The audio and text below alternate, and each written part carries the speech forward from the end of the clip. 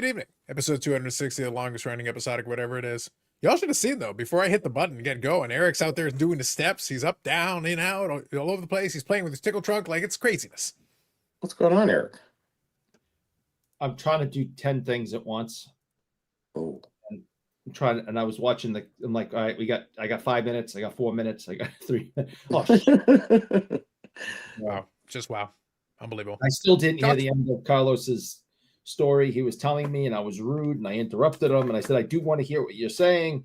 And then now we ran out of time. Listen, what's worse is he called me while I was helping Carlos Sr. and the family out with groceries, and Carlos Sr. sitting there and we're trying to finish up, and Eric needs comps, and it's a whole scene. It's a whole scene. Yeah, I talked to the boss today. The real Carlos, the original. Carlos. I gotta be honest. He's the older Carlos. I gotta be truthful, Eric. At this stage, it's established canon that Carlos Sr. is demi Carlos as well. Like he's old, but I actually think his name was Jorge. I think he changed it to Carlos, realizing Carlos is actually a pretty good name, and he retroactively did it because that bastard copies me and everything. Yeah. He ripped me off. I'd give him a bad Yelp review. Listen, I'm going to increase the like button in protest. No show. It's happening. Because he didn't use Chivago. Josh first. Friday night. You know what that means because I'm Carlos Live. Thank you, Josh. Zach says, my expectation of Eric synced lower and lower. Oh, yeah, hit the like. That's right. Thank you, Josh. And off of last week, we appreciate our new pals. Stephen with BH, good evening. Paul says, 5 likes before the stream starts. Nice little 5x multiplier on the like button fee. Good job, boys. Yeah. Facts. Wonderful. Facts. Good evening, Jeff. Good evening, Stuke. Did Carlos Sr. offer you some mayo? Listen, we did some grocery shopping. Carlos Sr., my mom needed the grocery shopping, so I was there muling stuff back and forth, getting stuff up and down. That's why when Eric called me, I was finishing moving some stuff back and forth from the house, to the car, to the garage, all kinds of things. But Eric was the recipient, and Eric can attest to this. I was at Costco. While my mom was finding stuff, I grabbed a couple of things, put it in the car, and then she had a list which was 2 things at Costco. 2 things at Costco. Who goes to Costco for 2 things? No one does, including my mom. Oh. When she says 2 things, that means there were 2 things on the list. That isn't what the shopping cart showed. Oh, yeah, I know that trick. That shopping cart was full. Oh, yeah. That trick. Now, I will tell you that I did, in fact, grab a few things while I'm already here, so I may as well throw a couple of things in the cart. But I assure you, 95% of what was in there had nothing to do with me. But that cart was full.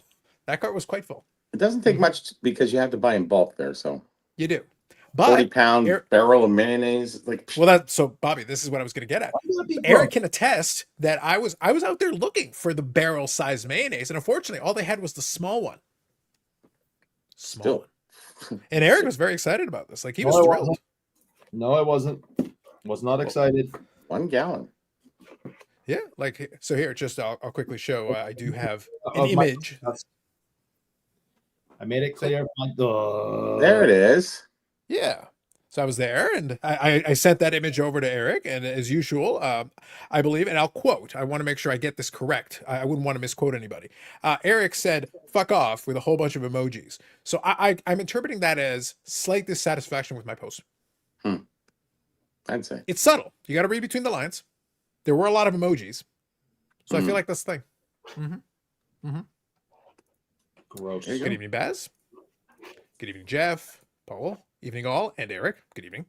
Zach says, how often do parents grocery shop? It sounds like quite the adventure every time. So it's supposed to be weekly, and it is for the most part, but basically weekly means that we got the one grocery store that they get one thing at.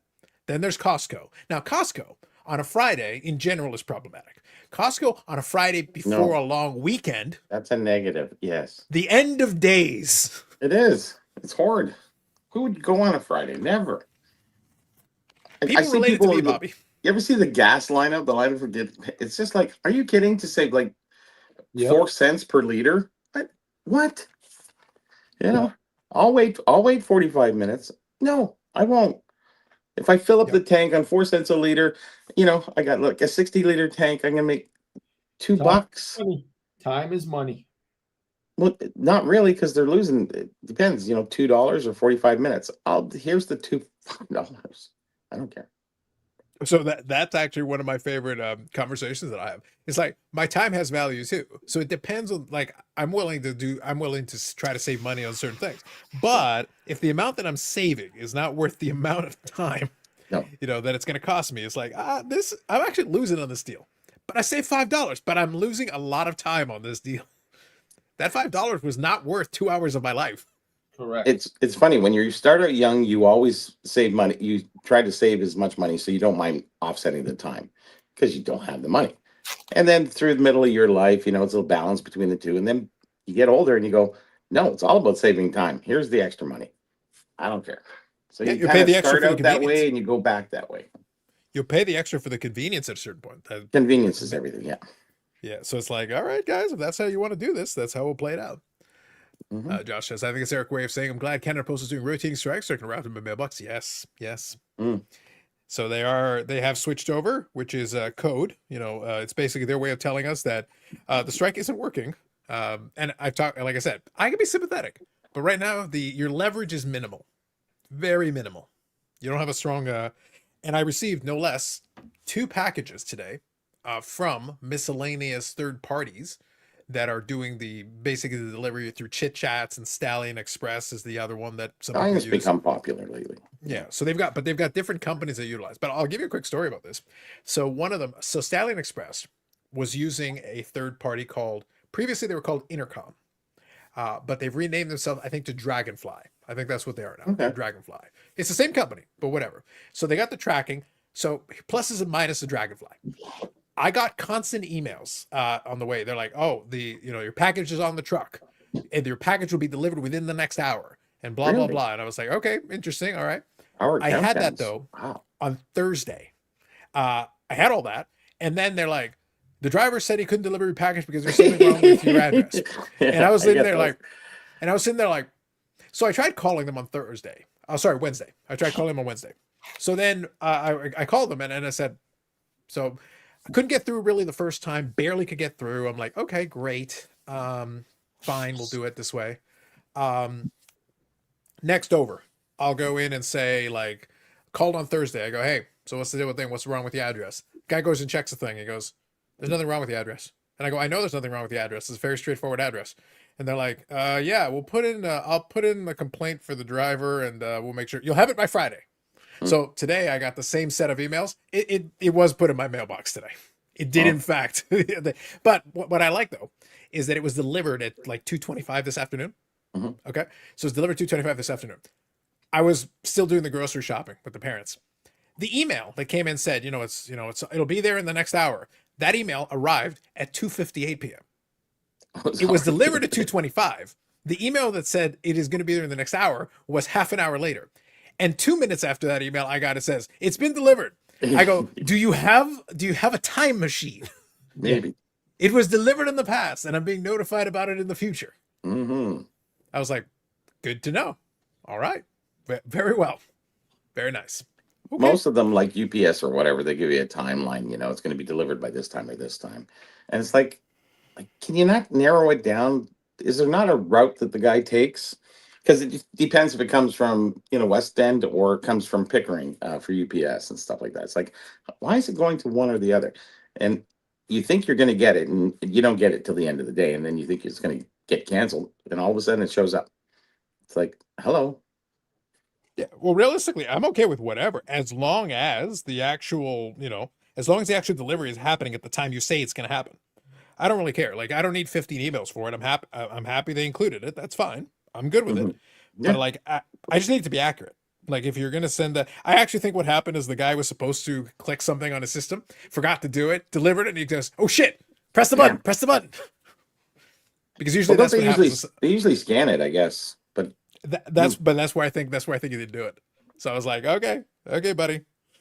At the end of the day, whatever. I got the package, but I was like, okay, they've still got some kinks to work out. So we'll see. Well, I shouldn't be bothered with messages tonight because I really don't have anything for sale because I'm not really shipping anything, right? So I will ship something, but Pure Later is just outrageous. Like they say they're an arm of the Canada Post, but they're the armed robbery part of Canada Post, maybe.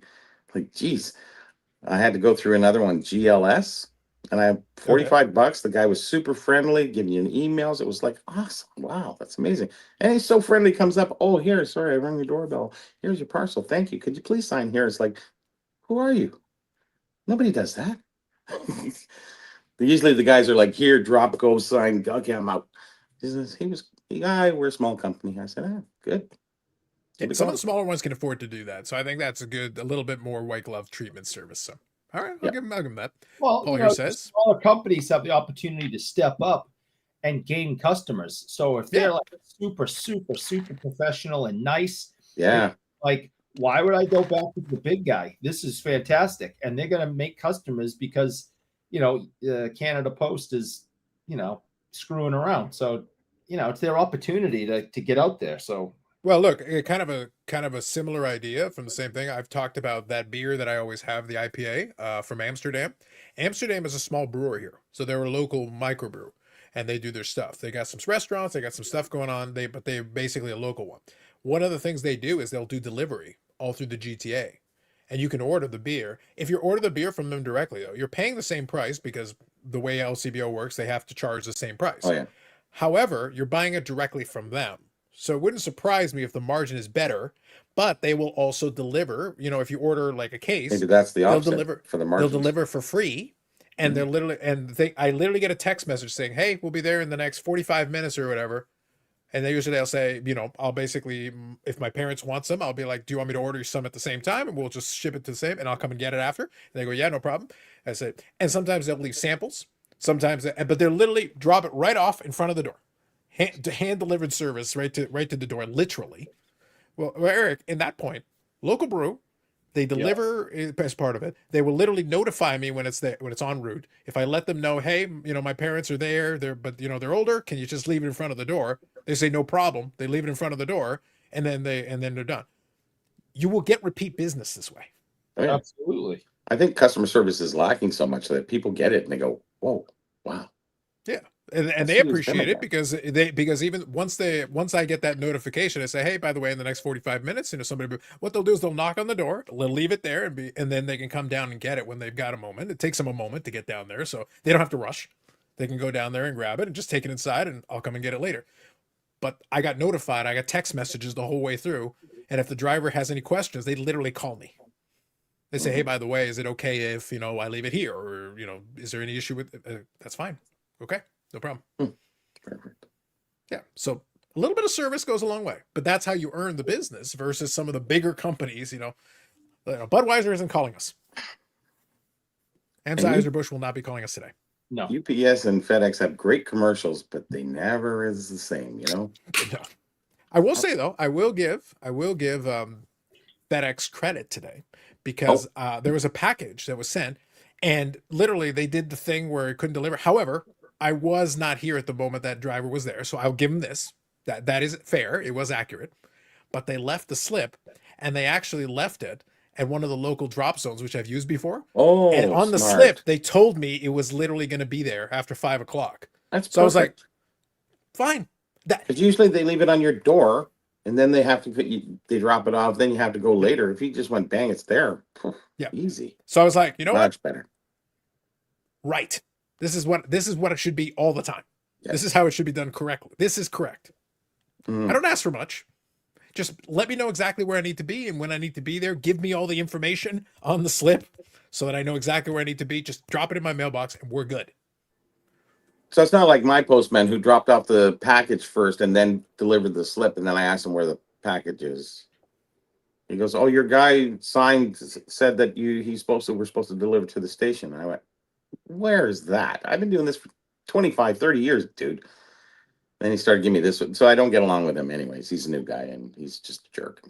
We're going to see about Eric. We're going to find out in the local news later. Local man known as the Burrell gets into fight with local postman. They just fight in the streets. It wouldn't be a fight. I'd just run him over. There you go. I'm not getting out of my car. Come on. There you go. So Paul says, Eric, I got a question about this one. So Paul's saying, congrats on getting your border system back up. Eric, did we shut the border now? Border system back up. I teased Paul about this. He likes to complain about, he's like in logistics, and he complains about these trucks and everything. We don't give a fuck about trucks. Eric, shut the border back down. Okay. Build that wall. Mm. Yeah. You know what? And build the wall on both sides, Eric. Build both walls. Build 2 walls. Sure. Yeah. In case the first one gets dirty, build a second wall. Mm. You don't want a dirty wall. Yeah, that's wrong. You need 2 walls. You gotta leave some wiggle room between there, though. Yeah, exactly. Good evening, Zach says, people don't realize how easy it is to hit the wrong button. Sometimes they scan. That is true. But when I called them, literally the person looked at it and goes, yeah, they screwed up. No. He admitted it on the call. He goes, yeah, that There's wasn't no ready way yet. out. I That agree. wasn't like, there was like, no. No. And he's like, look, I'm sorry. That wasn't there. That wasn't ready yet. Anyway, you'll have it on Friday. Fair enough. And by the way, I did get it on Friday. So, Perfect. okay, fair. Listen, the call guy did get it correct. So I'll give him this. I hate when they screw up and it's a Friday because it's like, oh, now I gotta wait till Monday. Oh, it's a long weekend. Oh my, don't have to worry about it this time. But I'm just saying. Well, that's the only advantage of some of the third parties, though. Some of them will deliver on Saturday and such. Oh yes, of course. Actually, Chit Chats will do Saturday and Sunday. Yeah. I think. Yeah. Yeah. So when they do that, that helps. That at least gives you another chance of potentially getting it if there's any kind of an issue. Like I said, I would have been around today if it wasn't for the groceries and the errands, but I got all my stuff, so no complaint there. Now, a quick aside, we'll have a little bit of fun. By the way, folks, in the chat, we're just generally BSing. There's a couple of things I got to talk about, but it's still no news light. However, I would be remiss. I can do that. Eric, you know what it's time for? I think it's time for a countdown. Little countdown timer. Little You ready? countdown. Okay, where are we at? Boom. Right. 26 days, 20 hours, 40 minutes, and 9, 10, 8, 7, 6. Keep going. Okay. It's exciting. We're getting there. Yeah. 26 days. Wow. It's getting there, Bobby. Like, I'm not kidding. Fast. Like, it's moving. It's moving. That clock's like, we're comfortably under 30 days. The clock's ticking. We're moving. Yep. Like to take a quick poll in the chat with 90s cards with the protective coating to peel Peel or no peel? or not to peel. That is the question. Wow, look at you. Because I picked up some nice cards today, and I know that We're they nice. are just gorgeous without the peel on, but I can't bring myself to peel. Yep. So Jeff's saying here, Sism was down in Detroit, Windsor Tunnel last night, 5-hour delay. See, there it is. Ooh. Works out. Steven, I think, is saying no peel. I think he's saying not. I we think it got has Paul great here. eye appeal. Ooh. Paul here is saying personal collection peel, resale, leave it alone. Fair. Jeff saying peel and let her shine. All right, so Yeah, another vote right? for that. Right, Jeff? And don't forget, Eric, the peel does say, but yeah, it does actually instruct you to peel it off. It does. There are instructions. So Falsey here says not to peel. It's so nice looking. It's like, why do you want to? Oh, I do Yeah, so have I a think that's- topic that I'll bring up a little bit later, and it's for the chat and for us too. So Sounds fair. nice little Sounds fair. project. anyone else in the chat want to give their 2 cents on peel or not to peel? All right, not that idiot. I I want opinions, But but, not names his. that But not Eric his. names a I don't pal. know. I don't know what to tell you. no. Listen. He's sending me inappropriate text messages today. Okay. Mm. I can't escape him. He's sending me inappropriate pictures. Go ahead. Wow. Tell him what you did. Tell him what you Not did. even the kind of inappropriate pictures that Eric usually likes. No. He knows what he did. He sent me an inappropriate picture today, and I was very upset by it, and I let him know it. Yep. Steven here says, I like Paul's suggestion. Paul says, with Ed Gein being popular again, I'm Team Peel. There you go. There's a reference. That's gross. Dave says, I'm a pal. I can do what I want now. All right, Carlos knows what I did. That's right. I do. Mm. No, You know wasn't what you funny. did last summer. Wasn't funny. Hmm. Didn't like it. Since Eric is puritanical putts, I'd suggest add peels to the card. There you Maybe. go. I appreciate extra puritanical. Is Oh, like you are- wonderful you are- words. What was the countdown? 26? 26 days. 26. Paul, you're 26 days away from getting punched in the mouth. You really want to keep it up? Oh, Paul can take you too. Like, Mm-hmm. Yeah, he is kind of. Does seem a little 2 bigger. hands behind his back. He does Yeah. seem bigger and tougher than me. mhm. I'm just saying. Bass says, the peeling subject leaves me paralyzed. Still don't know what to do after all these years, so I leave them as is. They do look so much better peeled. Oh, gorgeous peels. Yeah. So that's kind of the tricky thing. Like, to me, a lot of times I will peel it off. Sometimes it does. Sometimes it's taken care of for you, though. Sometimes the corner already is starting to.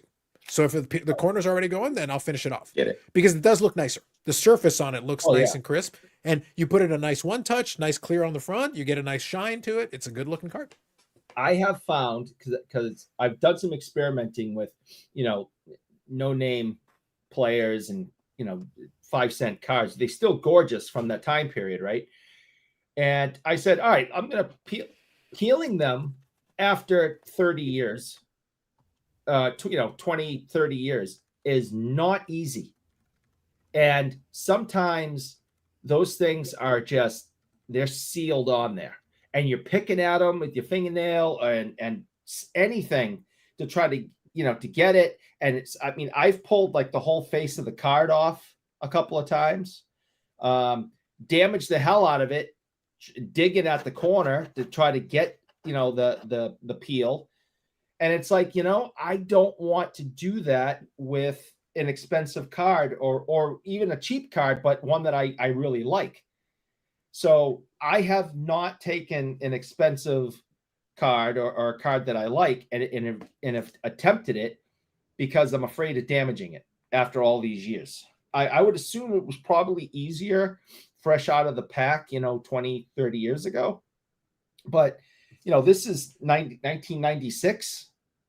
I'm afraid what might happen if I stop picking at it and what damage I may cause. So has anyone ever had that experience where Yes. they effed a card up because of it?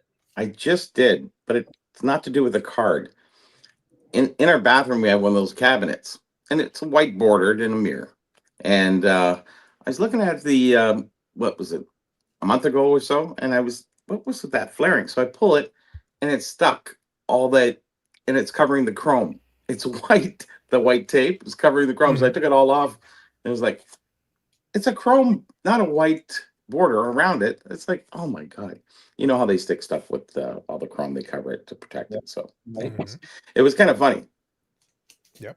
All those. Steven's saying a good point. Josh is saying the other option is buy 2 copies, peel one, leave the other. So look, I'll answer this partially. That is the ideal. Like if you really want to have it both ways, you can literally have it both ways. Do they grade that it can be with the peel and peel off? Is there? Yep. Do they say that it is though?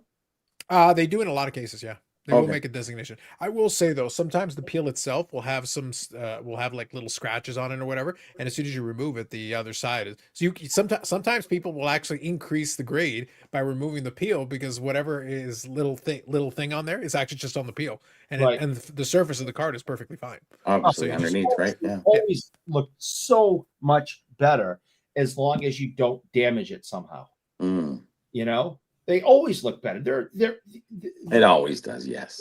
This decade of card making, these things are they're brilliant, absolutely brilliant.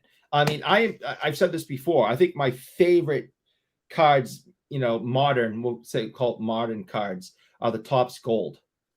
The things are they're artwork. I mean, they're just gorgeous, and these these selects are right there with them.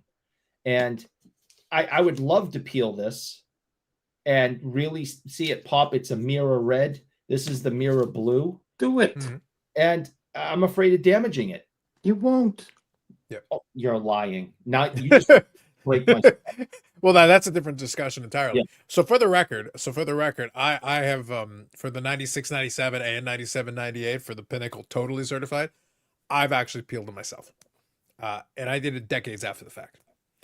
Now, I have no problem. Now, I was willing to assume that risk because there was. But to be perfectly honest with you, most of the time, that peel, on those ones especially, is well designed. It's not so adhesive that literally... There are cards, though. There are some of the old Topps Finest refractors where it's so... Like, the adhesive is so strong that it's like you've created a bit of a problem with it. Like, it's very difficult to get it off without issue. Those ones, they tended to do a good job with it. I have had good success with it, and some of my cards look really nice with the peel off. Here is a top Is five. there an adhesive on it, or is it just kind of like shrink wrapped and vacuum sealed on kind of thing? Because I don't think there's any There is residue. a little bit. It's very specific. It's like got like a tackiness to it that actually kind of holds it on there. Yeah. So when it's you start to weird. peel it, you can still have a little bit of leftover tackiness to it. So there is a little bit of stick. Hmm. It's not supposed to be crazy because again, it's supposed to be peeled off. So Yeah. it can't be a glue because that would be problematic. What if you was the actually tried to idea peel it off the behind that surface. though? It was Protect the actually card? to protect the surface. It was 100% to protect the surface. You got a perfect card when you got it, and That was the intention, yeah. And then you would take the peel off and enjoy it, visually the way it's designed. Like that's why they put in the instructions that they say, peel it off. So They're literally this telling you to peel it off. is Top's finest refractor that I picked up today. Yep. And I'm scared to death. It's like I'd like to see this thing dance. You can see a little bit of the Yeah, rain. you can't see nothing. Peel the fucking thing. You and I aren't friends anymore. Yes, we are. Nope. If you peel it, you'll realize how good of a friends we really are. You know it. So yeah, it's Carlos, you're muted. I think There we this go. is something people have been debating for a long time, and I don't. It's literally been the subject of many polls, peel or no peel. And I just picked up these cards today. Tear, no tear. Tear if you dare. Peel if you deal. No. Well, we like to sit. We like back in the 90s, Bobby. We like decisions. Yeah, Obviously. We like having choices. I don't know who follows I grew up in me the era of no choices. on There's the Instagram. pack. and it's- Open it. I don't really care. It's fine. Well, 8081 tops, you could scratch or not scratch. That's Yep. true. Yeah. So you did have that one choice. That was a choice. Is it OPG or tops? I thought it was tops. Tops. Tops was a scratch off one. Yeah, it was the scratch off. Yeah, OPG was fine. You could just read the name. It was there. Correct. Yeah. So you did have that one choice. That was a choice. You could make that. Which really makes a lot of them condition sensitive or less out in the marketplace. Not like there's any short printing on that part, anyways, from that set. Yeah, but no. Speaking of kind of the after the fact, if you try to do it later, like that stuff doesn't come off. It doesn't. Like No, you forget. it never looks good. Like it just will not look good. You could do as thorough a job as you want. It will not look good. No, Like they that did part that you're with the 74 inserts. They had these little games. It was a scratch off all these little things. You try to scratch it now, you need to It'll be chisel. miserable. It won't come off because I wanted to see how the game worked because you're supposed to scratch 4 and it tells you to go up or down or whatever. And anyways, and I went, I can't even see what the hell it is because I scratched so freaking hard to get it off. It won't come off. That stuff is forever. So you're beat. I'll read a couple of comments here. I'll get caught up. So Jeff is here saying, okay, the trick is to take a piece of package tape and wrap it around your finger so the sticky part is outside. Then take your finger and roll with it the card. The peel comes up, no fingernails. That does avoid the fingernail issue. It's an interesting tip, Jeff. I like that one. Oh, that's cool. Yeah. Name is taking the kids to the movies. So he's got like a load of school bus. That's a lot of people. That's a lot of Can kids. you imagine how much 48 kids cost going to the movies? See? Oh my God. It's free. And It's Eric. a drive-in. And Eric, he still had enough left over to be a pal. Mm-hmm. Hashtag goat. And all kids get a basket of apples and they're happy. Yep. I'll pop by later to fulfill my Friday duties of harassing Eric. Facts. Jeff here says, Carlos, do you have any preference on who you'd like to see the Jays play in the ALCS? I just want everyone to have a good time. That said, no real preference, to be honest. Both teams are going to present their own challenges, realistically. They're two different style of teams. I feel like the Mariners lineup is more concerning. I feel like Detroit has got a lot of things they did. Obviously, being a Detroit guy. I feel like the pitching would be a little, I won't say easier, but it's a little more straightforward if they're facing Detroit. But at the same time, you got a 60 home run guy, a 60 home run catcher with Seattle. So you got two very different types of challenges to it.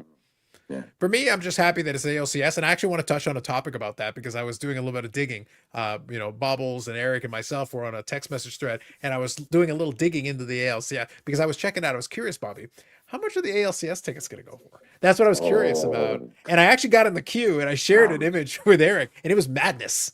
It was madness. I can imagine, yeah. There were. I got into the queue, not like super late, but not like immediately right away. I was like 99,000th in the queue. And I was like, holy crap. Good luck Holy to crap. Yep. Real quick. So no specific preference. They both present different challenges. So Josh here says, it's been a debate since 2020 when the YouTube sports car content started. Exactly. The beginning of sports car content in 2020. you. It did. Ye olden days. Yeah. Mhm. Stephen confirmed it's tops. Yep, began. That's right. Eric, does Kathy know you have her scissors? I know. Dangerous. Mhm. You know, and you better not tell her. They better be the blunt nose. So anyway, so I did get in the queue to see, because again, I was morbidly curious. I knew ahead of time I wasn't going to try to make a play for any tickets. I knew they were not going to be cheap. What's the price? So I went. Is So there what I prices? ended up doing is I got there, got through the whole queue. By the time I got there, the actual initial tickets were sold out. No surprise. Yeah. And what was left was secondary market. So for 500 level secondary market, they're over $400 for 500 level. And I was like, ooh, that's a spicy meatball. That is. Okay. I was like, now here's the funny thing. For contrast, because I thought it'd be kind of funny, I went on to the eBays and I went and did a little search for the ticket stubs for the 93 World Series. You know, we're not talking about the World Series. We're talking about the ALCS. So $400 in the nosebleeds. Okay. And if you want to be in the better nosebleeds, because if you're behind home plate, you're actually over the top of the plate. It's actually a good vantage point. If you're behind home plate, that was the best deal in the 500 level, because you can actually see everything. It's actually very clear cut. Yeah. They're actually decent seats. Those are over $600 and that people are selling them in the secondary market. No shock there. And then if you get down to the lower level, it's $1,000s to start. You know, 1,000 plus. So anyway, so 93 World Series game one. Canadian dollars, Eric. You want to guess how much game one, 1993 World Series was? Game one was $125. No. Maybe. What do you think, Bobby? I think it's $65. $32. Oh, good Jesus. That wasn't 100 years ago. I'm not talking about 1952. I'm talking about 1993. Now, Right. that's still 30 plus years ago, but Mhm. it doesn't change the fact. Like, No, it we're was at a different. we're at $400 for the nosebleeds of the ALCS. When it gets to the World Series, the tickets are going to be the same as the like button. Yes, And times 10, I 10x. I've mentioned this a couple of times over the years of doing this with you guys. I had the pleasure of going to a Toronto Blue Jays game in 1999 and watched them play Baltimore. So I got to see Cal Ripken play in the Sky Dome. Nice. Those were the tickets at that time to get into Sky Dome to watch Cal Ripken play, $3 Canadian. I was gonna say $2 or $3 because it was you couldn't give them away at a certain point. Honestly, there were so many promotions in the Toronto Sun. It was just like, come down, get your free tickets. Just do this or do that. It was like, come on. Yeah, They couldn't get the attendance up, right?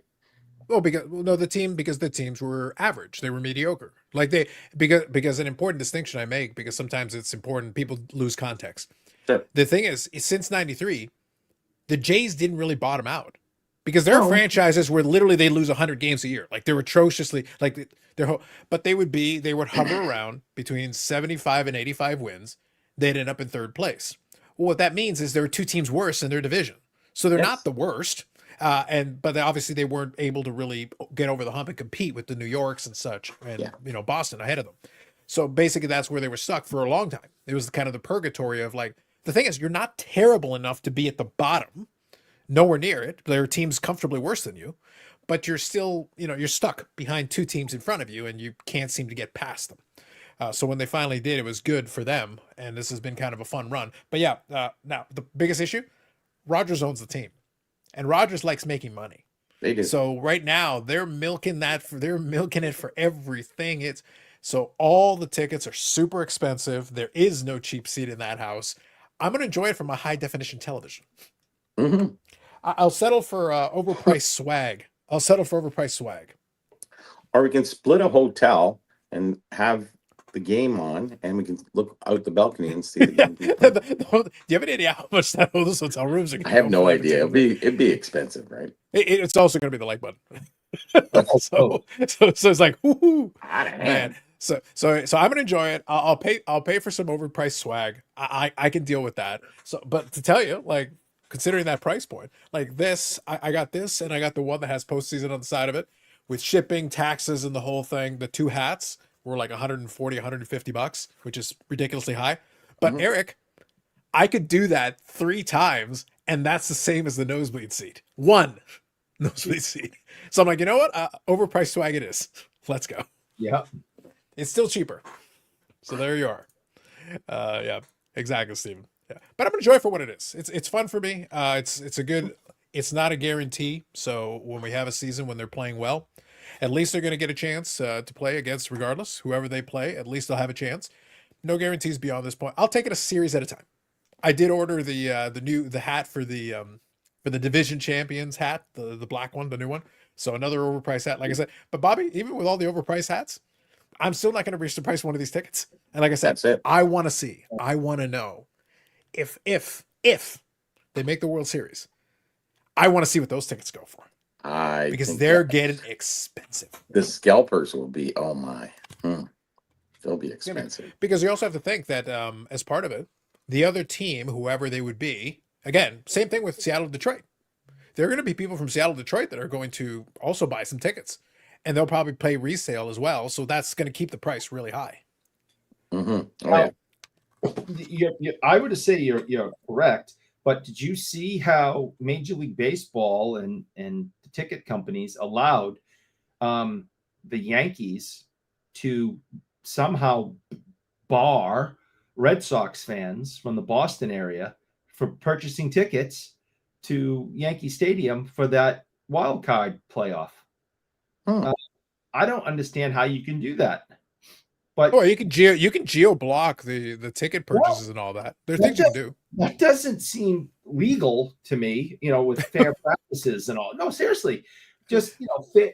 Not like you were gonna go. Eric, a private company can deny service to anybody they want. They don't have to sell you a ticket. I guess that's how they get away with it. But yeah, but you just mentioned that other, the outer market team is, might be interested in buying tickets, and it's like, yeah. Well, Eric, I watched the clincher. I watched the clincher against the Yankees. There were literally Jays fans there in the front seats, the really expensive seats, with Jays gear on. I did see them. Yeah, they're like it didn't work. to be blunt, it didn't work. The trick is to have a New York address or have a buddy buy you tickets in New York. Yeah, just Eric, literally, those people. Look, if you're going to Yankee Stadium during a playoff series, you want to talk about Rogers squeezing every dime. If you go to Yankee Stadium for a playoff, I don't care what level of the playoff it is at this point in the 2020s now, with their new Yankee Stadium that's now been around a while. They charge an arm, a leg, and 5 more legs and 5 more arms. You have to find more people with arms and legs just to be able to get a ticket. Right. So these people were clearly able to afford, in some cases, multiple tickets to these things. They literally walked in and go, "Move, New York peasants, give us some tickets." And trust me, some of those people are like, "This is more money than it's worth to me. Yeah. I accept your terms, Mr. Canadian man. Here you are." So they paid the money, whatever that freight was, and they probably paid a pretty penny, whatever it was, and they were there with their Blue Jay gear front and center. What are you going to do about it? What's that? Nothing. And you'll like it. And you have to like it. Yeah. Yeah. So look, you can geo-block it, Eric. That you can prevent somebody on the internets from buying it that way. But guess what? The person standing outside of Yankee Stadium with those tickets, if somebody hands you the money and says, "Shut up and take my money," they're like, "Yes, I will." Yeah. And there isn't a damn thing they can do to stop them. Zach says, "I told myself I was going to Thunder Finals. Price didn't matter. Then I saw the prices." There you go. Exactly. Hell no. That'll change your mind. It matters. Yeah, so let me see here. So Steven's saying, "My brother sent me a photo of the World Series price of $1,500 for Section 523. Does that seem high? Not relative to what we're talking about. If you're, like I said, if you're already, so 523, I'd have to look at what sections those are. But it wouldn't surprise me if you triple or quadruple the price for World Series versus ALCS. That's probably right. It's going to cost an arm and a leg and an arm and a leg. Like the last World Series was the highest price. So imagine, as expensive as this is, Eric, Los Angeles, the Dodgers were in the World Series last year. Right. I think the gross domestic product of several states is what it costs to get a ticket for the Dodgers. Well, last year, if I'm not mistaken, it was Dodgers Yankees, right? I mean, you couldn't have a bigger ticket. I seriously, right? I mean, the only other bigger ticket would be Red Sox Yankees, which is impossible, but if you're just thinking of like, what are the two teams that would bring the most money in a World Series? It would be Red Sox Yankees. You can't have that. So it's Dodgers Yankees. I mean, that was just. And the competition's there because they're both close to each other. It's not like you have to go to Boston. You have to go. Yeah, I'm skimming right here. Just to look. I mean, that was just the best last year for Major League Baseball. So just to put into context here, I'm just quickly skimming for an article. I went to the Google machine. So last year for Game 1 at Dodger Stadium, the lowest price at the moment the article was being written here was $1,211. That was your starting point. That was to get you in the door.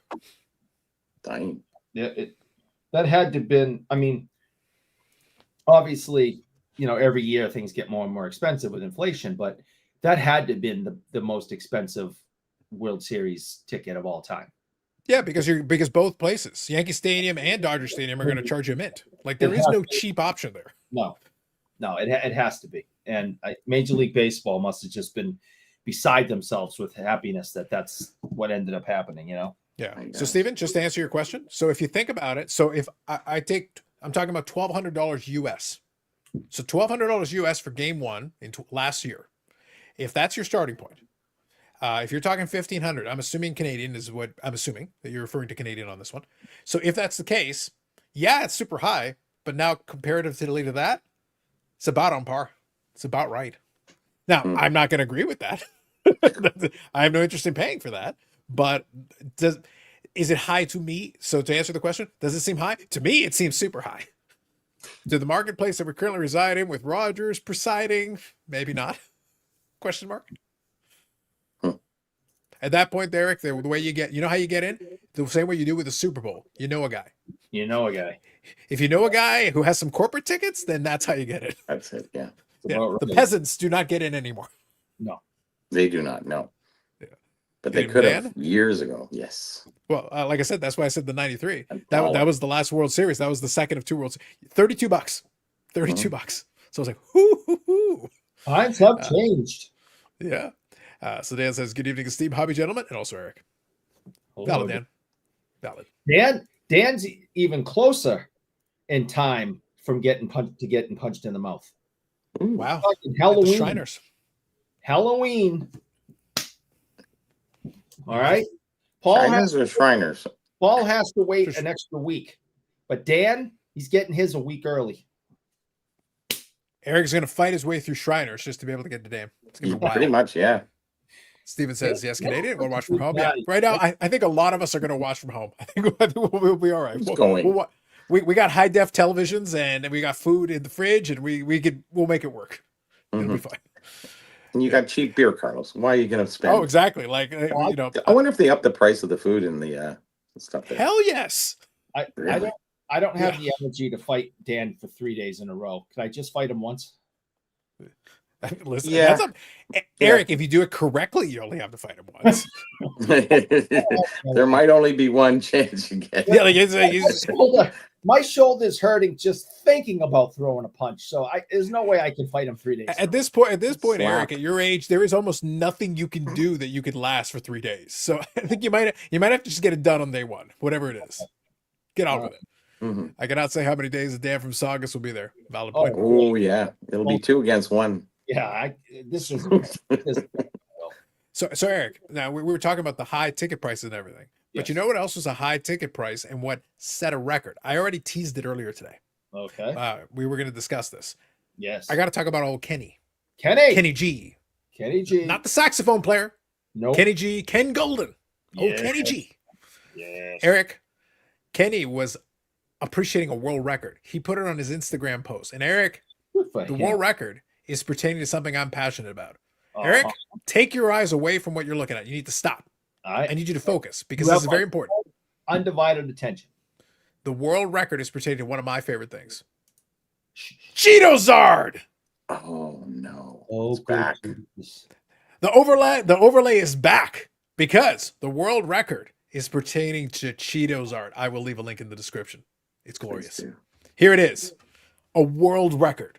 The sale of the legendary Cheetozard, and it is the stuff of legend. Eric, you know I am passionate about a few things. I know. But But Cheetos Art Week was one of my favorite things I ever did. That's why the overlay is still here. Officially set a Guinness World Record. Apparently, it is the highest price for a video game like this. Ah. Well, how many categories is there? Guinness has records on it. Guinness has records on everything. And remind me of the price that the Cheetos Art sold for, please, sir. I have to look at it. I think it was like 87,000 or something. Yeah, something 80 grand, 60 grand. I'll go and find it. Like, it's actually written on there, but it's kind of small and I can't see it from this side. My next question is: has anyone eaten it yet? Valid. But Eric, the important thing to eat the Cheetos. And we thought the tickets were expensive at Yankee Stadium. Bobby, that is why I segued off of this conversation, segued beautifully into it. And I will give credit where it is due. I will give credit to Kenny G, because indirectly he gave me a valid excuse to bring back the Cheetos Art overlay, and I am passionate about this. It's nice when you get extra uses out of things. Yes, exactly. I feel so good. Who knows when we would have ever used it again? Thank you, Ken. I dreamed. I hoped. I had hoped. Here we are. Zach says, would it be funny? Would it be funny as if Eric was buffing and he didn't really want to punch these guys and they came up and punched him first? That'll teach him. Oh, thanks, Zach. That's real nice. Mm-hmm. Stu says, the last four live pro games I've been to have been free. Stars game in Dallas, 2 NBA playoff games, a WNBA finals game. This is the way. That's why I said a moment ago, we're talking about the prices for the sake of the conversation. But the last Jays game I went to was a free ticket that came as a result of my purchasing the pass to the Toronto Maple Leafs baseball club. And we were in a box. It was tremendous.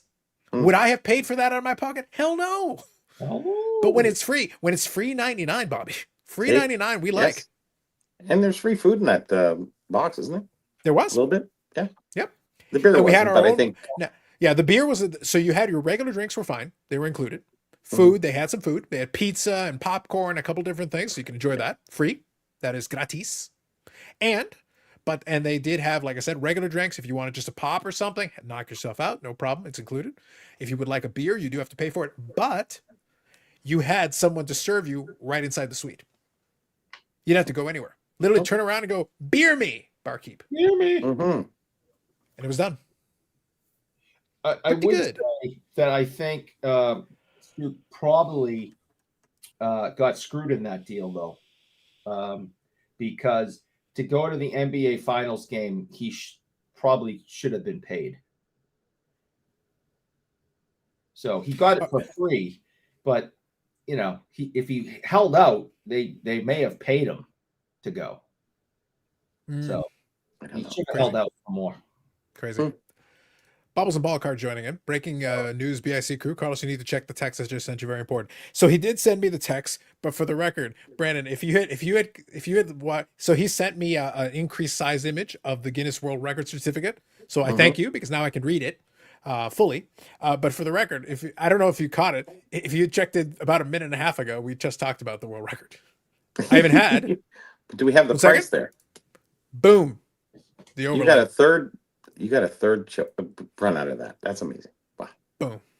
This is a golden era, Bobby. A golden era this is. It's making me hungry. I'm going to go grab my dessert. I'm going to be right back. I got some ice cream cake. You do that. So here is the answer to the question, Eric. So since he blew it up, I can actually read it now. So the Guinness World Record was the highest price paid for a video game likeness corn snack, which is to say that there is a Guinness World Record for video game likeness of other types of snacks. It's specifying corn snack. That's just utterly ridiculous. And it was $87,840 for the Cheetos. $87,000. Some moron spent $87,000. Yep. And it says here, 4 Cheetos Art in quotation marks. A Cheeto piece shaped like the iconic Pokemon Charizard sold by Golden on March 2nd, 2025. That's what it says on the certificate that he has in a frame, unironically in his office, probably. Oh, most definitely. That's amazing. Yeah. It's everything.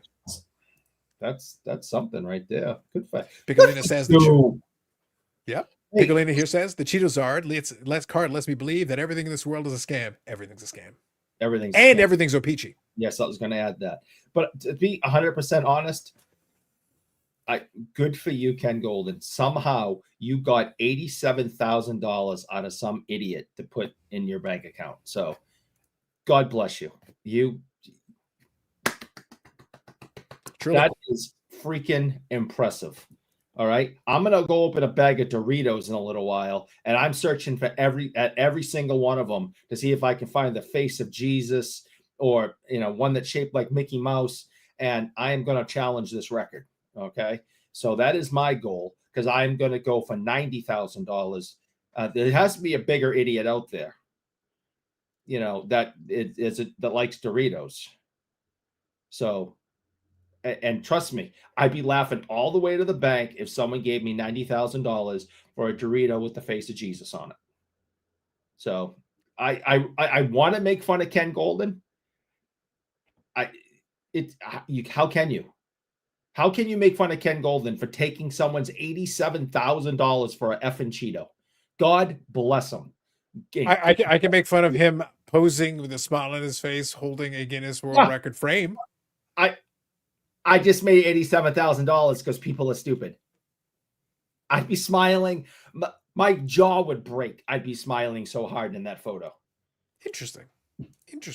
So good for you. I literally cannot make fun of you. You made $87,000. I did not make $87,000 selling a Cheeto. God bless you, and God bless the USA. Now with that attitude, Eric, Bubbles here says, Eric, just think, you can be a Guinness World Record holder for a video game likeness mayonnaise snack. Facts. Cheetos are with mayo. See? He's been pissing me off all day. Okay, all day he's been pissing me off, and he. Now, Eric, can I pose a question? So, chat, like I said, we're open to going in different directions, but I do have a question that I need to ask before I move on to a different topic I wanted to discuss. You mentioned a picture, and you mentioned smiling from ear to ear. Here we go. I got a question. I was really hoping you'd somehow forget about. God, no, Eric, no. Eric, no. Carlos does not. No. Nay. Carlos is a jerk. Yes, he is. Okay. Go ahead. So I happen to know, and you bragged about it on social media and everything. Yes. I happen to know that Zombie Ray Bork made a visit down to Sports World. Yes. Ray came from this day. Now, I got to tell you, my problem with it isn't that he came down there. My problem with it is that you're sharing a doctored image on your social medias. Yes. Being a purveyor of fake news that you are. I am. Fortunately, again, I have scholarship. I have receipts. I know the truth. So I was able to procure the unaltered photograph, which we got right here. Now there's Eric. There's smiling with his good buddy Ray Bork. Looking as he does. Ray, I think it's great. I think Ray looks great. I'm so glad that we are so small and infinitesimal that he will never see this, because he will never be my friend if he finds out about this. So you're saying that I shouldn't have this made into a banner the size of the height of the roof of the expo that goes all the way down that Menzie can hold up there? He will be in Toronto that week. I asked him if he was coming to the show. He said no, not right now. He has no plans, but he will be at the Hall of Fame for Zdeno Chara's introduction. So he will be in town at the time of the expo. Is there any truth to the rumor that we'll be able to tell that he's there by hearing the distant sound of brains? No, I do. Bobby, you like Eric's picture with Ray Bork? Is that? I knew it would look familiar. Jeez. Yes. Bobby, Ray's looking great, man. He's looking great. Please coverage this, Bobby. Please. Thank you. Just saying, look, Ray was able to stop from the brain eating. He buttoned up his shirt. He's got a nice shirt. He's looking and you're thrilled. So this is working out great. You are smiling. Yeah, you're thrilled, and he's no threat to you. There's no brains. In neither one of them. No. Exactly. It's working out. Bobble says t-shirts. No. Oh, wouldn't that be something? If Gandalf has time to be in the comments, why isn't he on the show? Yep. Stu says, add that photo to the BIC card set. Maybe we might have to. That's it. Yeah. Producer Louis says, Ray, I was going to go with Thornton on that pick. Thornton isn't quite a zombie yet. We're getting there, though. Eric is a big fan of Joe Thornton. Is there a possibility you could at least show the real photo quickly? I am showing the real photo, Eric. Okay. You were the one showing the fake photo. This is the real one. Can you show the fake photo real quick? I guess so. I suppose I could. Okay. Hey, Eric, this is ice cream cake. It's cake and ice cream. Nice. I wish I had some. I'd love some ice cream cake right now. Well, actually, I made a cake for tomorrow because we're going to my son's for Thanksgiving. Anyway, wait. So what happens when you bake 2 cakes, when you try to stack them and they have round tops? So what I do is I cut the bottom one out of the 2 pans, cut the top off, kind of set it aside, and then you put a cake together. And then you have leftover cake. So the way you can tell that it's fake is look at how blurry Ray Bork is. Yeah, you know it's a crop. Yeah. That other one was crisp. Oh yeah. That was an HD. This bullshit, there's like mayonnaise wiped in front of the camera on this one. I'm not buying it, Eric. This is not even a good fake. No. You can do better. Honestly. Next time, do better. You know, Ray and I are acquaintances. We're not friends. And this is going to make sure that never changes. So thank you very much for ruining my shot of being best friends with Ray Bork. Thank you. Brains. Yeah. Very appropriate for spooky season, by the way. Oh, yes, coming up. Mm-hmm. He's never going to come back in and work with me ever again. Thank you. Do you think he's watching the show? No, God. If Ray Bork is watching, I no longer respect Ray Bork. I'll send him a text. Yeah, I was going to say, could you? We could get him to sign the photo of him and Eric. The real photo, not the fake one. And then we can, yeah. That'd be amazing. He could literally inscribe it, Brains. Yeah. No, I don't. Ray Brains Bork. I don't see him being cool with that. Maybe. Paul says, any cool stuff in that Ray BBQ or collection? Yeah, we ended up getting the if people actually care for a second, we ended up getting for a second. Hurry up. You got a second. a huge Ray Bork collection from this guy who's getting older in life. He and his wife were moving to Florida, and they had to come and sell his collection that he's had for the last 40 years, and saw a lot of unique stuff, a lot of cards, and tons of game sticks, game jerseys, practice jerseys. The coolest thing, and the thing that Ray was most interested in, is that After Brains. So, and I got to take a picture of it. I meant to do it today. So picture, his hockey stick, but what he did was he made a coat rack of them. 4 hockey pucks on each side of the blade. Okay. So stacks of 2, and so there's 3. So there's right. So that's, so it's 1, 2, 3, 8, 5, right? So 2, 4, 6. So it must, it's all. He doesn't do the maths. No, I'm just kind of estimating because it's kind of taped up, and I'm trying to picture it and get it accurate. But there's probably 5,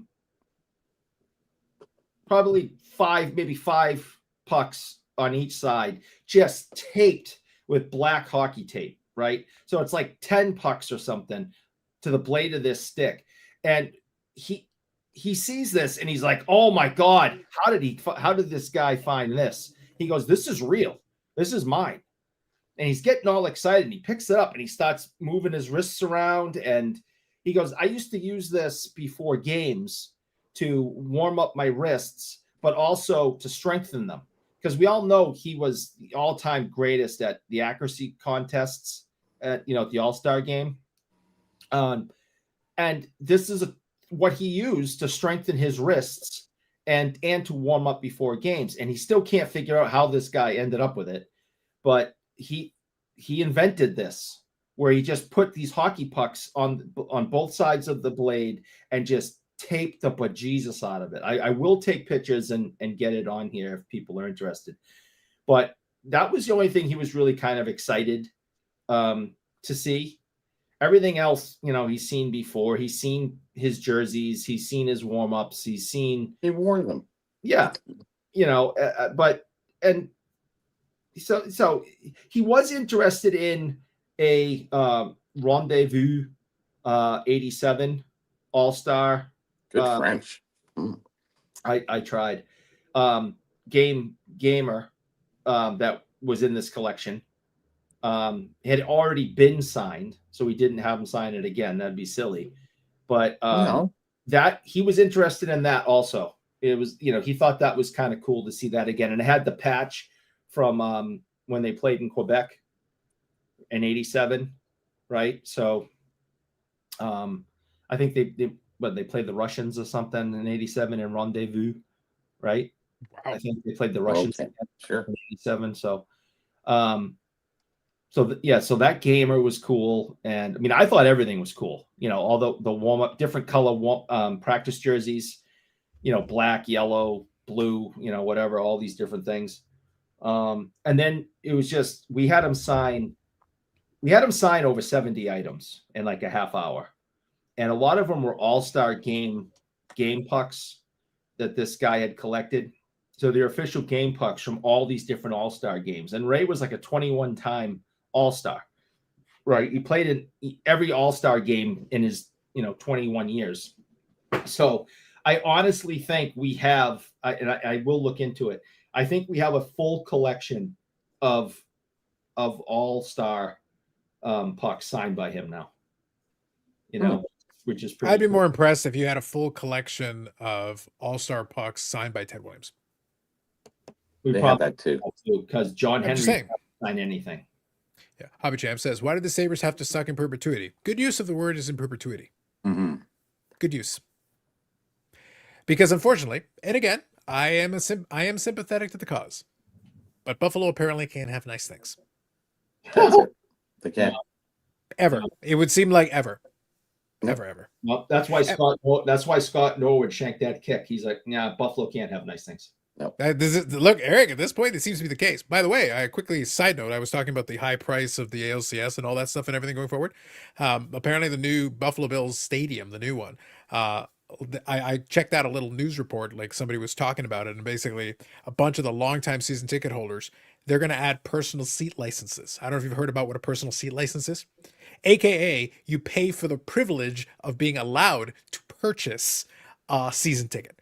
AKA, it's Buffalo, and they're asking for Eric Lightbutton money just for the right to have a chance to purchase it. And I'm sitting there like, they don't have that kind of money. What are you, crazy? Where's this money supposed to come from? It's Buffalo. Yeah, that seems nuts. It's Buffalo. I grew up with Buffalo TV. They had a place called the Greasetown Mall. Really? Could you think of a better name? Like, honestly. Arson everywhere because they don't build houses out of brick because it doesn't snow there like hell. Anyways.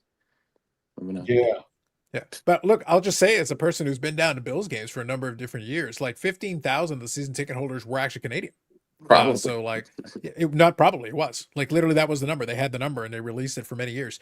I obviously don't think that's going to be the case anymore for a variety of reasons, including the fact that's a ridiculously exorbitant price. For some of those season ticket holders, it doubled and tripled their season ticket prices.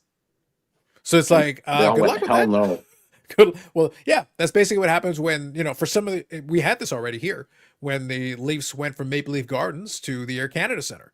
And somebody had season tickets for all decades, going back and Maple Leaf Garden. And they're like, they're moving to the new one. It's like, you want how much for how many tickets? You crazy. Yeah. So that's where a lot of the corporate. So basically, now the thing is, I don't think Buffalo has the corporate base to be able to absorb the tickets. So who's going to buy them? Eric. Other than Eric, who? Gotta be me. Yep. Stick says, great move by the North Stars, taking Hartsburg ahead of Bork in the draft and also ahead of Messier. Unfortunate. Unfortunate. Yeah, what happened? Louis says, Eric's still telling the same story. It happens all the time, Louis. All right, listen here, Louis. You and I, all right, we're in a thing now. All right, we're in a thing. We're at war. Eric, you're gonna both coming basically to Toronto. Yeah, I was gonna say, Just like, saying. everyone's gonna fight you. Everyone's gonna fight you at Expo. They're gonna fight you at Shriner. The Shriners are gonna fight you. Yeah. Not only, let me finish. Not only are we in a war now, all right. I let you off the hook the last time, all right, but not anymore now. And now, no matter how much you ask, I'm not coming on the show. Wow, there's a threat. I don't care. I don't. Thank God. Yeah, right. So That'll teach him. That'll listen. teach him. So no matter how many times you ask for my talent to come on to the hockey card Talent. I'm not Go on. I don't think. So no, you lost your opportunity. You could have had all of this. All right. You could have All of that. All of that. Right. And heard and heard all my knowledge and stories from all these years of collecting. You can explain when you destroyed a Bobby Orr game you stick. But You can talk about Tickle Trunk. Okay. Emmanuel in space. No, you don't get that now. You could have had all that. Your ratings would have went through the roof, but you don't get that now. So that I hope you're happy. Oh, you little typey got you in trouble. Now you don't get all typey. He did it voice. Look, Bobby, I enjoyed that whole thing on levels. There are levels to my enjoyment of that. Yeah. Hobby Jeff says, okay, Eric will pay for everybody. That's our only hope. That's really the only thing we can might. count on here. Hobby Jeff says, I love the Bills, but I don't like to go to one game every 2 years. I don't know how anyone can afford to get an NFL football game. So that was the thing is, so years ago, my buddies and I would actually go down to a couple of Bills games a year. So we'd attend because it was totally doable. And, we'd take in the tailgate, hang out, do all that, and obviously make a day trip out of it. Sometimes we'd hang out a little bit more, but it was totally doable. Like, now there was one time where I took advantage of the price and everything. And, we always joke about the exchange rate, and the exchange rate was still an issue at the time. But here's the reality. The ticket prices were reasonable enough that we really didn't care. So it was fine. Yeah. So what happened? Yeah. Yeah, it didn't make a difference. Like, whoop-de-doo. But for what the actual ticket prices were, it wasn't a big deal. I had tickets to Patriots game. So we did take in a Patriots game when Brady was in his prime in Buffalo. And it was totally doable and totally reasonable. And I could boo Brady in person. It was great. And coming back, you had the duty free. Yeah. So we were solid. So obviously now with that new one, good luck, because at the price point we're talking about here, like, that's no longer going to be viable. Like, it's going to be Buffalo is still very, very blue collar that way. So, like, you got to remember, like, the Bills Mafia is, if you price out the Bills Mafia, where's the atmosphere go? The tailgate, part of what made the tailgate was those crazy bastards in the Bills Mafia. They were entertaining as hell. That's right. Yeah. And we were down there, and Bobby, we threw around the football with those guys. And half of them were throwing themselves through tables, and the other half are throwing around a football. It was a good time. We're having our beer. We're throwing our football around. It was perfectly good. There's some crazy mothers out there doing that stuff. Let me tell you. They are, yes, no doubt. Oh. They are cray. Yep. So Louis says, finally, Bobby will back me. That's right. Okay, I won't ask. I know. You hurt his feeling. That keep it up. I'm gonna keep reading. Because listen, you want to keep it up. That's up to you. All right, I'm muting Eric so I can finish reading. Stu says, let's see here. See, we have to repress the talent. We have what they call team makers dues for seats in North Dakota State. Better seats pay more. We're in $50 dues seat. $27.50 is the highest of the 50-yard line near the field. That is a very weird way of calling it. That's interesting. Okay. Yeah. So Noah here says, you would think these brand new NFL stadiums are paid by taxpayers and given to billionaires for free. You would expect the billionaire order to give the taxpayer season tickets. So here's the thing. As part of that report, they were talking about that exact thing. So number one, you asked for publicly financed money to build your stadium.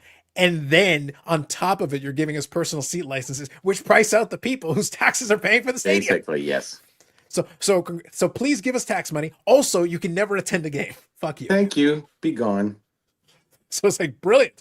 I like that business strategy sound. Let me tell you. Eric's talent, ? He's been holding out on us. Yes. I think literally everything in the country now is geared towards defrauding taxpayers. Yeah. So look, I won't get into the long drawn out conversation, but Eric, correct me if I'm wrong on this. Okay. I have been very clear on the record. I don't want to pay a dime of tax money for any stadium. I don't care what league it is, what sport it is. I am against it. You have never flexed on that. No. Yeah. You pay for your own, you're a billionaire, pay for your own shit. You have always said that. Or finance it yourself. Go get a loan. I don't care. Go get it yourself. If the taxpayer do pay, we should get a percentage back. Well, that's the thing. Like, if I'm paying In for it, then I want perpetuity. in perpetuity. No, but like, no, jokes aside, Bobby. If I'm paying for it No, indirectly, realistically, I want shares. I want something. You it's owe something. me. Yes. It's an investment, and if the taxpayers are going An investment to who? The city. yes. So my point, Yes. Bobby, I agree with you. If you're taking taxpayer money, that is the taxpayers are investing in this, and therefore, when you start making money, some of that has to come back to the investors. Yeah, so give it, and I mean directly to us. I don't mean indirectly with no, none of that infrastructure shit. No, I pay you money, you give me money. That's it. Fork it over. But depending on how large your city is, say like Toronto, you might get a check every year for 4 cents. And if you've got a big enough tax base, then my tax bill for that was 3 cents. I can live with that. But the problem is when you take it and give nothing. But the people in Foxborough, Massachusetts, where the Foot Patriots play, it's a very small town, believe it or not. They would get each person would get like $400,000 a year. That much difference, right? Yep. So you got to look at it. I guess you got to look at it that way too. I guess I don't know. Yeah. I guess. All right, I'm going to finish reading here. I'll get caught up. Hobby Champ says people freaking out on social media because Bill's organization was rooting for the Blue Jays over the Yankees. Looks like they made the right choice. Valid. Yes. Hodges, give video a like. Thank you, Hodges. Appreciate you. Please never refer to Eric as talent again. Listen, Eric referred to himself as talent. We're just following along.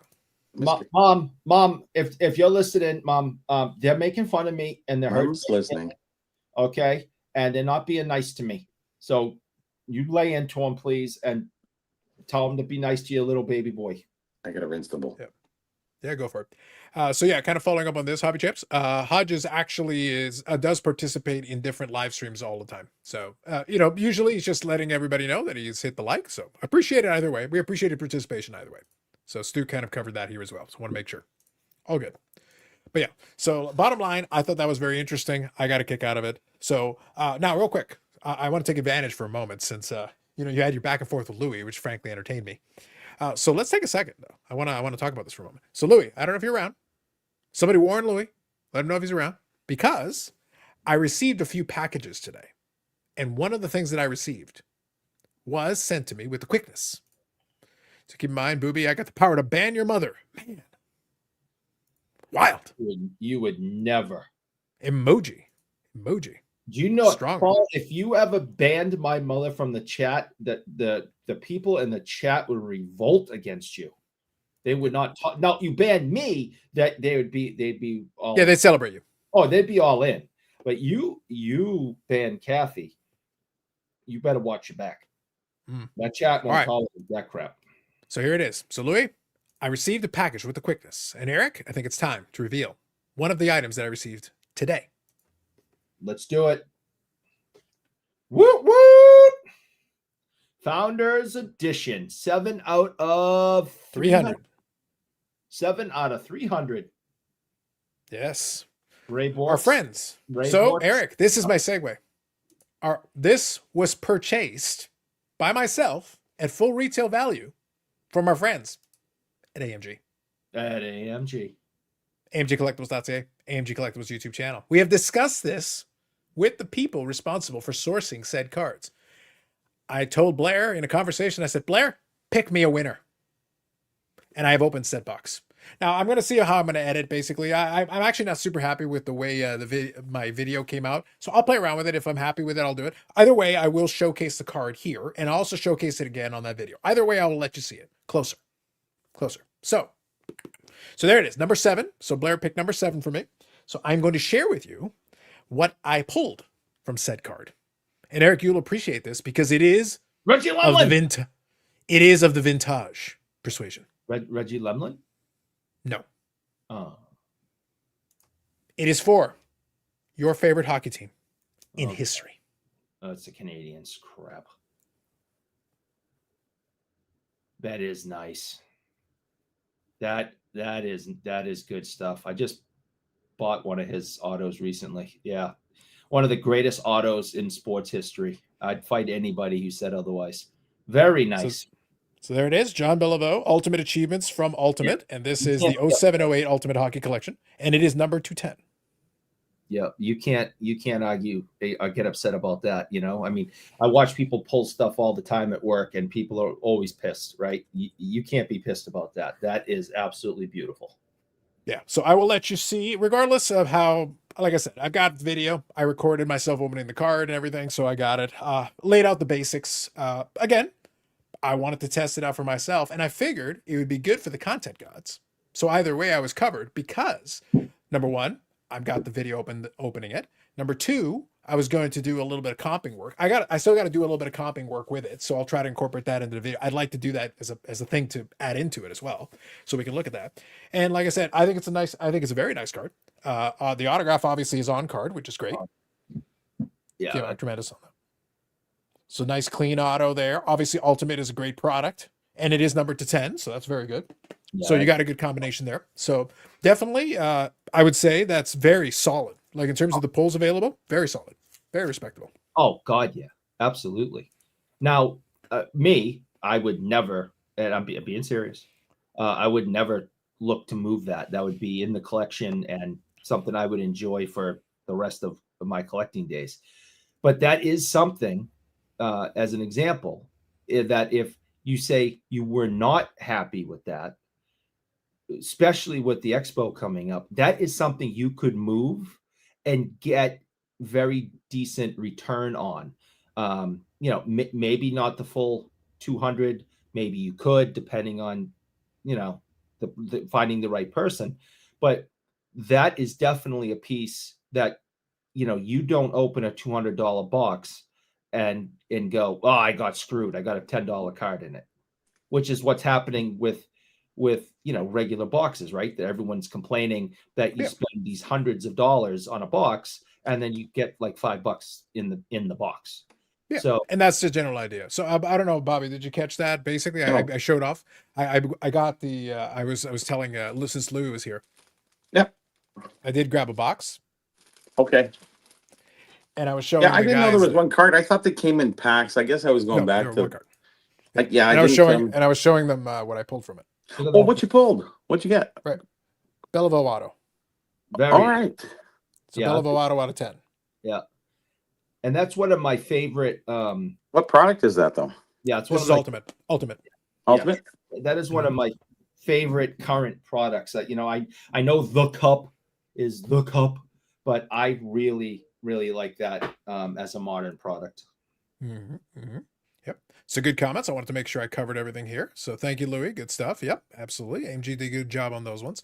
So like I said, I gave all the caveats. I wanted to make sure I covered it. Obviously, AMG supports the channel, the live stream, and the podcast. But no, I bought it out directly from them at full price, and I paid for shipping as well. Now, obviously, if you're in the store, you don't have to pay for shipping. So it cost me extra. But they got it to me overnighted. So literally, Blair pulled a box off. They overnighted it to me. They literally shipped it yesterday. I got it today. So now, if you walk in the store, you could 100%, you know, just go and buy it directly, and it was all in and everything. So I did mention what was included in it. So they sold it to me in the store right from the stock. I asked Blair to pick me a winner, and that's what he picked. Picked me a John Belleville. I think you did. Yeah. So I think so. Again, going back to what I talked about. So for me, number one, I wanted to make a video for it, so I figured I would do that. And number two, I think it's a great card, but at the same time, obviously, it doesn't fit my collection. Like I could just have it, but then I just have it. But that doesn't mean I can't trade it. Doesn't mean there are some options on the table. So it offers me some options. And then I will have a follow-up video talking about what I do with it, how I end up doing with that. But nonetheless, for a one-shot deal, taking one stab at it, I've bought boxes and done definitely worse. Yeah. Haven't we? Oh boy, yeah. We bought a box. Remember we bought that box, that wrestling match was cool. Yeah, it didn't work out. So that one, I think overall, can't complain. So nice autograph on card. Hall of Famer. Crap ton of Stanley Cups. Works out. Yeah, I don't say you could be overly upset with that one. Yep, absolutely worked out. And just so real quick, I know you guys are talking to each other. I want to make sure I scroll through here and acknowledge anything. You know, he did have one of the greatest autos ever. Him and Maurice Richard, both of the Canadians, just absolutely fantastic. And as we all get older, things change, right? So Belleville stayed good. Maurice Richard really started to shake. He got shaky. Yeah. Bobby Hull had a great auto. His got very, very shaky. And Bauer too got shaky. Yeah. Oh yeah. So I mean, I think it also helped a lot that this one was 07. So this one was still years. Right. So I mean, that's I'm just pointing out that it's another bonus and another example of how do I say this? They're not putting crap in there, right? They're not looking at the shop and going, listen, this shaky Bellevue, which was like the last product he signed, hasn't moved off the shelf in a while because it's not very good quality, right? They put in something in there that is one of his perfect autos. It's clean, it's nice. So I guess that's the point I'm making, because nobody wants a Bobby Hull in the last, 5 years of his life. Mm-hmm. His autograph was actually very good for quite a long time, but it disintegrated. Towards the tail end, it disintegrated very quickly. With those older guys, that happens. Yeah. So it's going to happen to us, right? I mean, it's the nature. I don't know how many autos you're signing, Eric, but anyways. I got auto pen, Eric. So yeah, I'm good forever. That's right. Yeah, I'll be like Ted Williams. I'll be signing 30 years after I'm dead. If I'm telling you this right now, if John Henry was still alive, he would be forging his father's autograph on things that still make money. That guy was a complete shithead, dirtbag. Okay. So, Eric, are you suggesting that autographs from someone post-death are something that we shouldn't take as seriously? That's not funny. That is funny. I got questions. Ray is never going to be my best friend if you keep this up. I'm just showing a picture of you and Ray. That's a lovely picture of you and Ray. And it definitely isn't enhanced by our AI overlords, if that's what you're thinking. Mm-hmm. Yeah. Definitely not. You guys are trying to ruin my relationship with Ray Bork, and I don't particularly like it. It's already ruined. Don't worry. That's true. So, Lonely Basement, Keith, good evening. It says, Carlos, advice on a possible in-person Eric sighting at Shriners. I also appreciate that you include Eric with a K. I appreciate that. Should I avoid eye contact or look directly at him? So, basically, dealing with Eric in person is a lot like dealing with a bear with short memory that also falls apart at first sign of trouble. Basically, you need to assert dominance. So I think you should do high eye contact and like raise your arms above your head and then go, wait a minute, is that Marcel? And he goes, where? And then deck him. Yep. What? Where did the hitting come in? He just wanted to say Eric, Bobby, how many people has Eric threatened on this very program tonight? Hundreds. Yeah, like everyone. I didn't threaten to hit him. I don't know how many's in the chat. I think anyways, I am telling Keith to make sure he gets the first shot in. You are looking for an excuse to threaten people. I think he needs to deck you at the first opportunity. I don't think so. That's not nice. No. Look, after you're done fighting the Shriners, Dan from Saugus, and Dan's Vintage Baseball, I think Keith should deck you. I'm take you out. Tired. I'm good. And Keith, after you're done doing that, make sure, as part of your preparation for Shriners, bring a jar of mayonnaise, and after you're done, you touchdown spike it on him. I wouldn't like that. So it splatters everywhere, gets in his mouth, his eyes, everything. All of it. It's good for your face. Assert dominance, Keith. Do not accept. Assert dominance. Oh, I don't like that at all. Someone has to be the alpha. Someone has to be the beta.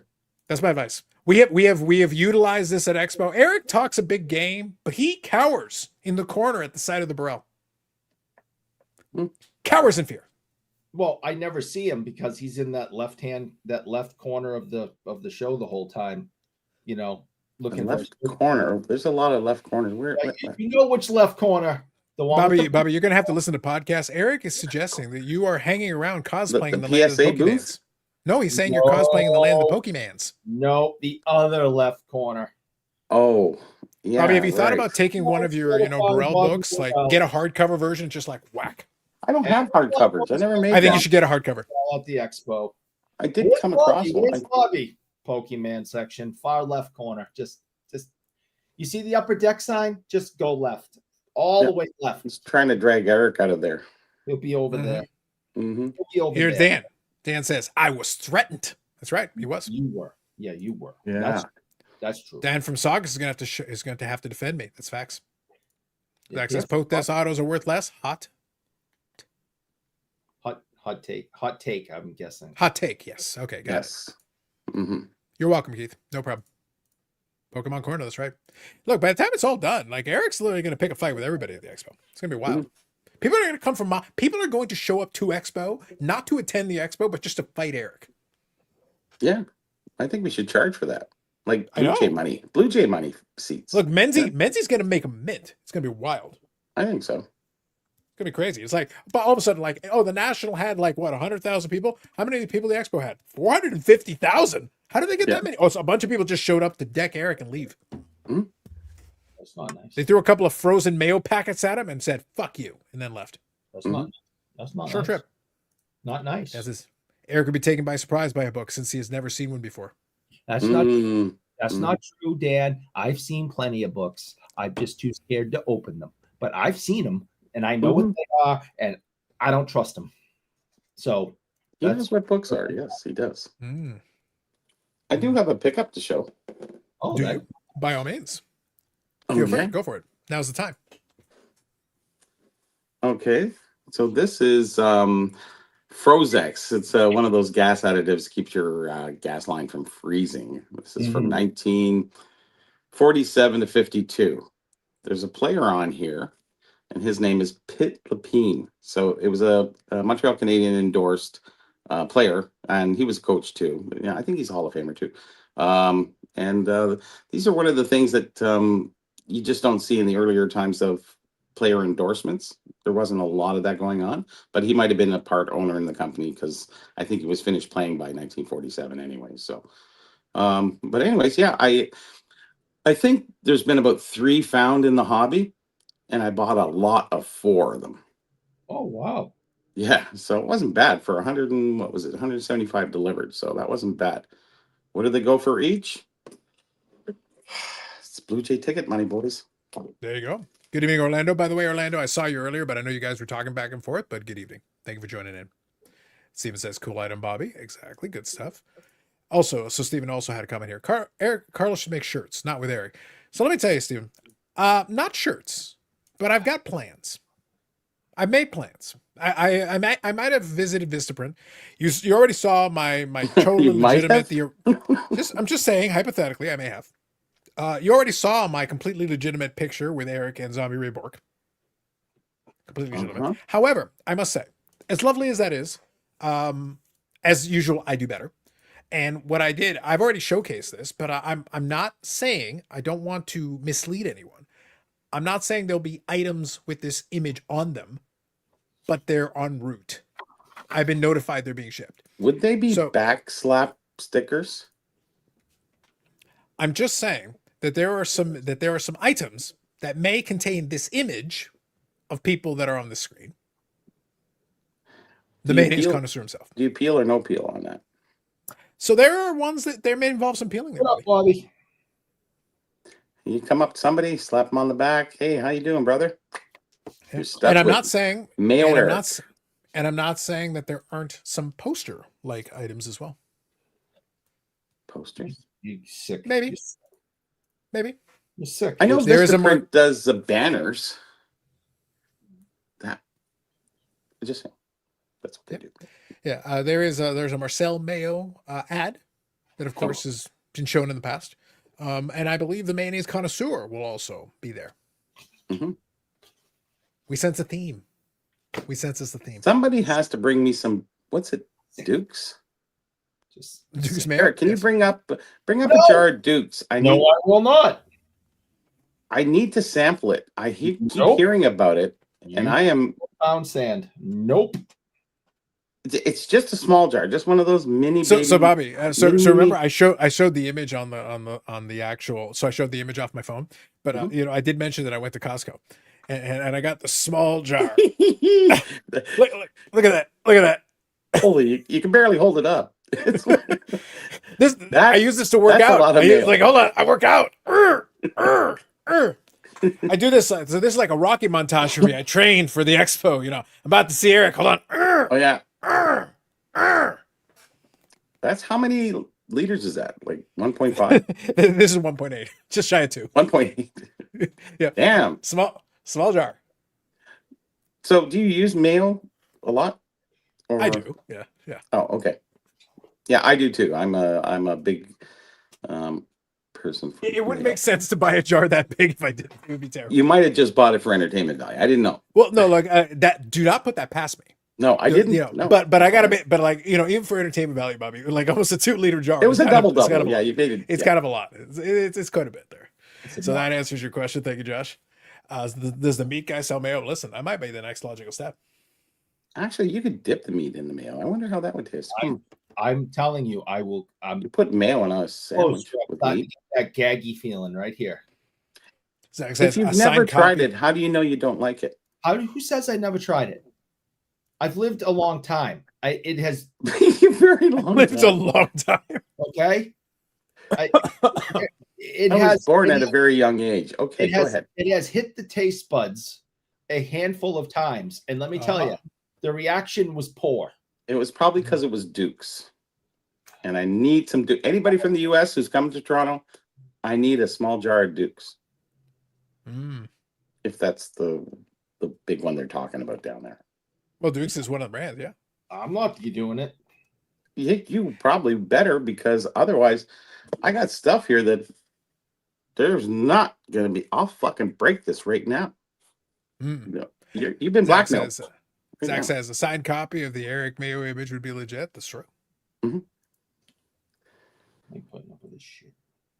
You put up with it for 5 years. What are you kidding? I was going to say, yeah. We're had enough. Not yet. Enough. Not you yet. had enough in year one. You're still here. In perpetuity, fucker. That's all I got to say. That's it. Yep. Those are my response. That's my response. Anyway, what I was going to say. So clearly, Bobby, I have had, look, our AI overlords, they might be taking over and destroying humanity, but I got to say, I've had some fun with them in the meantime. And, you know, between the, that Ray Borg image, mwah. It is good. It worked out so well. I was very impressed with it. I'm like, it's pretty good. How did that start? Did I miss the beginning of that? How it all began, or was what it the zombie Borg? Yes. Or just yeah.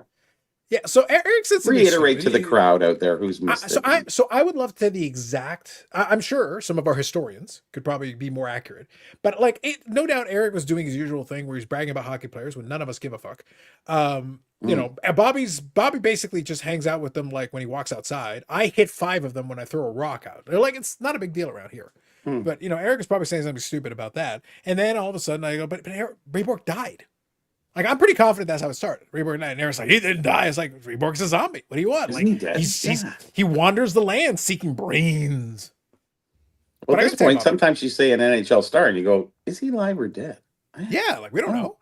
My favorite thing though, Bobby, is that obviously the key with the whole AI image thing is you can take an original image and say, you know, modify it in this way. But that one turned out really good. Like I was impressed. But the thing is the prompt is the key. I literally just said, make him a zombie in the style of The Walking Dead. Yes. And I think they nailed it. I think they nailed it. Yeah. I was like, all right.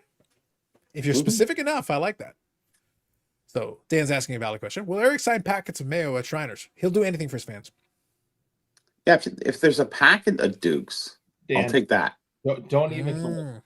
I don't even want. You can put them under your hat and smuggle them in, and you'll be fine. If one breaks. Oh my God. I know. Stuke says, what's the tariff on Duke's mayo? Not high enough to keep it from us. Not high enough. Yes. We will make it happen. I will charge Eric as much for the like button as is needed. Oh, geez, thanks. Put it in the trunk under a couple dirty rags and you're good. There you go. That's where I keep the cocaine. I know. They won't know the difference. They're going to go, hey, you pull over there. What are you doing with Dukes? What's that? Cool. Throw the dogs off. No, Eric would go the opposite way. As soon as they find the contraband, he'd be like, don't you want to look at this tickle trunk? It's like, you got a tickle trunk? And that'll distract them. Pull over. Good evening, Ham. So what are the dividers called? You were showing the dividers earlier. What are they actually called? I've actually seen those before. I don't know what they're called, though, off the top of my head. I think Ultra Pro makes those things, if I'm not mistaken. Divider. ECW probably does as well, honestly. Yes.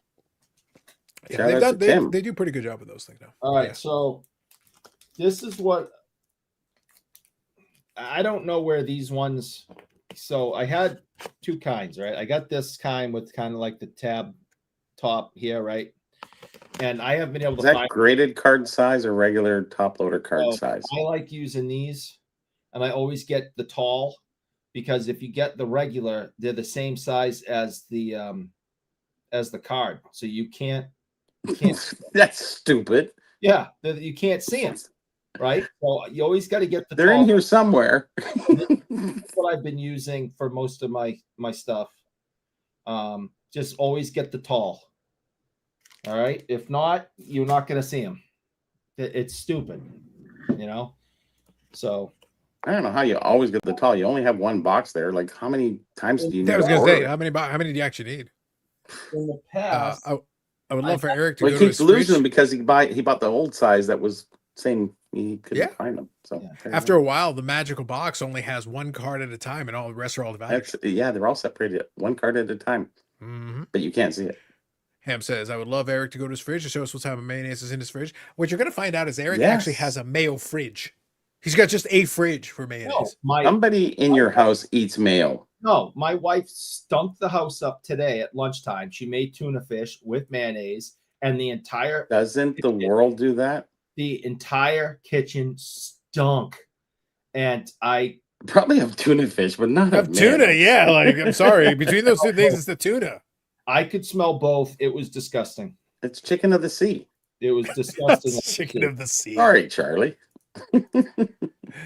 Stuke says, show us a divider next to a card. Go to the magical box, grab a card, and put it beside a divider. The tall one or the short one?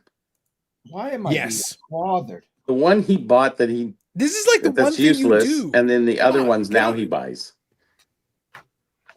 Okay. I think. Let me. This is for entertainment purposes only. Please do not do this at home. Please. Go ahead. So.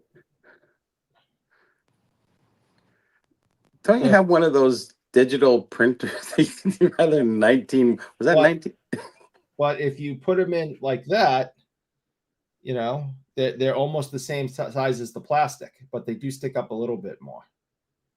So so what I used to do is I'd get an old dirty plastic, whatever, and stick this, in there. In the plastic, it doesn't fit. And tape it, and then tape it so it wouldn't slide down. Oh my God! And it would be higher so I could see what they were. Get it. Now I just get a guillotine, get a bunch of cardboard, cut it up, and just put them in there and write your shit on it. Like, oh my God! I used to buy these. Now I buy these. Wow, Bobby's really upset about this. I think so. Yeah, Eric, so I think there's a much simpler path. I don't understand why you're making this so complicated when it's actually quite simple. And if you want to buy, Carlos, please make me big. Please make me Nothing can make you big. Please make me big. Please make me big. Bigger. Ladies and gentlemen, if you are interested in purchasing this, please contact Tim at B. So anyway, what I was about to say, I have a simpler solution. Would you like to hear my simpler solution, Bobby? Cool. So what you do is, imagine this is like a Boston Bruin card. Okay. So basically, you get one of these, and if you get the problem with the dividers, so what you do is actually, this is a very simple hack.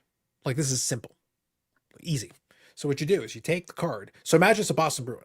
Imagine it's a Bobby Orr minor league card. Yeah, that'd be good. So what you do is you just basically do that, and now it works. Now the divider's fine. See? Simple. Fucking simple. Not the garbage Eric was doing. Easy. What's the problem? First, life hacks by Carlos for your hockey card collection. You're welcome. Please let me finish, or else we're gonna get in trouble. Oh, we're gonna get in trouble. Make me big. We're gonna get in trouble. From who? Wait. Before we continue, from who? Go on. I'd like to know. Look, I'm ready to fight Zombie Ray Bork, Marcel, their brothers, their sister. I don't give a shit. Who else you got? She is mean. Now make me big. She's mean to you.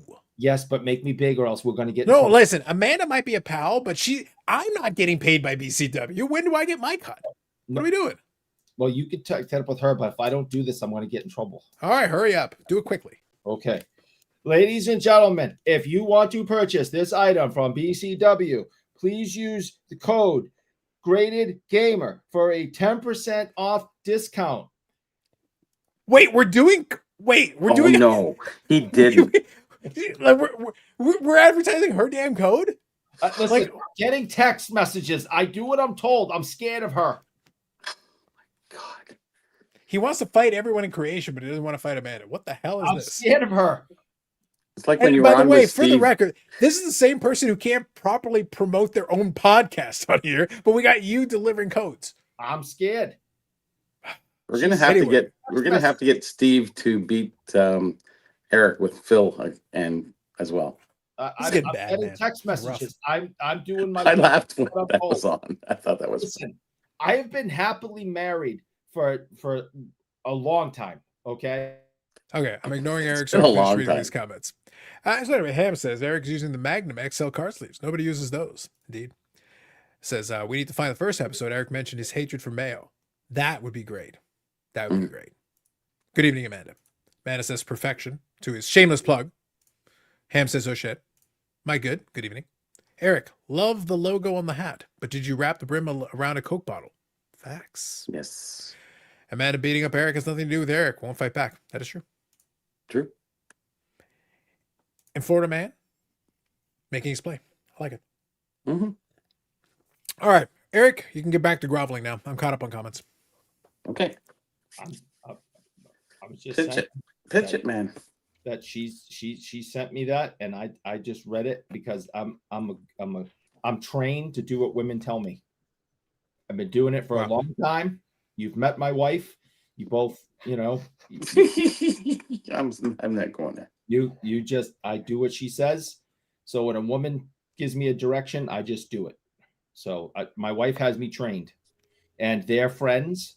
Amanda and Michelle are friends, and I don't want Amanda calling Michelle and telling her that I didn't do what I was told. Wow.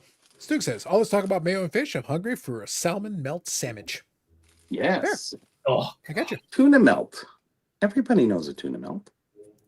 I'm not a big proponent of tuna. I do like sockeye red salmon, yes, but otherwise, no. There you go. Says, I jumped ahead. I'm sorry. Oh yes, again, we haven't had that in a while. Yep. That was the noise we heard in the background. Boom, boom, boom, boom, boom.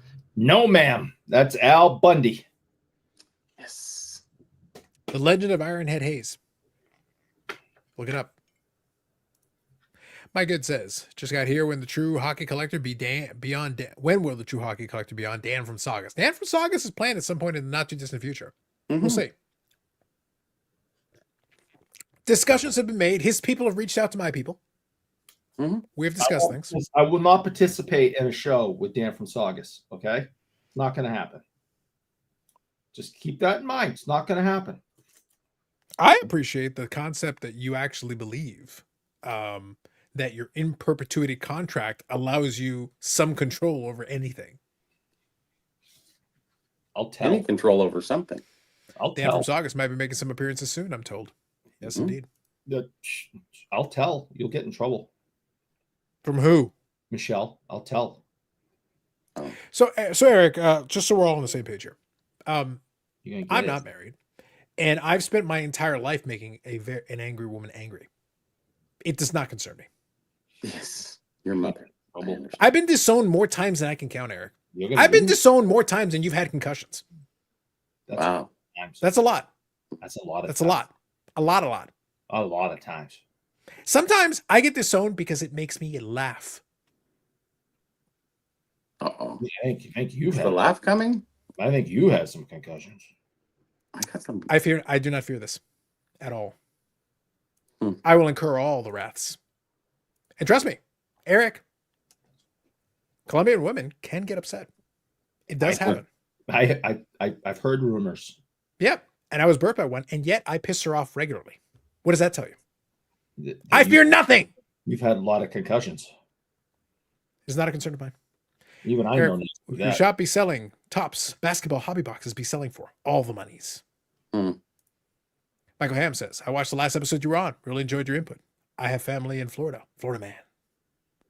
You believe in aliens. I believe in something out there, but no bigger than a roach. Thank you, Ty. Bob Boozle says, I hate to see Carlos disowned. I will own him. I appreciate the sentiment. I will own Thank you for the support, Bob. Thank you for the support, Bob.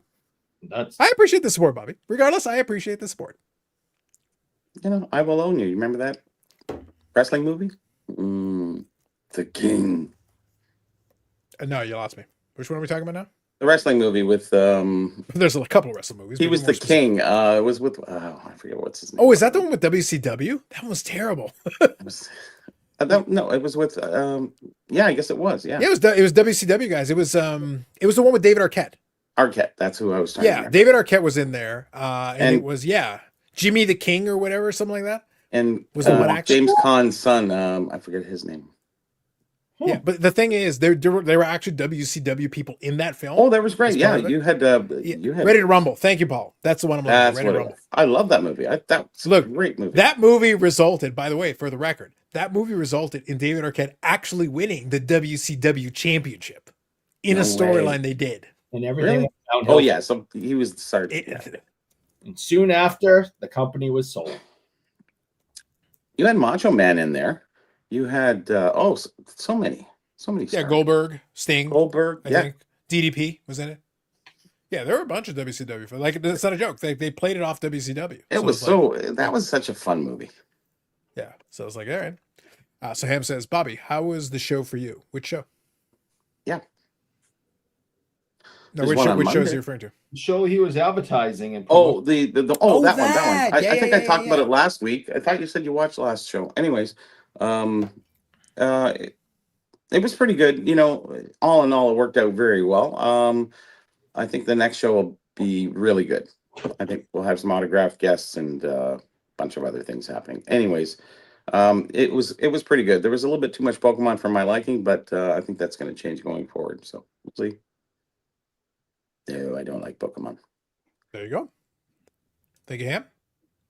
Mike says, Carlos, is it a no shave day or are you growing the stash? No, this is like 2 days without shaving. I didn't have time before the show today. But no, this is pretty much a couple of days worth of growth. That's about it. I will be clean shaven by the expo. So I have a question, Carlos. You might be able to help me, and maybe someone else in the chat. So I'm looking at trying to find this card here, and it is. Let me see here. I lost it. Did you peel it? No, no. It's a up 96, 97 Upper Deck Ice, number 106. But it says on the front Ice Legends. On the list, it doesn't say Ice Legends. It says so. I have a choice between Upper Deck Ice 106. That seems like a base. Or Upper Deck Ice Acetate number 106. But I cannot find anything that says Ice Legends on the checklist. Is this the base? Is this the quote acetate? Ice was all acetate, wasn't it? Yeah, Isn't that they the McDonald's were stuff.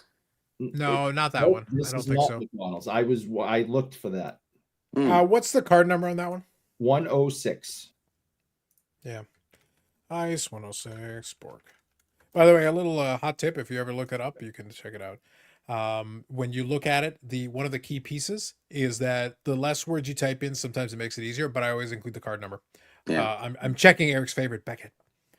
So what color? The foil is kind of a gold color, right? Yes. Yeah. I think that's what's called the acetate. Okay.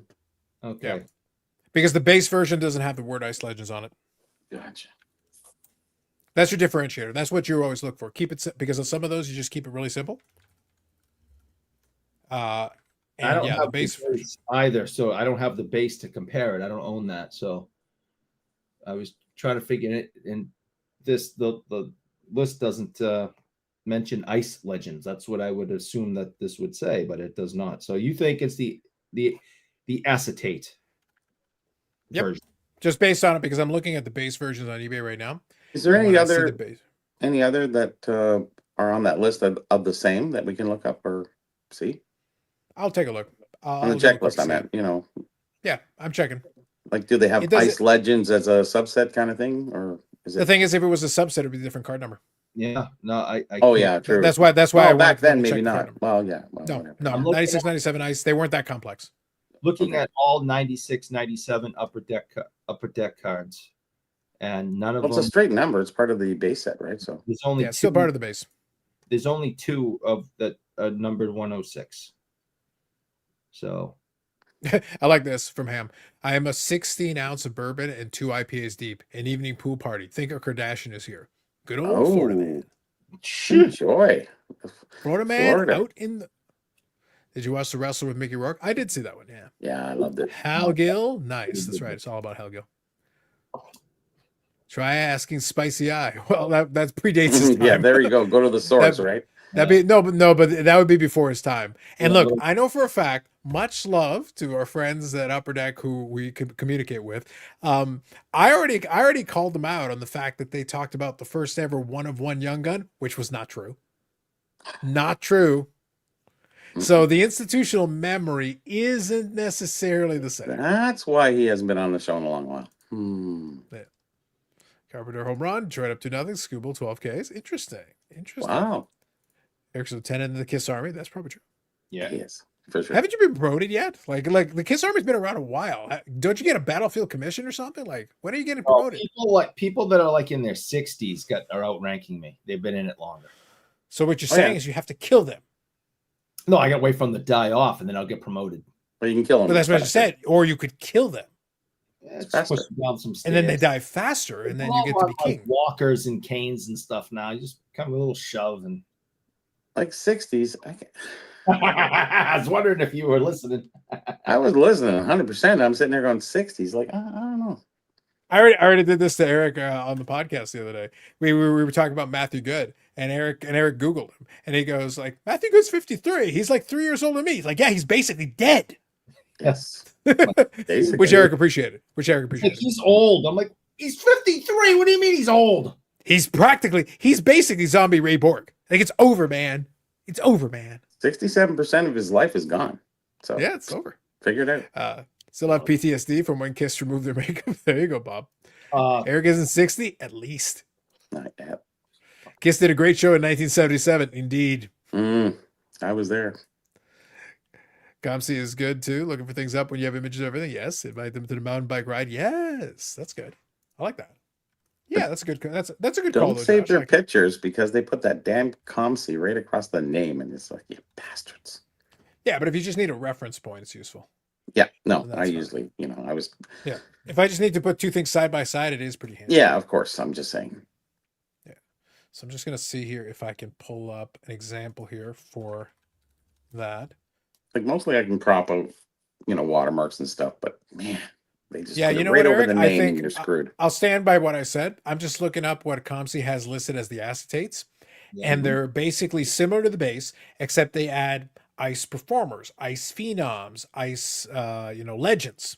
So yes, so the parallel has the extra wording in addition to the foil being goldish. Okay, which is kind of what we're talking about. Okay. So that is the parallel. It's the ice acetate. Excellent. Well, thank you for helping me with that because I was definitely confused. Yeah, on a lot of those, I just now here's the funny thing. We were talking about it earlier. Eric called me from the store when he was asking about a couple questions about this stuff. I remember a lot of the '90s stuff, obviously, but some of it is just understanding how they were doing the products at the time. You can kind of put two and two together quickly, and that one I knew that it wasn't the base. That's the reason I specifically asked, "What's the card number?" And the card number is going to give me a lot of answers to a lot of immediately without even additional context. And then I add some more context, and there we are. Within 5 seconds, it's like, we got two options. Acetate. It's not the base. For sure, it's not the base. Sometimes it's just process of elimination. Like, honestly, that's all it is sometimes. Like, you can quickly figure out, wait a minute. And I do this all the time with a lot of the, even the Panini products that people get confused on. They're like, I don't know which parallel this is. I'll go to Beckett or whatever. I'll punch in the card number and all that. And if it's numbered, like this one's numbered to 99, it's this one. Like process of elimination. You basically remove, if it's numbered to 149, it's not that one. If it's numbered to 75, it's not that one. If it's numbered to 10, it's numbered to 20, it's not that one. So you can skip through. I don't need to know the specific name of the parallel, but I can figure it out quickly, really fast. So narrow the field and you'll be surprised how quickly you can be like, it's this one. But a lot of people can't even do that. Like they don't even try. And that they just want to ask everybody else and be like, yeah, what's the answer to all my questions? Why don't you try looking it up for half a second? Honestly, half a second. They have a phone. Why would they want to? Yeah, that happens all the time. Mm-hmm. Yep. This is the breaks. Good evening. Yep. I went on Bobby's crappy app and I was looking up 1996 Ray Borg cards. Couldn't find a damn thing. Wow. Yep.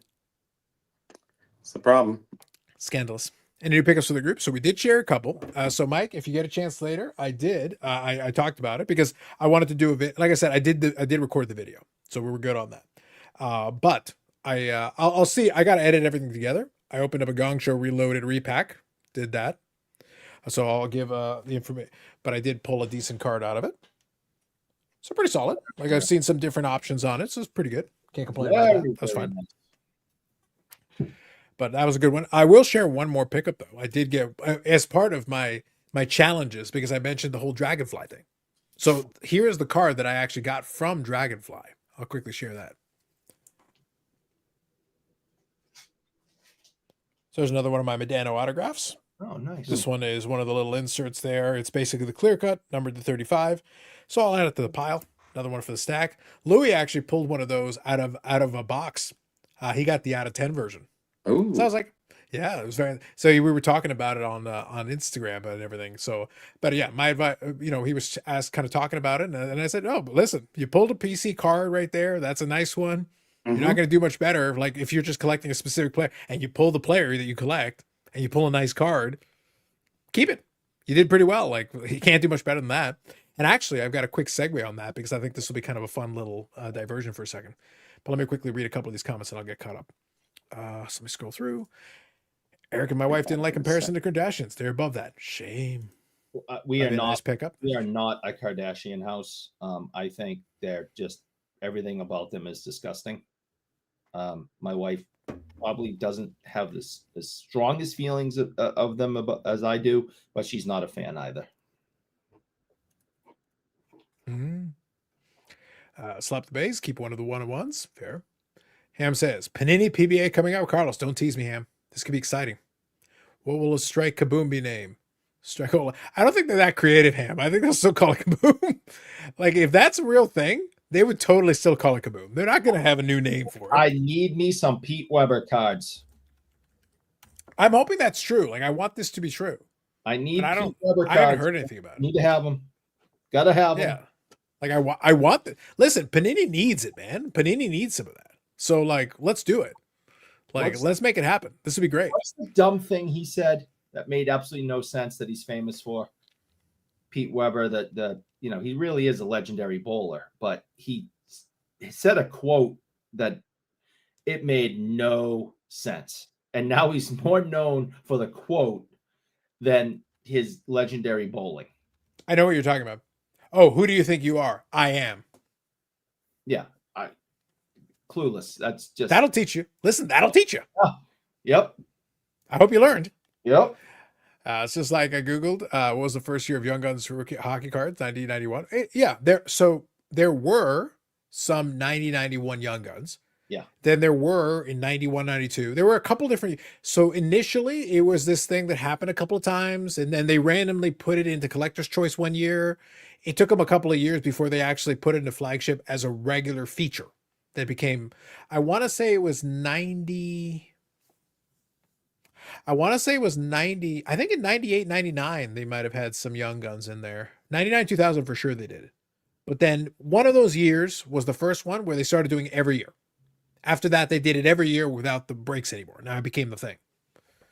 So you still had some of those in there. I think 98 and 90 you still had Young Guns in there. So, but I think 97, 98, I don't think in 97, 98 you did. So I think 98, 99 might have been the first year they started doing consistently. And then after that, it was every year ever since.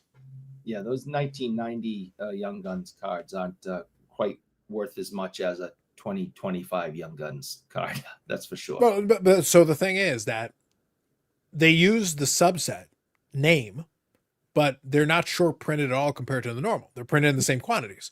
No. Later on, the Young Guns are not rare, but they're slightly short printed compared to base. They're part of the base set, but they make them 1 in 4 packs or 1 in 6 packs or whatever they're doing. They're like 6 to a box is basically what they do. That doesn't sound like it's a big short print, but here's the thing. If all the rest of the cards are coming out at the normal rate and these are 6 to a box and you got a 50 card checklist, you need like 10 boxes of perfect collation to basically finish a 50 card set. That means it's short printed, even though it's not rare. There's still like probably like 100,000 of each one, but the regular base cards have 400,000. So like there's a big difference, even though that feels like, oh man, that's still a lot of cards. Yes. But compared to like a regular base card of everybody else, it's short printed. So it still gives the people that are chasing it a little bit of challenge without being like super hard. So it's right in that middle ground, which is fine. Pokemon and Topps Basketball will compete in an arms race to become the first with trillion cards printed. Facts. A Nice trillion. pick for your collection. Thank you, Mike. Brian Fedorov kicked out the Young Gun legacy. Yes. Does anybody remember the 1991 Upper Deck French craze? Yes, they do. Well, yeah. one of the fun side stories. So I don't know if you remember this one. I think you probably heard this one, Bobby. They did that in a documentary too, by the way. Yeah. So if you go to a lot of card shows like the Expo and even the CSC show and some of those ones around here, by the way, he also sets them in the States. You've got Carlos with a K, the other Carlos. He started that shop off the back of trading a case or a couple of cases of 1991 Upper Deck French. Yeah, one case. So rare at the time, right?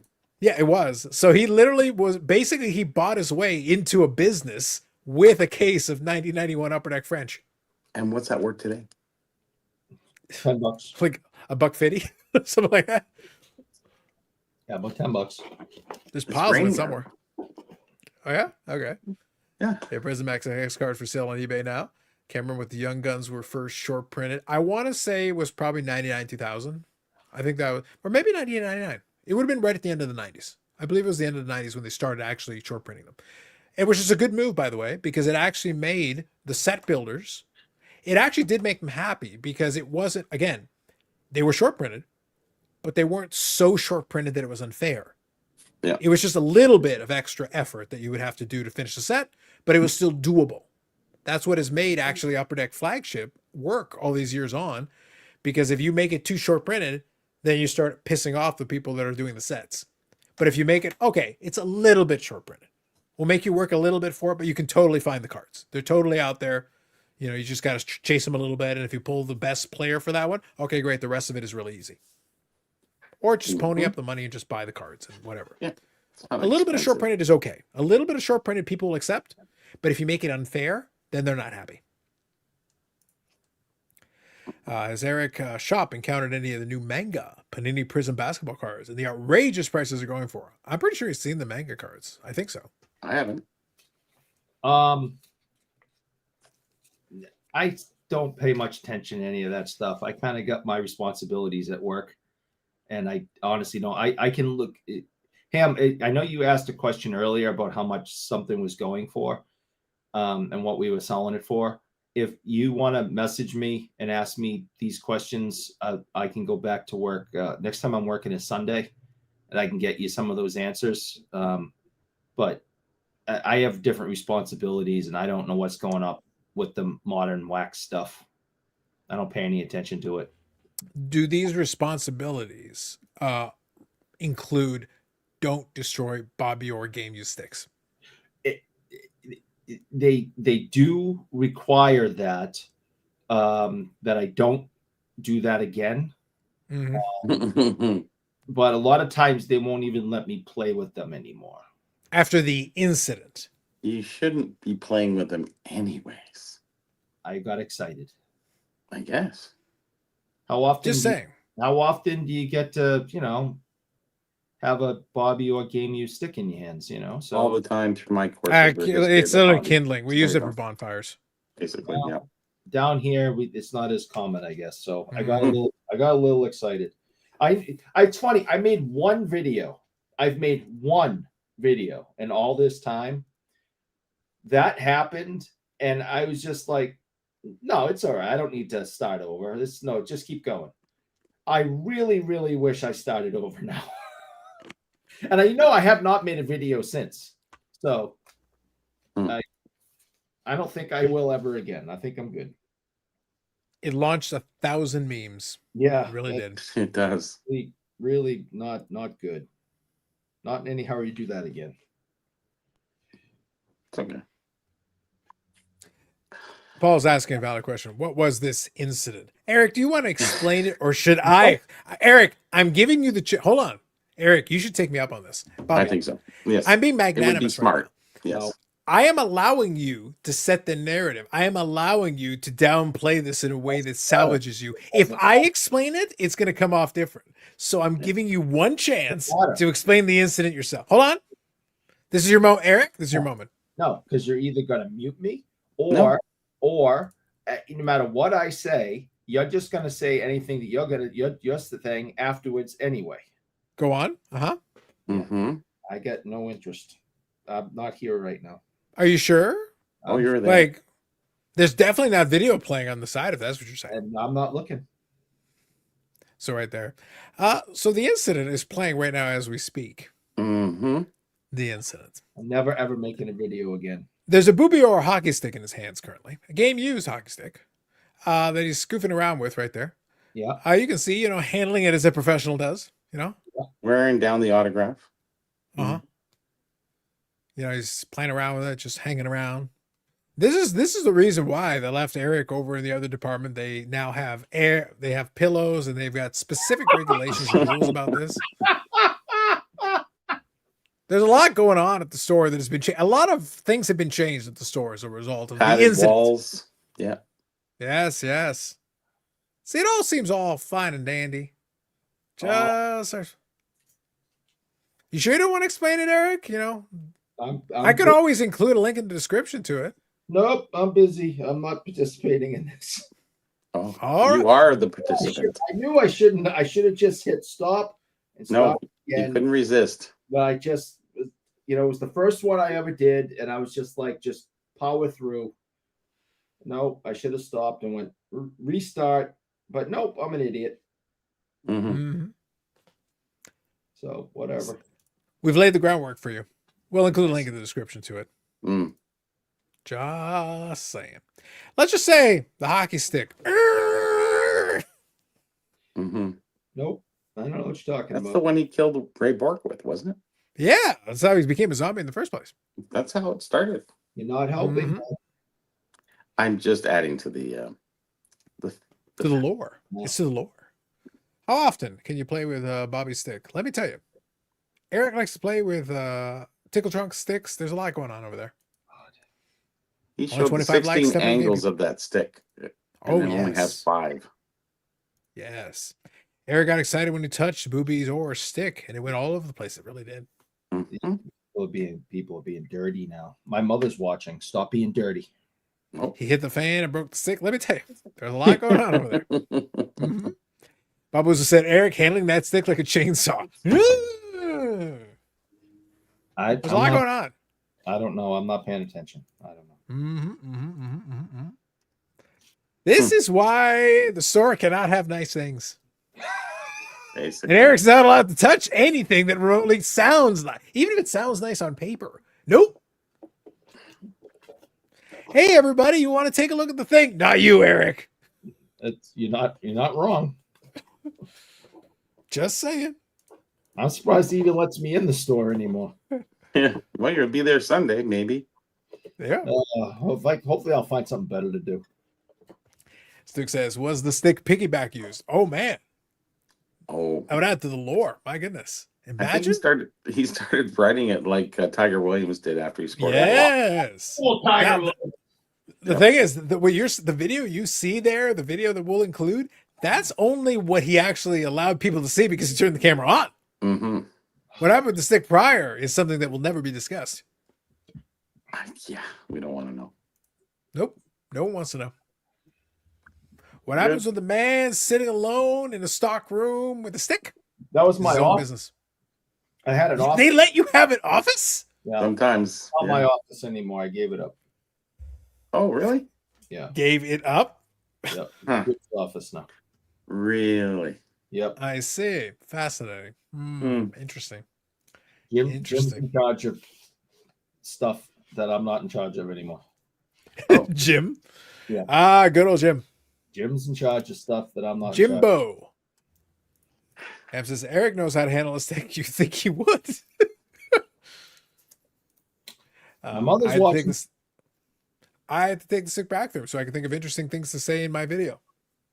Fair. Mm-hmm. Look, this is what happens at the biggest card shop in New England, Sports World. Yes. By the way, if you ever go to here, since Eric did a shameless plug, Bobby, I feel I should do a shameless plug now. I think you should hang out. And you should go check out Sports World, the biggest card shop in the New England area. And if you go there, say hi to Phil. and tell him, "Hey Phil, go Jays, go! Fuck the Yankees." Mhm. I think that'd be great. I think And you should see do if that. you can leave alive. I would not do that. I think that'd be great. No. Phil is a big Jays fan. Hates the I Yankees. Yep. I Hates- would not do that. I would bring Hates- him Jay stuff. Yes. Nope. Mhm. Wouldn't do that. Paul, you got to analyze it like the Zapruder film, my man. I can think only so. give. I can lead us. I can lead us in that direction, but you've got to interpret it as you see fit. Yes. We'll leave it open to your imagination. Was it signed by Ted Williams? Everything's signed by Ted Williams, and everything's OPG. That's true. Yep. Keep I adding happen to to know that for a list. Mm-hmm. Everything is everything. Yeah. Everything is everything. I got a Really book. What was that? Lauren Hill? Yeah. It was, yeah. That's the one. Yeah. So, Look at you, Bobby, with a semi-contemporary reference. I like that. I'm not that old. Well, listen, per Eric, people 53 years old are already dead. It's pretty bad. no, that's not. Yeah. I was defending 53-year-olds. The other one that said they were old.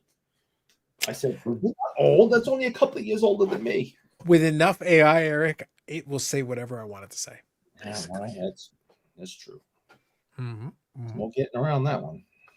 Yep, pretty much. That's what I'm saying. Does Eric own a red stapler at work? He wishes they let him have a stapler. I do. I like to see my stapler, please. If you see my stapler, can I please have my stapler back, please? You borrowed it a couple of weeks ago. I'd like that. Please have my stapler back.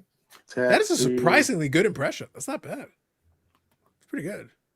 Mhm. The Yankees lose, indeed.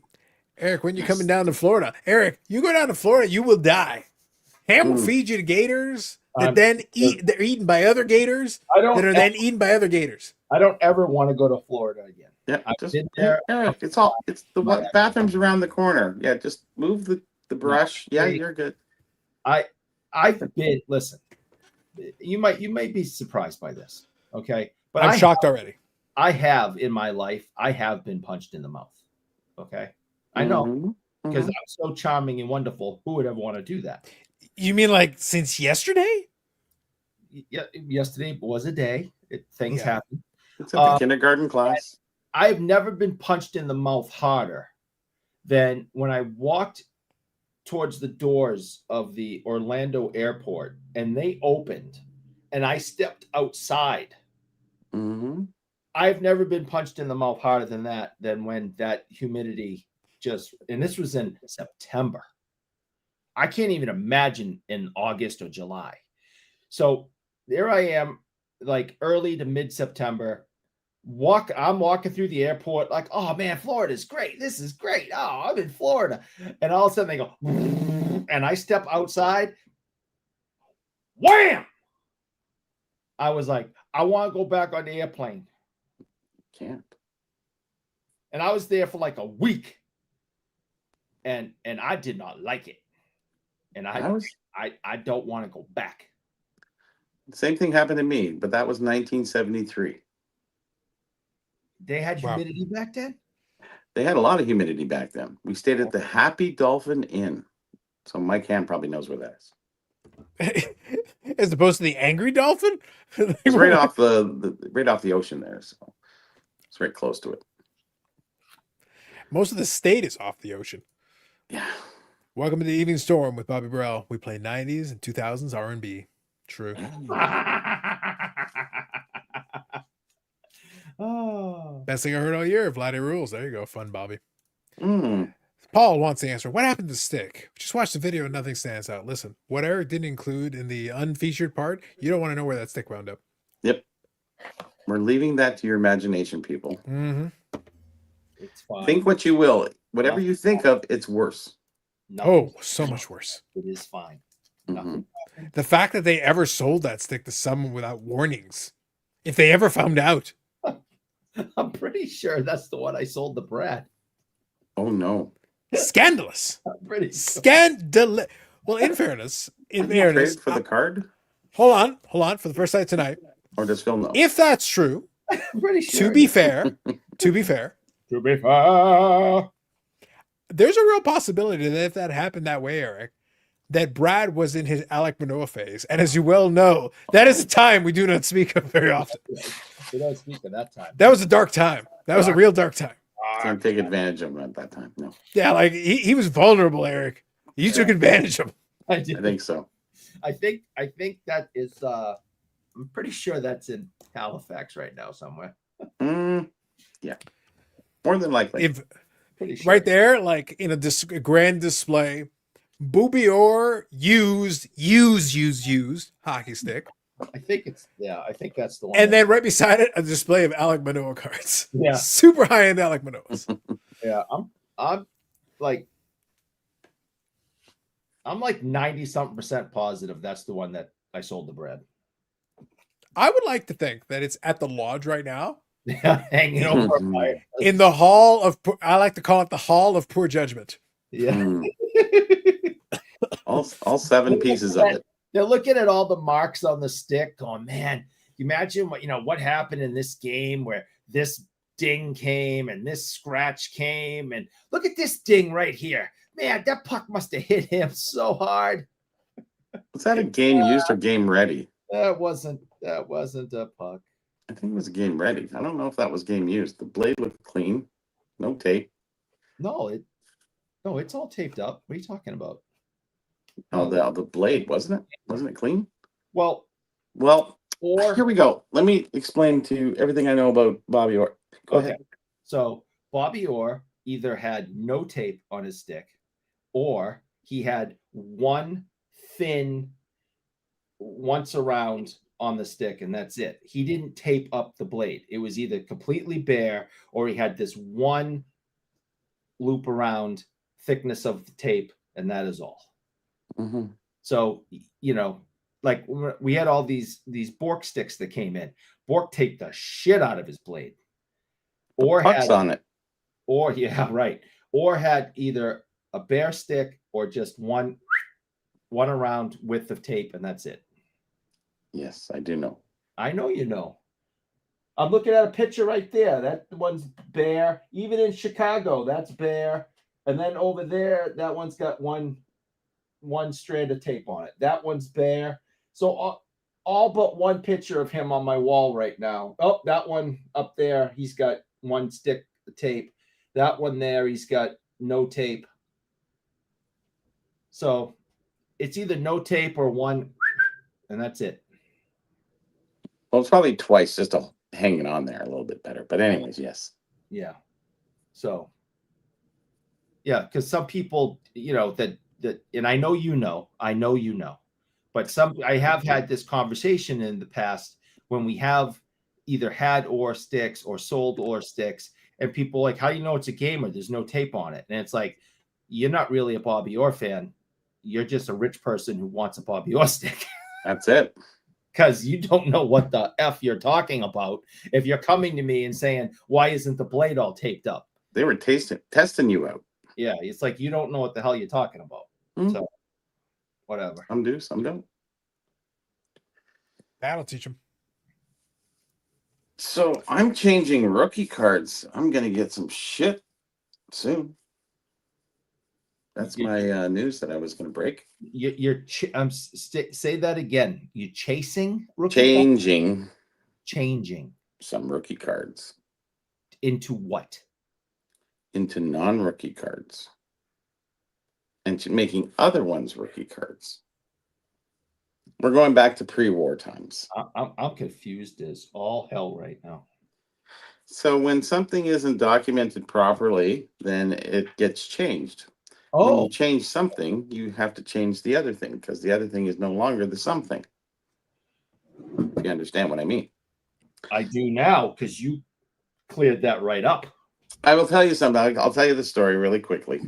I'll ask actually a simple question. Who won the 1924-25 Stanley Cup? Montreal Maroons. Eric should, huh? Montreal Maroons. Boy, Eric's pretty good, isn't he? No, you're fucking wrong. Ottawa Senators. Nope. I don't know. Toronto Maple Leafs, Boston Bruins. No, none of them. What year? 1924-5. Stupid Canadians. I know. Okay, the Victoria Cougars. Yeah. So they were in the Western Canadian Hockey League, out in Western And you'll be Canada. pleased to know, Eric, they beat the Montreal Canadiens. They did. Good one, Carlos. Yes, they did. It's funny, if you look at the champ set and you realize that, all the NHL players are there and they have that Stanley Cup card that's worth so much money, that Stanley Cup card didn't go to anybody who was on the NHL in that set. It actually went to the Western Hockey League champions of the, Victoria Cougars.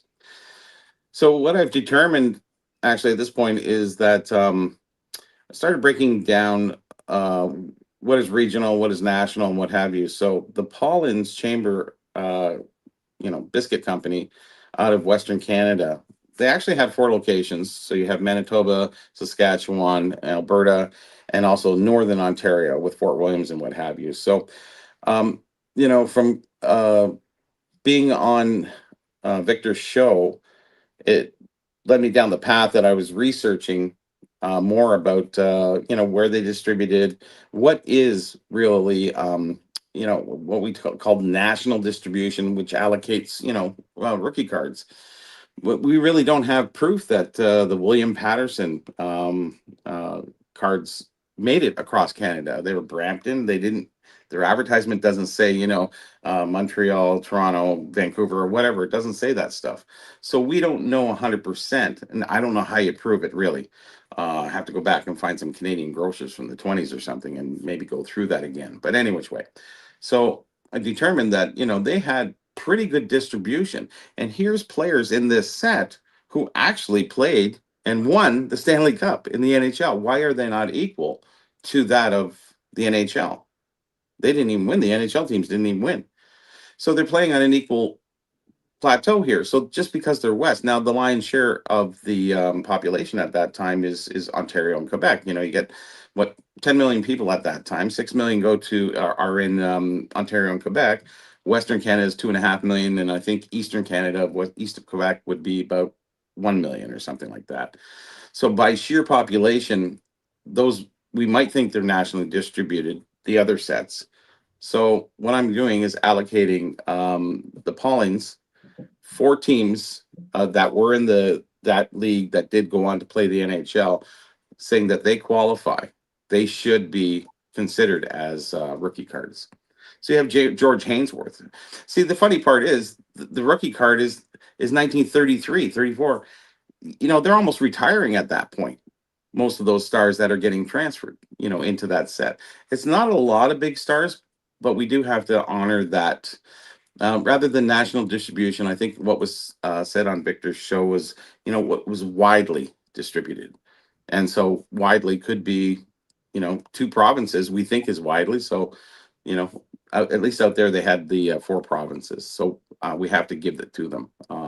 Breaking it down and looking at it rationally. I actually thought about this quite a few years ago when I was writing the Champs article, because I went, Victoria Cougars. So doesn't that make those players, like, that puts them at that same level? Would it not be equal level? Not like the NHL was above the Western Hockey League. It shouldn't be. They're both going for the Stanley Cup, so they have to be treated equal.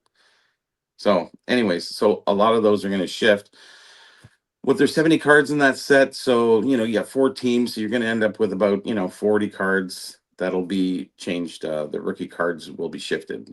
Bill Cook, as I changed many years ago in my 2015 book, because it was a picture of Lloyd Cook, so it was actually Bill Cook. So we advanced him. Now I'm going to take him off again and put him back another 10 years. So, anyways, that's what my plans going forward is doing to do, and I can justify it in every which way. How do you guys feel about that? Did I? I'm just, I'm just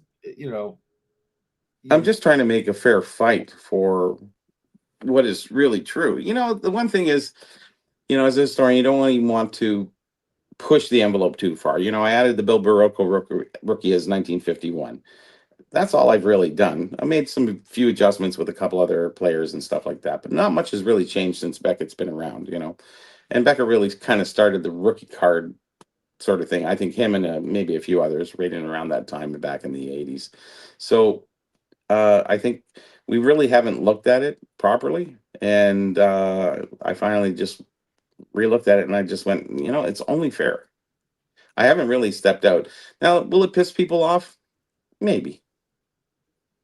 But, the facts are the facts.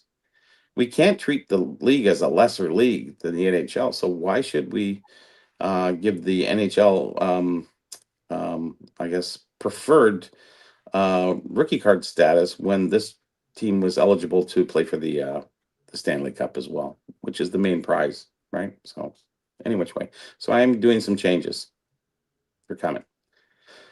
So it's not really going to make that much of a difference.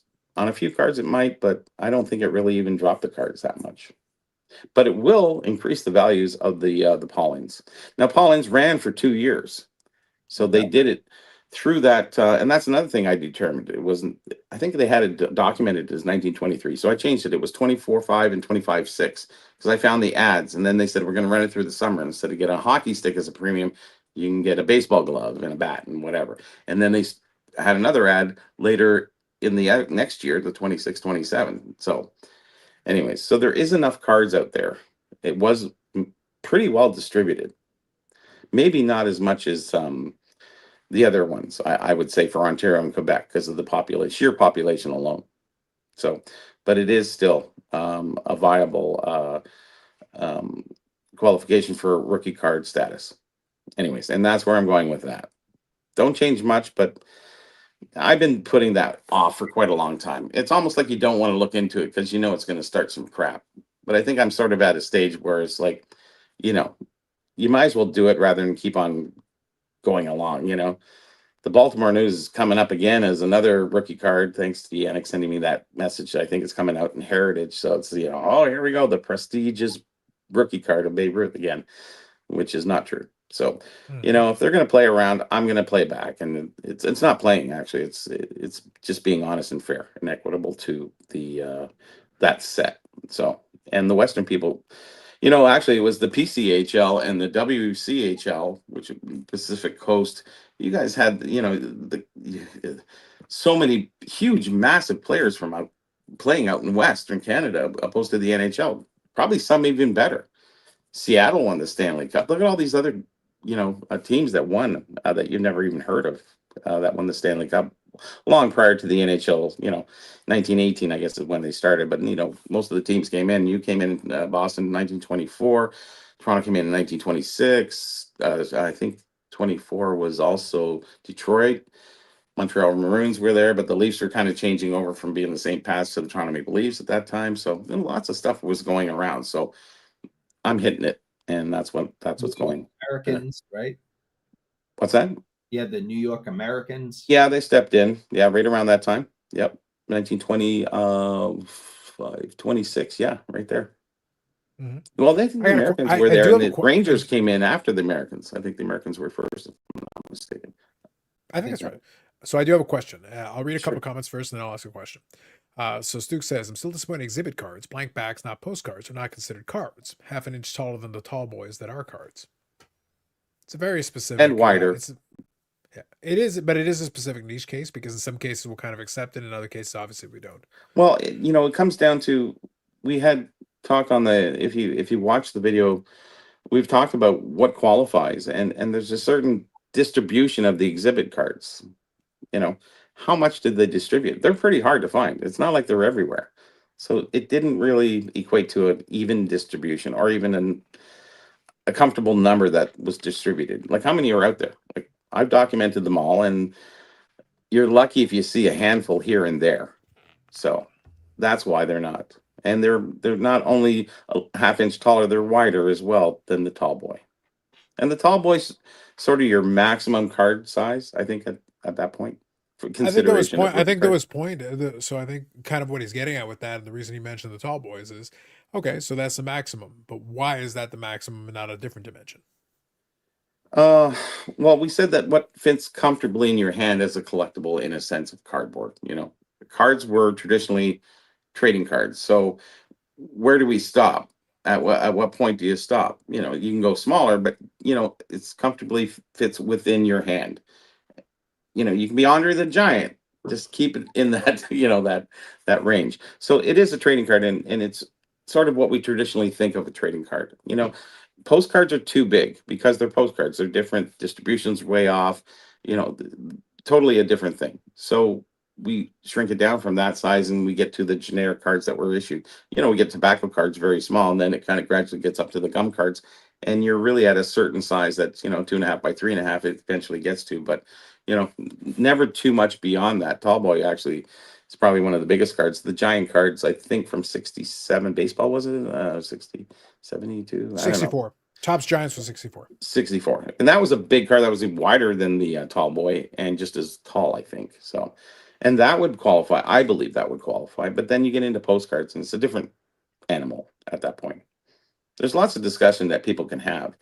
And I think it's fair, but it's how we determine things. And most things are determined not by personal thought or research. It's mostly determined by the Beckett's that they read, or the articles, or the influencers they listen to. So until you do the real research and get really into it, I think that qualifies you a little bit more. I have 30 years in being a researcher and archivist and stuff.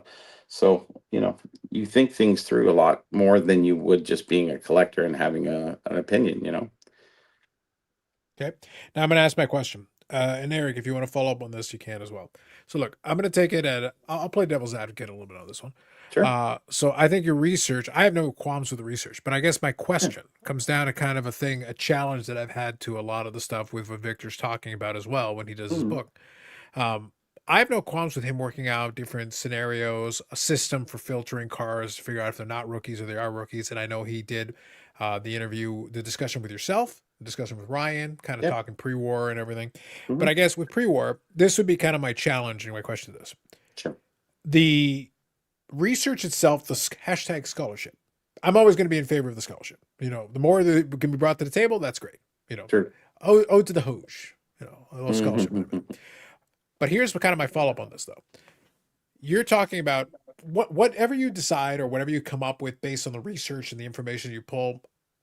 I'd have no qualms about that. But I guess my question is, are a bunch of the pre-war collectors specifically, are they collecting the card because it's a rookie card? Are they collecting the card because they're working on the set? Or they're collecting cards from the era regardless? Does that actually change the demand on the specific card if we call this one a rookie card versus 5 minutes ago when we didn't? No, and I guess that's a good question, because realistically, it really shouldn't change much. Yeah, because I'm saying for those collectors, if you have a T206 Wagner, and it's a Wagner, it's an iconic card.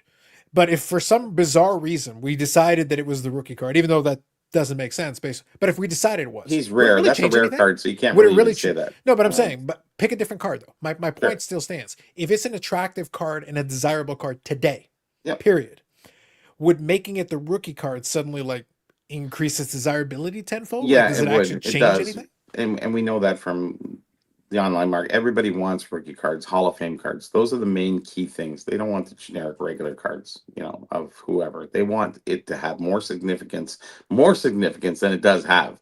But rookie status is probably one of the highest regards we can give for everything. Mickey Mantle is rookie, not worth that much. The 52 is, and it's not as rookie. So, but that's what I'm saying. Not affected, right? So that's what I'm saying. The rookie card, but label it's a Topps rookie. Oh, whatever. Sure, but the point is, but the Mantle is the perfect case study of this. It is. It's the iconic nature of the 52 that matters more. It supersedes. It's that's lovely, the rookie, that's nice, but this is a 52 Topps Mantle.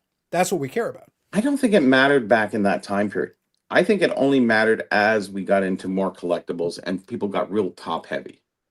Where you lost Bowman in the earlier years and what have you, and people became so hard-nosed on Topps that nothing else mattered. It's sort of like O-Pee-Chee compared to Topps. In Canada, you showed me a Topps card, we go, yeah, it's not O-Pee-Chee. But everything's O-Pee-Chee, as Eric knows. Oh, everything's O-Pee-Chee now, yeah. So yeah, there's a lot of little contention in there, but the rules have really never changed going forward, going back to whatever time period.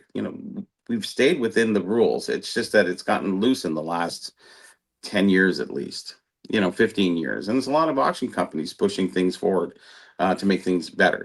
We got the Star Jordan, we got the regular Jordan. I don't know, they can deal with all of that. I'm just saying for hockey, I have it hammered down, and it's a fair It's not even, it's more than fair to add the Western Hockey League.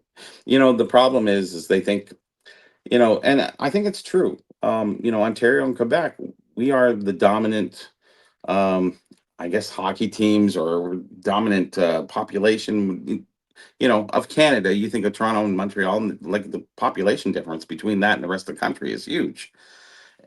I don't want to give them less because we had more. It's about being fair with the cards being distributed, that they were done properly, equally, but obviously more sold in Ontario and Quebec than they would have out west. Even though they went across 4 provinces there, it wouldn't even add up to Ontario alone in the distribution part. Do we know if it's national? It's not national anymore because we don't know if O-Pee-Chee went to Newfoundland or went to BC, Vancouver Island. Who knows? We do know certain things, the perimeters, so we have to get it down to a certain widely distributed. Yes, for sure. And No, I get that's you. fair enough. I think my pushback only comes down to this. It's not the scholarship. Sure. At the end of the day, the scholarship's a scholarship. Yeah. That would almost be a situation where I would love to challenge that collector who's suddenly like, well, now it's a rookie card, now I want it. Wait, you didn't want it before? Like, the card's significant or is not? Like, that's stupid. Like, I'm sorry for pre-war. Well, it's Hall of Fame. Really it's the same status as Hall of Fame. Once you make the Hall of Fame, he just made the Hall of Fame. I got to collect this card. Actually, yeah, but the Hall of Fame the Hall of Fame, you're either in it or you're not. Like, you actually have that. In this case, I understand. as you say, additional scholarship can be like, actually, based on the year this was actually produced, it should probably be this. So we can figure stuff out, and it changes our understanding of it. But if somebody's in the Hall of Fame or not, we can go to the Hall of Fame and verify that. That's True enough, of course. That's very binary. It either is or it isn't. I understand where this is less important, I think, in the grand scheme of things, because Hall of Fame or the status of the player shouldn't really matter. But we are in a world where rookie cards are a dominating feature. Honestly, if you search out eBay and see how many people would call rookie cards the last 5 years of cards, like there's billions, opposed to. I guess maybe the question would be the opposite as well. So let me throw the opposite side of the same conversation. And Eric, maybe you can chime in on this one. So so Bobby pulls the research together, figures out that based on his research and what we've got there, let's say we all agree. By the way, in the hobby, this never happens. For the sake of this conversation, let's say we all agree. We defer to the wisdom of the Burrell. This is now the rookie card, but that was the rookie card 5 seconds ago. So let me take the opposite side of what I just asked a moment ago. Does that mean that the guys who were collecting this other card because it was a rookie card, well, now this is trash, throw it in the garbage? Basically. I don't think a bunch of them are going to do that. I think a bunch of them are going to be not like, at all. And I said it wouldn't affect it really. It really shouldn't affect those cards. You got George Hainsworth, okay, fine, Exactly. And like by 1933, George Hainsworth retiring, where his card is 10 years earlier in the other set, and I think what's has happened, and the major part of the hobby, remember, we had their first show in Saskatchewan in a long time, a nice size show. That's great for them and everything. But it's always been in Toronto since 1990. The Toronto Expo is everything. Now we have the Montreal Expo. So, we've dominated with a lot of sheer population and popularity around those of our population, and somewhat disregarded the Western Canada because of the lower population, not because we didn't like them. Nobody likes the Vancouver Canucks. No, I'm just kidding. That's a different conversation. They do riot a lot. They do riot a lot. Yeah, and they didn't have teams at that time period either. They didn't have like major NHL teams that were on the radio or something. Well, they probably had them locally on the radio and stuff like that. Yeah, probably locally. So real quick, Bobby, I'm just going to pause you for 1 second. I'll just read a couple here just to get caught up. And by the way, Stu, thank you for all the comments. I've been showing them. So I've been reading them, obviously. I want to make sure I acknowledge them because thank you for sharing the information about the exhibits in there. I'll read Rick's comment and we'll keep going from here. Sure. I said, I don't think most pre-war collectors care what a player's rookie card is. Why? Because everybody has their own rookie card rules, which has been kind of a discussion point on that. It is kind of an interesting conversation because I know, Rick, you do. Well, how are those rules? Question: How are those rules formatted? Well, no, so that kind of playing into Rick's. That's the question I want to know because there is a basic. I actually set of think rules. they're all making them up. So I think so too. With pre-war, I think everybody just makes up their own version. And that's I been want this to be happening the rookie, lately, so it has is. it not? I want this to be the rookie, so it is. Baltimore News Babe Ruth is the biggest thing. So if they keep making them up, because that card, if it's not a rookie card, a Babe Ruth, it doesn't sell for that $5 million, $6 million. It does not. Because it really is only a schedule. Because it says compliments of. So it was given out free. It wasn't even purchased on top of that. So that card is like a no, and a no. But if you let Money run the hobby as it always does, but I mean, certain players in the hobby do that. Auction houses, what have you. Ken Goodwin, maybe. I don't know. Just saying. Now They listen, tend to dominate, Kenny's and focused on the Cheetos art, man. He got priorities. if nobody balks back, like, yeah, you can be in a chat room and balk back and comment, I'm not reading that comment. But when you have somebody with a little bit of stature, that I've been around a long time and I've done a lot of research, and where most people haven't, they want to argue with you that they know because they read Beckett or Tough Stuff or whatever for the last 30 years. It doesn't, whatever you want to do. If you do the research, you'll figure it out. And if you put it on the same plateau of what's fair across the board, you would come up with the same answer realistically. And that's the way I try to do things. I'm not looking to be one-sided or the other. I'm just trying to make things right before it gets too far down the road. Will this change things? I don't really think so a lot, but it does give that allocation because we use that in the hobby. It's a main thing, especially for anything, pre 2000. It's like, it's the big thing, or pre 1990s, really, I guess. Anyways, that's Sure. just the way it is. Sure. Carlisle here. Good evening. I'm sure those Ruth cars are counterfeit. They list them as a pitcher. Facts. Damn, he was a pitcher. I know. Suk says, my biggest name example is the 49 exhibit of Satchel Paige, only released in 1949. Speaking of the exhibits. Yeah, so how did you get that Satchel Paige postcard? The exhibits aren't postcards, though. You know what I mean. No, I get it. Like in the comments from earlier, Stuke was also adding in some information. Since you talked about the distribution as part of the discussion point here. So real quick, I'll come back. Exhibits were national, 5,000 locations, 40 million cards in the first year in 1921. Mm-hmm. So that's still pretty widely distributed, especially for 1921, 40 million cards. Yep. So I guess it's like, what's the cutoff line on how much distribution is distribution? Also in 1921, distribution of anything wasn't national on a lot of things because things didn't get around necessarily. Very few. A lot of things were regional, just based on the nature of what was available at the time, but regardless of what it is. 40 million cards, like, you're not talking sports cards, you're talking exhibit cards, actresses, all these other different things. So you can't state those numbers and encompass all of baseball with that. It's not that. Those numbers are not baseball numbers. Otherwise, everyone would have them, and they don't. So you can't quote specifically. You have to be more specific. You're lumping things in to make things look better than they are. And I don't like when people do that because you're misleading. Oh, 40 million locations. You just Googled that and you come up with that. And I'm not trying to be mad or upset with you, but I'm just saying this is how we shift people's opinion to being, oh, that means nothing because exhibits were everywhere. Fuck. So how many Satchel Pages are there? Not many. Not that many. How many on a pop report? So,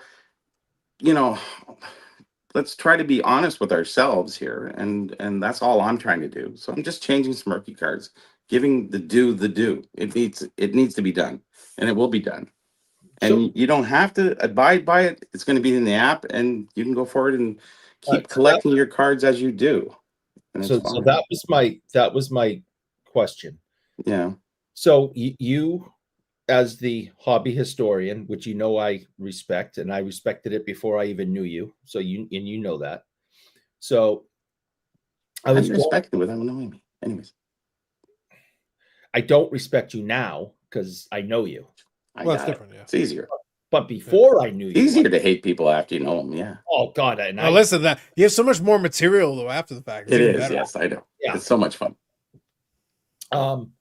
I was going to ask you, so how are you going to acknowledge these changes and let the public know about these changes? You've done so much with books, you've done so much with writings and in different publications. The article's almost finished and it's going on a very big website platform. Okay, so that's obviously maybe you're not ready to tell us that yet, and that's fine. No, it's somebody big. When you're ready, you'll let us know, I'm sure. So that was my big question: was how does the hobby historian, the hockey hobbyist historian, going to get this information out to the public and start the ball rolling in this change? There's really no ball rolling. You talk about the vintage hockey collectors who are really, we're going to get into these certain cards. You know, I don't think that the hobby's full of those people as it once was. Most of the information, most of the videos are done on modern cards or vintage cards to 1990 to whatever, from that time period up. Very Right. few cards are in the vintage. And then you have to specify hockey, and then you have to break it down into that group of people who collect. So it's a very small group. And it's not like there's a billion cards out there for them to collect.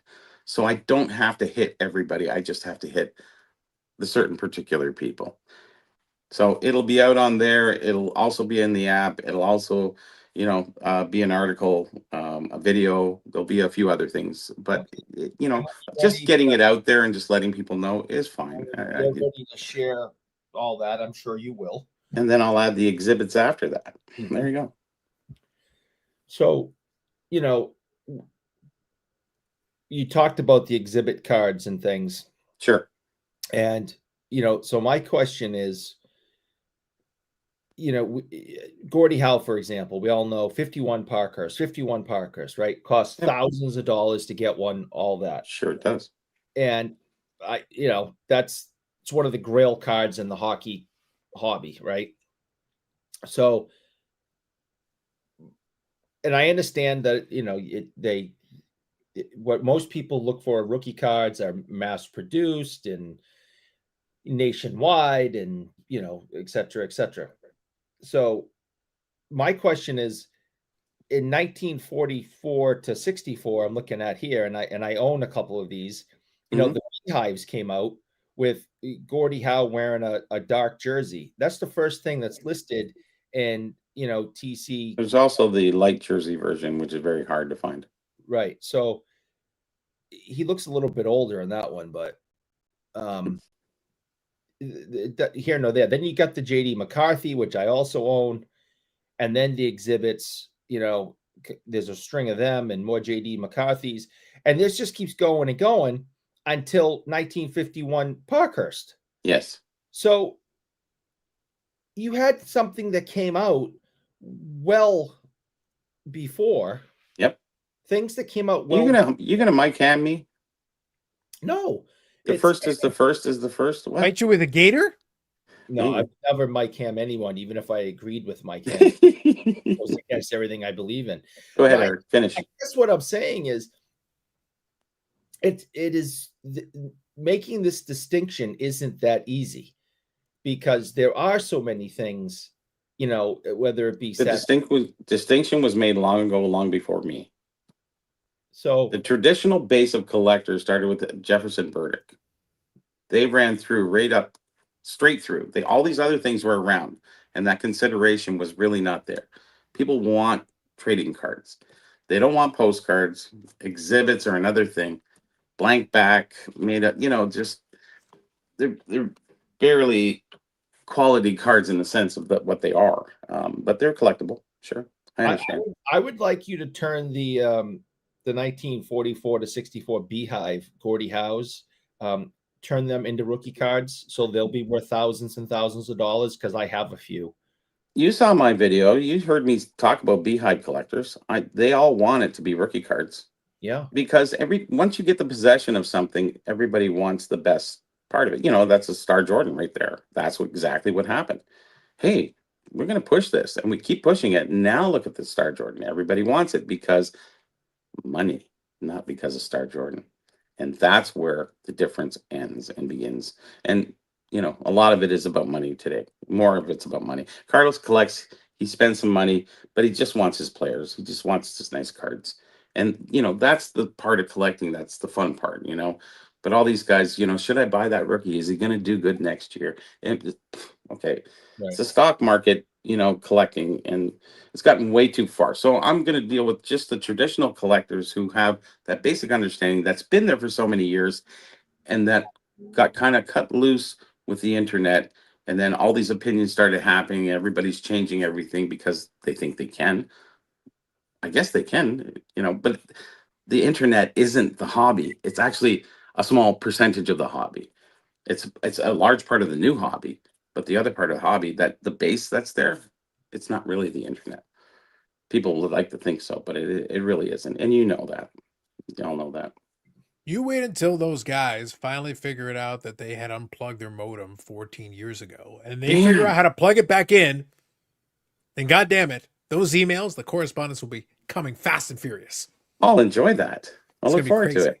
We'll get them back Crazy. up. You can't get Luddites to do that. It's gonna be amazing. They unplugged it 14 years ago. They're Eric, not wait coming until they back. figure it out. Wait until they figure out all they got to do is plug the modem back Will in. they one day? And they're like, doo-doon, doo-doon, doo-doon. It's like, listen, I upgraded to a 56K modem so that I could write this to you. And it's like, when did you do that? I did it in 1996, and I finally got it working. It's taken me 30 years, but I finally got this thing working. And if you have enough people following you, you can be very influential in how things are, like rookie cards and what have you. Obviously, we've seen the Star Jordan, and we also seen the Babe Ruth one too. So, do we want that going forward? Like, the next form of people coming forward, the internet to change things to their liking, or to keep a base of our roots of collecting to be sort of somewhat the same. Going forward, the ultra modern cards, call these 4,000, 2,600 rookie cards in 1 year. That's fine for that guy. Do what you want. Enjoy. We're preserving this type, this pre whatever 1990, I guess, or even still 2000 history there. We're trying to preserve it to, where it should be. Some changes might happen. Actually, if you listen to Ryan, T206 is regional. One province, one state, one or two states, wasn't he saying? Well, technically, certain backs are limited to regions, yeah. Yeah. So Like is that region? So there, you can make the argument if you really wanted to. You can make the argument if you really wanted to. You can. You can actually very much make it. Like in Canada, we don't have as many issues, and it's a lot of things were more national. We had Nielsen's, they kind of went across the country. We had OPG basically went mostly across the country. So we had a lot of supply chains that were rather, there's only 4 or 5 main ones that went through jobbers and what have you. But in the States, everything was everywhere. When he started going through all these sets and naming them, I just went, so that's regional. Oh, that was them. Oh, just that state, just that city. Oh my God. It was amazing. Boy, that's complicated. They're going to have to figure that out. Thank God we got hockey, and I'll just change a couple of rookie cards. And it's kind of that goes back. Look, since you referenced it, I'll create Stuke's comment, and then I'll make reference since you brought up the T206 there for that. Stuke says there were 64 exhibits printed each year in the 47 to 66 set. Half the cards are new, have been printed from a previous year. This information comes from research and uncut sheets and exhibit employee. I collect the 57 to 66 exhibits because my dad passed them on to me. He didn't have Bowman or Leaf available where he lived. That's fair. Thank you, Stu. I understand. And most people who have those cards are the biggest proponents to want to change things or want things to be accepted. And I get that. Beehive collectors want to be rookie cards. Everybody, when you get possession, it leads into, hey, why not this?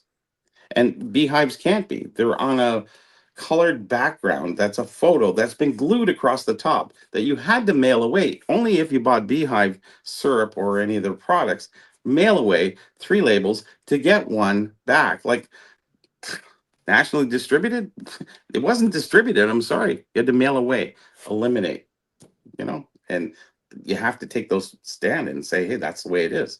So beehive, and they're 6x4. They don't fit. They fit no qualification except they were nationwide.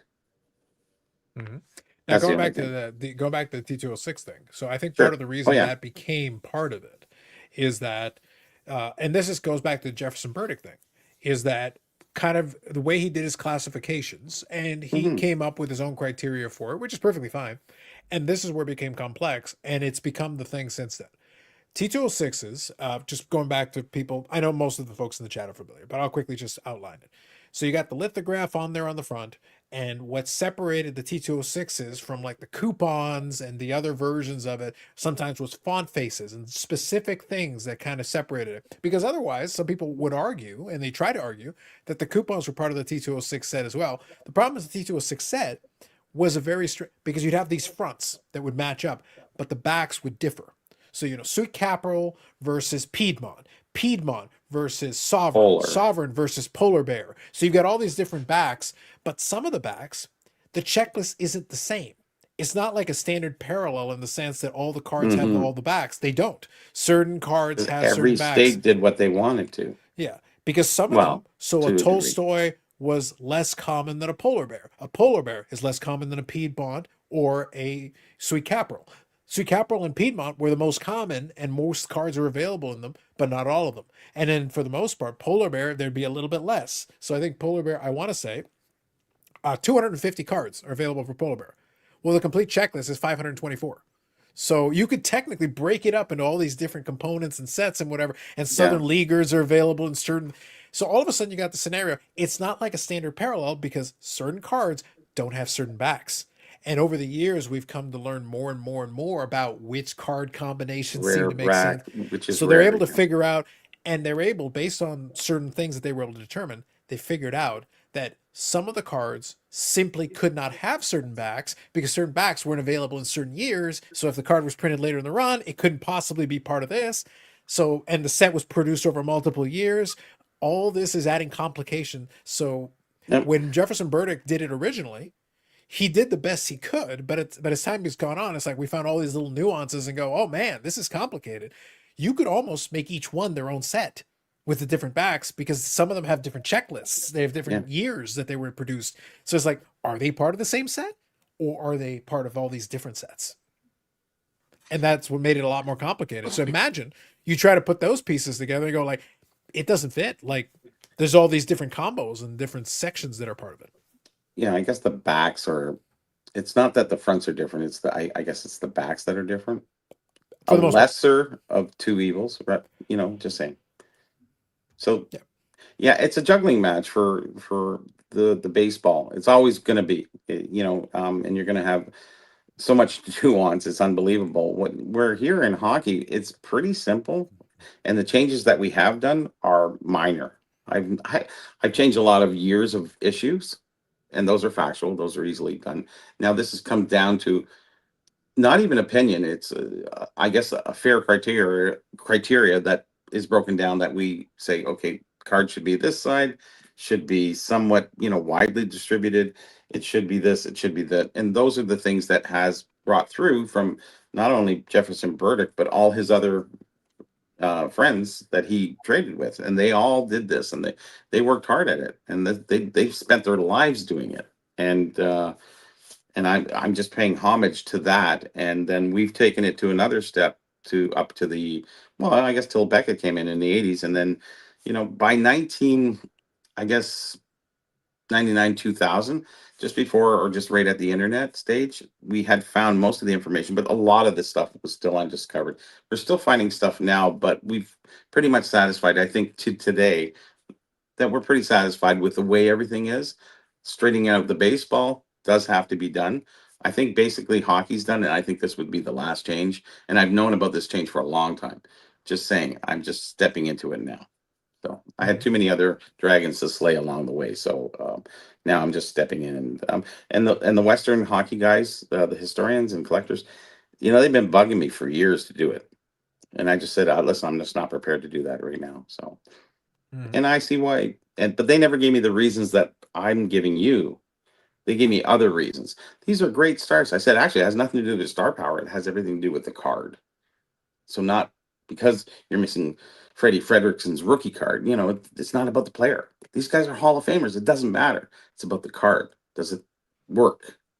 Regardless of their star or not. So that's what I'm trying to do. It doesn't matter if it's a star or not. Is his card viable? Yes. So that's where I'm going with that. Ooh, that one went for a while. There you go. So I'll read a couple of comments. We'll get caught up. Rick here says, I don't think you can use today's rookie card standards for pre-award cards. I'd agree with that. It's getting kind of complex. No, it's yeah. Most card issues were issued locally, and we kind of touched on that with the whole backs and everything. T206 is a good example, though, because certain backs were only produced in certain regions, certain years. So a lot of that adds some nuance and some complexity. Called the monster for a reason, right? Yeah. Every card regraded, every rookie reprinted, every stat rewritten. History's gone. Only the market rumors. Bobby B, 1984.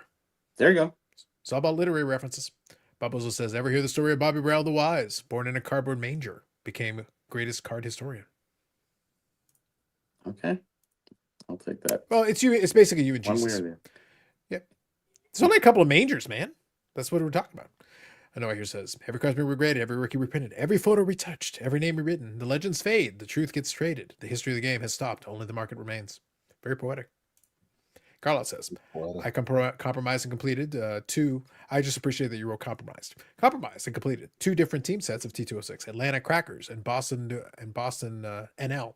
I ignored the backs and went with pretty, which is fine. The beauty of the T206 is you can collect in a bunch of different formats. Yeah. You don't have to adhere to the backs. You can just focus on. I've shown previously the Toronto team has got I think it's a 5 players in Toronto. So you can do a typeset, just one of each. That's Any it. back doesn't matter. Or you could say I'd like to do all of them in the same back. Or you can do multiple backs. Or you have unlimited choices. Usually when you get the 5, just the 5, then you go, oh, there is back variations. And then you start adding one, then you add another, and then, or you just stop there and say I'm happy and move on to something else. Yeah, you have a choice. That's the choice. Yes. Yeah, and some people will say, and even if you want to do back variations, you can be like, well, I'll do a couple of different ones because some of them are really tough and the pricing really escalates. So maybe it doesn't interest you that much, but you can still participate in it to a certain degree. You can say, I'm willing to do up until this level of difficulty. It still provides me enough challenge, but the cards are not ridiculously priced because some of the backs are incredibly difficult and extremely expensive. So it escalates. How much difficulty do you want to take on? Is basically the question that you're asking yourself. Yeah. Exhibits are classified as W cards by Burdick, not made for advertising, collectible only. They are W designation, yes. It's only 2 Atlanta Crackers and T206 set. Now, Colgan's chips, which is another thing. Pre-war baseball is a whole rabbit hole and a half. Like, there's a lot going on. The Coogan's chips, they were in little gum packages, round little circle cards, very, you could classify those as rookie, but they're thin paper, like, I don't know. Those are tough ones. Those are tough. They are in gum. These little chip wafer gum, whatever they were. I don't know. Were they even gum? I think they are. Anyways, yeah, the tin's about the size of a loony or a toonie. And then you would open it up, a tin one, and then at the bottom of your wafers or whatever it was in there, they would have a little round card, So you could drop like 1,000 cards if you just had a handful. That's all your rookie cards would be there. They're very small. So are they qualified as rookie cards? They're going to have to determine that. I think I know, but I'm not going to open any doors or close. I'm not going in there. I got enough flack with exhibit cards because everyone's trying to get exhibits in there. Everyone's trying to get a postcard in there. Everyone's trying to get a beehive. It's like, keep going, guys. Enjoy. That the hobby has not accepted those as rookie cards to date should tell you something. It's not been me, it's all been Beckett and all these other companies before. They didn't even document those cards until Beckett did. Maybe, what was it, 90s? Maybe sometime around that time. So, and I understand. And respecting those cards and making them rookies shouldn't matter, as Carlos said. Collect the card if you like it. Whether it has the rookie classification on it or not, it shouldn't matter. Yeah, well, I'm looking at it from perspective. And how do you do an action shot on some of these? It's like, oh, okay, who's rookies there? There's 5 rookies in there. I don't know. It's not like it's one of those sets, right? Yeah. When I'm looking at that stuff, I'm always looking at it from perspective, especially when you're talking about pre-war. I'm looking at it from perspective of these collectors. Are there people that collect certain players in pre-war? Of course, sure. There's player collectors for every category. Are there typeset collectors? Absolutely. There are folks that collect typesets. But I'm also looking at and you can speak to this, Eric, from this perspective. If you're collecting some of these pre-war sets, these vintage sets and everything, and you're collecting the set, you need every card in the set. So making something a rookie or not a rookie or whatever, it's like, I still need the card either way. Like, if it was a rookie yesterday and it's not a rookie today, or vice versa, like I still need card number 55. Like, it's still part of the set. I still need it. So for me, it's like, you're not helping me or taking anything away. It's just like, dude, I still need card number 55. It's still part of my set. But somebody who's collecting like George Hainsworth, they're gonna get the 33 O-Pee-Chee, or they're gonna go back, or Canadian chewing gum, wherever he's in. Now they have to get the pollen. So, do they? Do you? Yeah, but it comes be down happy to in that, but that's why my challenge always is when I spoke to Victor about it, we had that conversation. I said, it matters if you're a rookie card collector. And If it that's matters what for you were doing, historical context. sure, that's That's fine. the other But I'm part. saying, as a collector, though, if Oh, you're a rookie card collector, then it's part of the checklist and it collect matters as you completely. will. Collect Yeah. exhibits, collect But beehives, if you're whatever you collecting collect. all the George Hainsworths, then they can all be rookies or none of them can be rookies. It makes no difference. You need all of them. So, like, you still need it. So, it's still part of your checklist. So, But maybe collect it or people don't. think there'll be a financial difference, I guess, and that That's hurts them. the only time. So that my It challenge to will. Victor is I said Sure. the only reason that the label matters so much to some people is that it allows you to justify charging more. It didn't become rarer because I gave you the label. No. It's the quantity is the same as 5 seconds ago. Now I just get to increase the price. Well, it says it's a rookie, so now I'm going to charge you 50% more. That's stupid. But we're You didn't adding want it that stuff. badly 5 seconds ago. Does the other ones drop down? The other That's rookies that basically are supposed to be that's why rookies? that's why I posed the question. I said Marginally. the label matters from the perspective of the seller because It does. if nothing was a rookie, then I'm forcing you to tell me, do you want the card or not? How much Yeah. do you want to pay for it? A lot, a little, 100, 1,000? Oh, How much is it? Figure So it out. not rookie means nothing. Is it his first card? But saying like that matters to some people. For It me, actually, I don't give a crap. it's always mattered to me If- in a lot of things. Yeah. You know, I collected Daryl Sittler. His rookie card was there. You know, it's nice having that. It's more memorable because it was his first card. His first card I collected, but because it's his rookie card, I'm happy. If someone took it away for some reason and said the dad's cookies is, well, no. It's like a long, skinny card. It's about three, I don't know. Eddie Sargent version. So I mean, do I have his rookie card? It's a stamp. Yeah. Okay, you're gonna be like Eric at It's a Shriners or Cinderella at the stamp expo. You're just gonna fight everybody. So it's I think so. I'm fighting the rest of them, I guess, on but it came out all the exhibit guys marching with in pitchforks. 1970. You know, it's just like his rookie card. You know, just like the cookie. Just so you got Dad's cookies, Eddie Sargent, and then you got the O-Pee-Chee card. So it's like, yeah, they all came out as rookie year. So but it's not considered a card. right. It's a stamp from an album. Yep. Yeah. So it's different. As you purchase it, is it available to anybody? Yeah, to a degree, yeah. Yeah. So I mean, Sure. but But it doesn't hit that classification. It's a sticker or a card, and I think we went over that. No, it's not. No. It's on cardboard backing. yeah. But see, it's these little technicalities. If you can, But the cookies, Dad's cookies are a cardboard.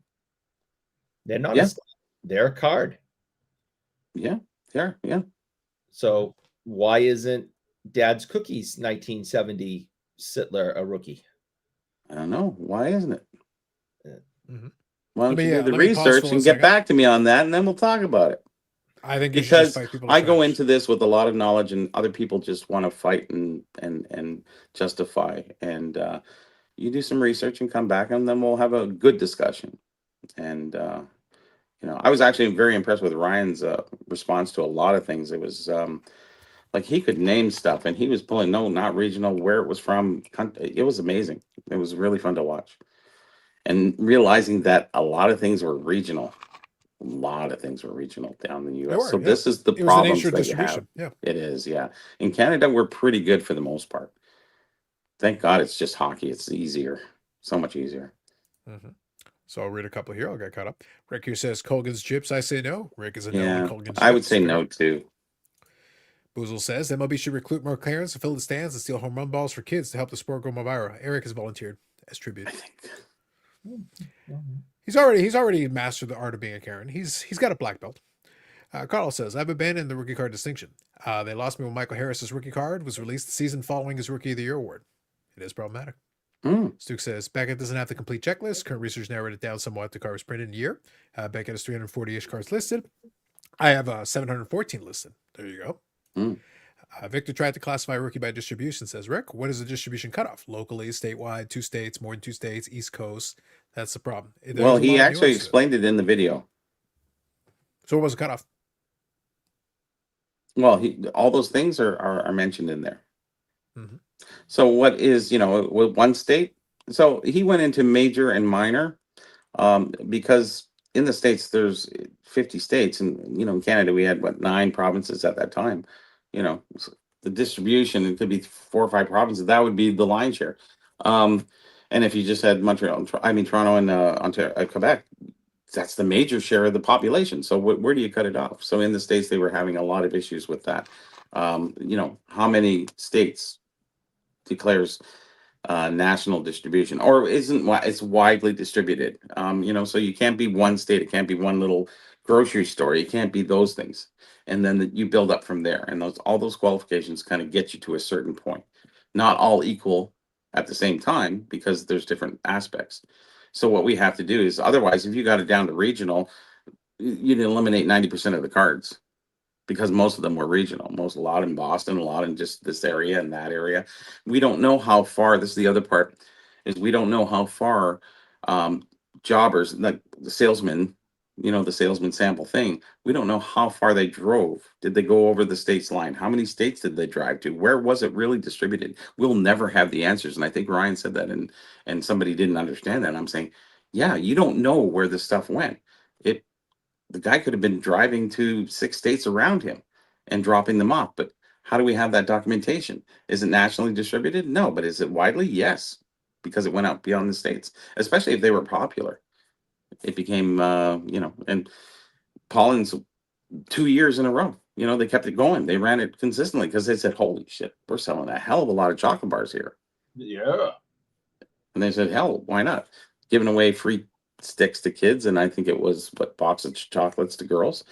Oh, amazing. Tobacco laws prevented some states from getting tobacco cards. That was the biggest thing. Mm-hmm. And Carlos got a good question. Yep. Carlos got a good question here. We're not going to settle the rookie card debate tonight. Maybe we could figure out the threshold for light beer. Now, this is something I can get behind. Well, we've already settled the rookie card. Anyways, there's no debate. Oh, I agree. There's no rookie card. Eric, I've abolished the rookie card. Nothing is a rookie card. There's no debate of the rookie OPG. card. It's all been pre-done. There's some adjustments. That's all. Now, baseball, they got their hands full, because you're going to get everybody who's complaining. Although the rules have kind of stayed the same, it's just that you do have auction houses that are changing the rules, and I think it's good to have a guy like Victor to fight some of that. I like this right here, Eric. I appreciate that in sequencing. So we said the following: a threshold for light beer. Less filling or tastes great? Right back to back to each other. I think tastes great is better than less filling. Yeah. Well, you can tell how old these people are. Yes, exactly. Those, yes, from the commercials. You're old like Bobby and I. Yes. Oh, yeah. Something like that. Carlos was either not born or too young to really remember those commercials when they were alive. Mm-hmm. So they have to be old like us. Yep. Are you talking like old, or are you talking like Matthew Good already died like 5 years ago old? Yeah, that beyond that. It is 53. You suck. I'm just asking questions. Asking questions. You suck. 68% of his life is finished. This pal is back. Name has returned. What movie did you take your 48 kids to go see? Tron? Where did you take them to go see? All right.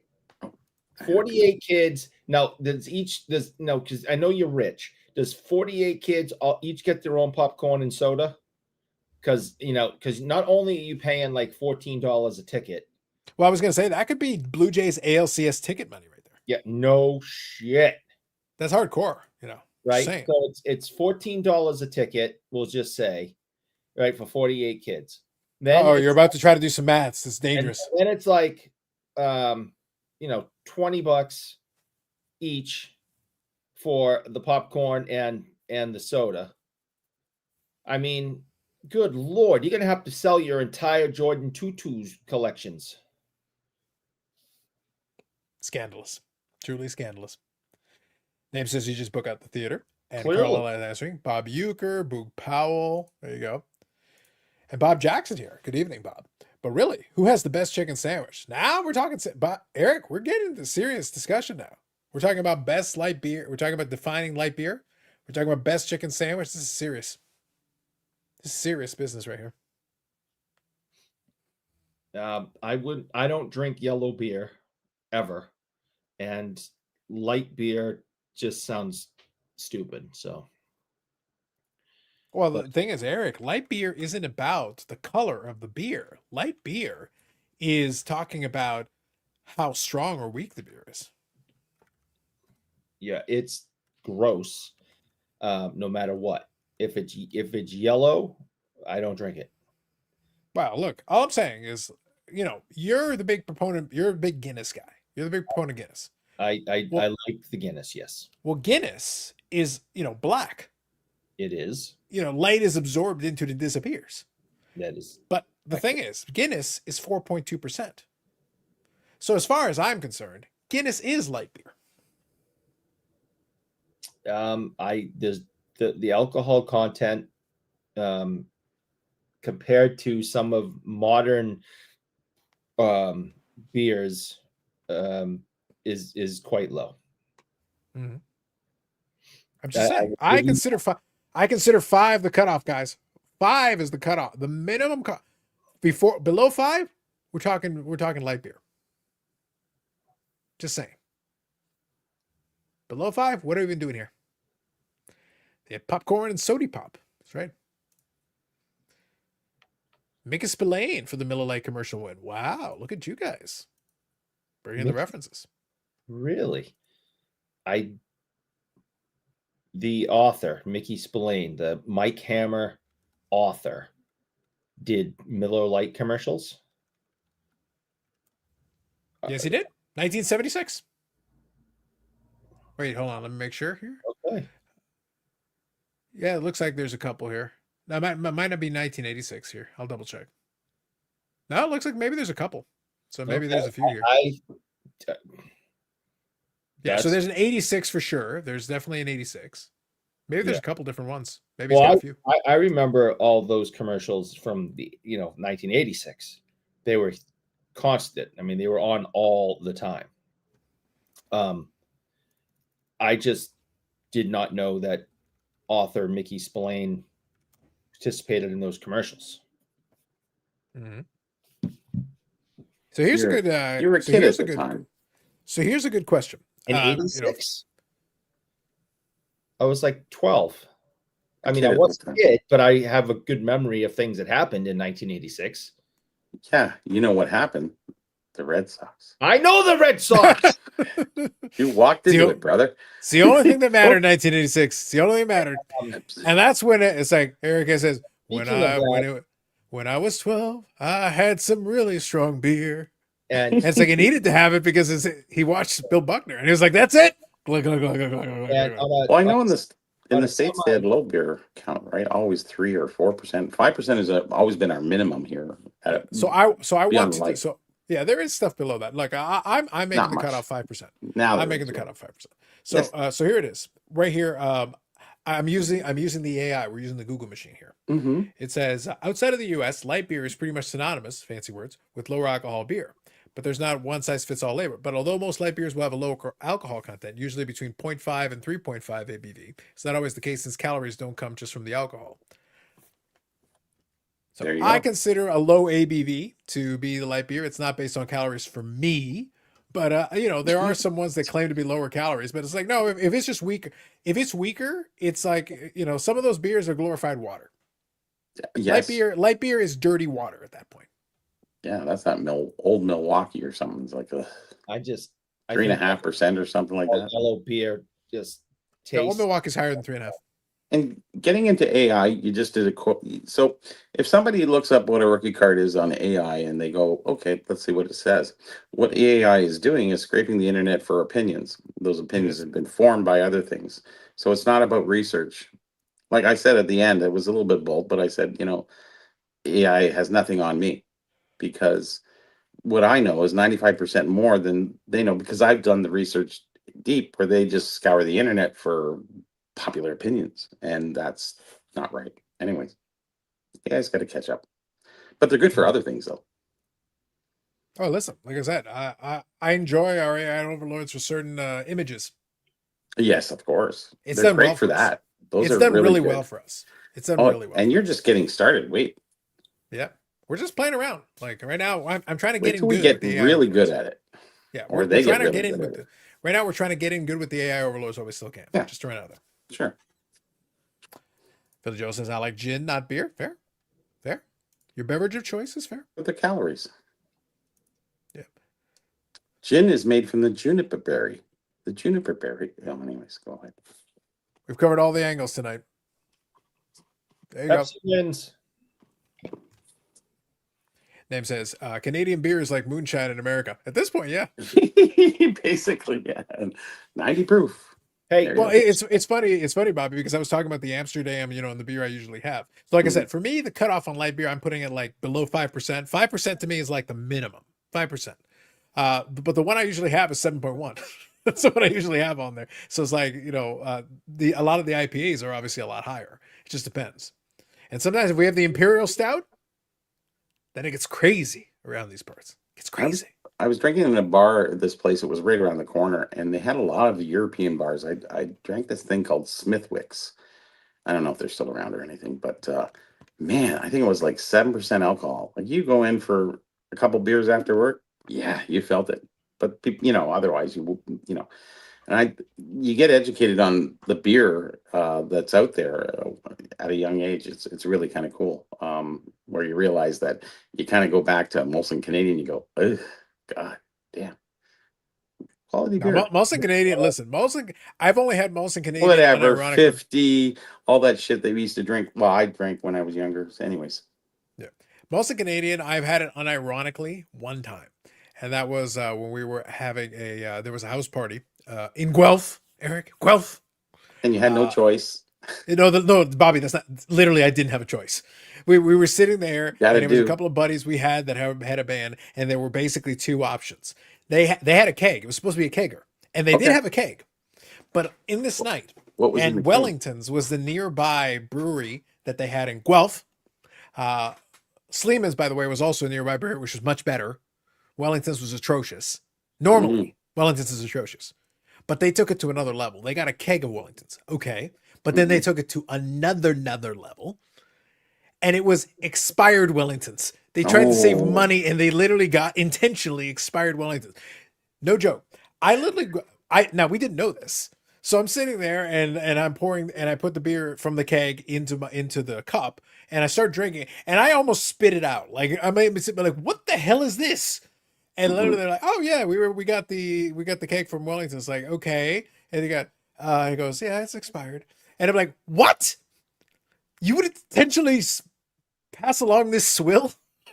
What are we doing? After they had 5 or 6 of them, they didn't care. Yeah, well, clearly. But I was literally like sitting there like, oh, this is this right here. This is a rough scene. This is a tough time. And one of the guys had actually brought some Molson Canadian. And I was sitting like, all right, desperate times call for desperate measures. so I was trying, and it was funny because somebody actually stole a Molson Canadian from him, and he was freaking out and losing his mind about it. And I was just being very sympathetic, and I'm like, oh yeah, that's terrible, man. That's awful. I can't believe somebody would do that. No, I knew exactly who had done it. I knew who stole the beer. It was you. It was you. No, it was actually my buddy that I was with. So he had literally stolen the beer, but I'm sitting there being all sympathetic about it. It's like, oh man, that's awful. It's like, do you mind? He goes, yeah, man, no, you asked. It's all good. But it's like, this person took this beer, and I can't believe it. I'm sitting there like, and I literally look over at my buddy. I go, did he pour it in a cup? Yeah. I just laughed my head off because I knew who had taken it. But then, he happily gave it to me because I just asked. I was being a sympathetic ear, so he just gave it to me. But listen, Molson Canadian is not good, but it's better than expired Wellingtons. True. By many measures. Like we're grading on a curve here. In that moment, it's fine. But otherwise, is Wellington's now expired completely? The actual brewery? Are they out of business? Yes. No, they're still around. Really? Yeah. So there must be something to them if they're still in business. Do you know what the funny thing is, Bobby? Every Wellingtons I ever had was atrocious. All of them are terrible, different degrees of terrible. And there was a Wellingtons special, and I was like, oh dear God, do you burst into flames and die? Like it's already bad. What's special? Is the Wellingtons your Wellingtons my Montanas? Maybe. Now here's the thing though. One time, for the 50th anniversary of the University, I want to say it was 50. So there was some anniversary for the University of Guelph. This is after I graduated. They made a special limited edition beer and I actually have like an empty can just above here. I can grab it in a minute. So anyway, they had a special anniversary edition that they released, like a lager for University of Guelph. They had the logo on it and everything. And I was like, okay, You know, I actually like my alma mater, so fine, I'll buy the stupid thing. But it's dangerous. So a couple of buddies and I that went to the school, like, all right, we're gonna drink it. We drank it. I was like, this is decent. What the hell went wrong? What did you guys do? Like, all your beer sucks. This is decent. This is actually good. It's like the one time they made a decent beer. I was like, well, thankfully, thank goodness. Now you have a memento. Apparently, it's possible for them to make good beer. They, I guess, choose not to. Like, I don't know what's. I was like, because the other stuff still sells and they're still in business. Somebody's buying it, not I. Obviously. But someone did. College kids, college bad, town. Man. I was just like, listen. There was a lot of desperation in those days if you really needed beer badly enough. But I was like, man, that's low on the bar, man. Especially when you have Sleeman's that was also made in Guelph that is actually pretty good. It's perfectly fine. So I was like, you've got better options. Like, this is literally a better option. And also, at that point, we also had there was one brewer that made a honey lager, and it was actually $1 a beer. So if you bought it the case, each bottle was $1. So I was like, so actually that was cheap beer, and it was decent. So I was like, that's way better option. Like, it's cheaper and it's better. So we literally have cheaper and better options. So I don't know. I don't know what to tell you. Oh, Smithwick's. Somebody said that. Yeah. Yep. Smithwick right here. Philly Joe. Yeah. Bobby's to AI what Canadian beer is to American beer. So it would seem. Did he ever tell us what movie he brought his 48 kids to go see? No, he said he rented out the theater, but he didn't say which movie. No. Why is he not telling us? What is the secret? It must have been a Disney one. He's got kids, right? Well, listen, his kids wanted to go see like Rambo 7. He's like, I want to go see the Fairy Princess movie. Well, so, Eric, look, I got to be honest. Despite your horribleness, Name doesn't want to hurt your feelings. Name didn't want to tell you that he took his kid to watch a private screening of a moron messing around with a Bobby Orr game use stick on loop. And they literally watched that for an hour and a half and just laughed and laughed and laughed. They had lots of popcorn. Mm-hmm. And laughed. Not a dry eye in the house. Yeah. Many tears were had. Stuke says, can you walk around a bar with your beer in Canada? Years ago, you could. Oh, yeah. I don't know. Why wouldn't you now? It depends on the bar and it depends on the area. If we're talking, if we're talking a university town, if we're talking about Guelph, yeah, sure. Go ahead. Yep. Yeah. Now, if you talk about, if you try to, because they don't want you to have open beer outside necessarily. Like, if you're walking around the bar, you're talking. Well, I guess it depends on how far outside the bar we're talking about. Oh, if you're literally outside the bar, it's probably fine. No, you can't drink outside the bar. No, that's what it means. Around a bar, like it says around a bar, we have to serve or move our beer. Oh, sorry. If you're talking about inside the bar, yeah, go ahead. Yeah, that's what I. Yeah, okay. Yeah. Sorry, I misread your comment. Yeah, if you're inside the bar, yeah, go for it. And if you're outside the bar, as long as the cop doesn't catch you, if you're immediately outside, yeah. If you're literally in front of the door, whatever. And they had it's fine. Yeah, patio or something. Yeah, totally. Yeah, that's fine. Yeah, we can touch on that in a second. Hang on to that thought. Let me finish reading these. Zach, did you catch the Tops reference he made? There you go. Sorry, don't drink beer. That's fine. Oldest brewing company in the world is open in 1040 and still operating in Germany. Probably knows that already. And there was a pub. There's a pub in Ireland that was open in the year 900. Legend has it Bobbles was there on opening night. I think he was. Yeah. True story. Yes, and it was the funniest movie I ever watched. Better than Football in the Groin. And did he tell us what the movie was? Well, Better Than Football in the Groin is the one with the idiot with the Bobby Orr stick. Mm-hmm. That's what was Better Than Football in the Groin. That's what we're talking about. He can't even answer a simple question. Well, maybe you should text him and ask him to clarify. I want to text him. I want him to lose my phone number because he sends me inappropriate pictures. So you're saying that we should all text you at 3 a.m. is what I'm hearing? Better not. That's what I'm hearing right now. Better not. Just saying. Better not. All right, real quick. So here's a question. Rick says, Molson or Labatt Blue? Ooh. Molson. Gotta go Molson. I don't think Labatt's Blue is... Oh, no. Yeah, but I'm back to Molson Canadian, and Molson Canadian really sucks. Yeah, but so does the Labatt sucks. Bobby, I understand, but this is like You're making me choose. There's no between, like, choice. There's no like a choice punch here. in the face and a kick in the nuts. Like neither one of these things feel good. They both feel bad, man.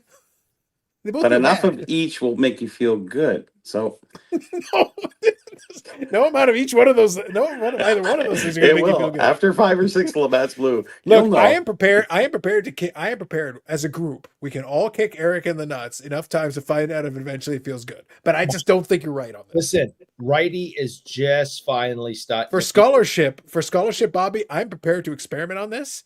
But I got to be honest, I don't think it's going to work. That's my thesis. But I'm prepared to kick Eric as many times as it takes. People, join me. Join us. Yes, It's not as easy as changing rookie cards. No. Yeah, I don't feel good about either option, Rick. I'm going to go with Labatt Blue, but with great reluctance. With great reluctance. I don't feel good about either one of these options. Maybe Brador. Brador would be a good beer to, compare. There are so many beers that you are remember like, that? Brador? No? Before your time? Yeah. Probably before, yeah. I got to be honest with you, though, like, even in the cheap beer category, there's so many options that are better. Like, there are just so many options. And there are a lot of craft beers and like local ones that especially are perfectly now. serviceable. A lot got bought out, but yeah. Yeah, perfectly serviceable that are still good. He said something effective, not wanting disappointment as if they were some sort of partner. No. Scrolling here. Hotel bars in southern Manitoba. You couldn't stand up and walk around with your beer in the bar. That's weird. That is weird. No, you can totally walk around. Yeah, you totally can. You kind of don't want to leave it behind when you're walking around because somebody might put something in it. Like, right. Yeah, like when you're inside there, it's your friggin' beer deal. As long as you pay the tab, they don't give a crap. And what are you doing walking around? Anyways, you can go talk to other people in the bar. Hey, buddy. That is the thing that it is in Manitoba. the more sociable bars. Look, pre-smartphone, we actually did talk to other people at the bar. Like we'd walk around and talk to people. Yeah, it was kind of a good time. I feel like I used to Molson get Ice. Molson. Yeah. That Molson Ice was Ice is strong, is nice. Yeah. You have to be careful with it. I find you can drink it to a certain point, and then it gets dangerous after a certain point. But it's pretty good. In moderation, it's good. Pilsner, yeah. Lafins Dumont. Okay. Try that. Remember the Bubba cans. A Bubba of beer, yes. Well, they still sell them. Actually, a lot of people collect them. They had Don Cherry on them. They had the different teams on them. They were cool. The Buffs. Remember the little mini? You got probably one, Eric. No? No, I don't have any Bubba beer. Bubba, the cans, they had pictures of Don Cherry and they had pictures of, Yeah, we've had some in the shop with Jerry on them. Some people make lamps out of them. Yeah. So. What was one little hack that we used to like to use before we go over to the bar, and this is just after university days. They actually at LCBO, they would have, you could get the Heineken like mini keg. So they would have it was actually a keg, but it was a mini keg. You could actually buy it straight up with that. It had a little tap on it, and it was like reasonably sized. I don't remember what the exact volume on it was, but you could definitely pour a bunch of beer out of it. It's Heineken, which is decent. But you were getting a mini keg out of it, and then you could enjoy that with a bunch of you, and then go to the bar right after. So it was actually pretty good for like pre-drinking prior to the bar. Yeah, I'm not a big Heineken person. It's one of those things. Like, it's fine. Like at Expo, that tends to be a one that'll go. It seems like it. Yeah, I know. But I'm looking at the options there. I'm like, what, Heineken to me is it's unobjectionable. Got aftertaste. I don't know what it is. I got used to it, I think, years ago. If you drink enough of it, you get used to anything. Yes. But the funny thing is, at this point, the only time I drink it is at Expo. I just look at the options there, and I go, the options. Yeah. Otherwise, it's like, well, I guess Moosehead would be another option there. Like, it's not a ton of great options. Yeah, it's not a ton of great options. I'm surprised they don't have more choices. Yeah. I would love some other options. Yeah. They have Labatt's Blue. I know.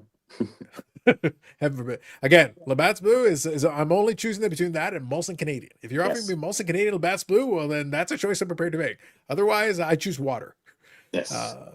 Mojo gets paid to go on shows and sell and whatnot. Why would you give that up to run a shop? Yeah. Jack was mentioning that Mojo, I guess, Mojo seems to cry about a lot of things, so it's weird. I don't know. Guess he's crying about the difficulty of starting a card shop or something. So sure. That's what his recent. Yeah, that's what Zach was mentioning earlier. He makes reference to guys like Rob for Burbank Ascension Towering. Most terrible idea. Well, yeah, if you're starting from scratch, it is a terrible idea. Rob has got decades now already established. He's got a lot of stuff going on. Like their shop is set up already. They don't have to worry about it. They can just space it out. Playing pool and shuffleboard, yes. Next week, taste test on air. Good Lord. Oh, no. Labatt Blue and Molson. Woohoo! Yikes. I do anything in moderation, including access. There you go. Mm-hmm. What about Eric's favorite, Zima? Oh my God. The All right, Zima. so, all right, you laugh. So I do laugh. all right, so here's the story. Here's an honest to God story. About a man named Brady? Mm-hmm. I didn't drink at all during high school. And when I was in college and playing soccer, I was one of those, my body's a temple and that doesn't go in my temple kind of thing, right? So I didn't drink or do anything.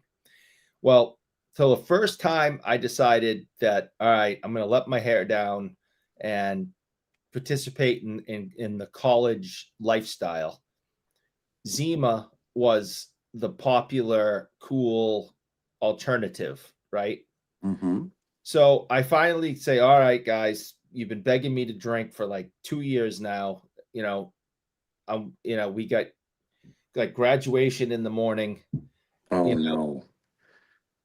I'm gonna let my hair down and I'll drink. And they're all like, they couldn't believe it, right?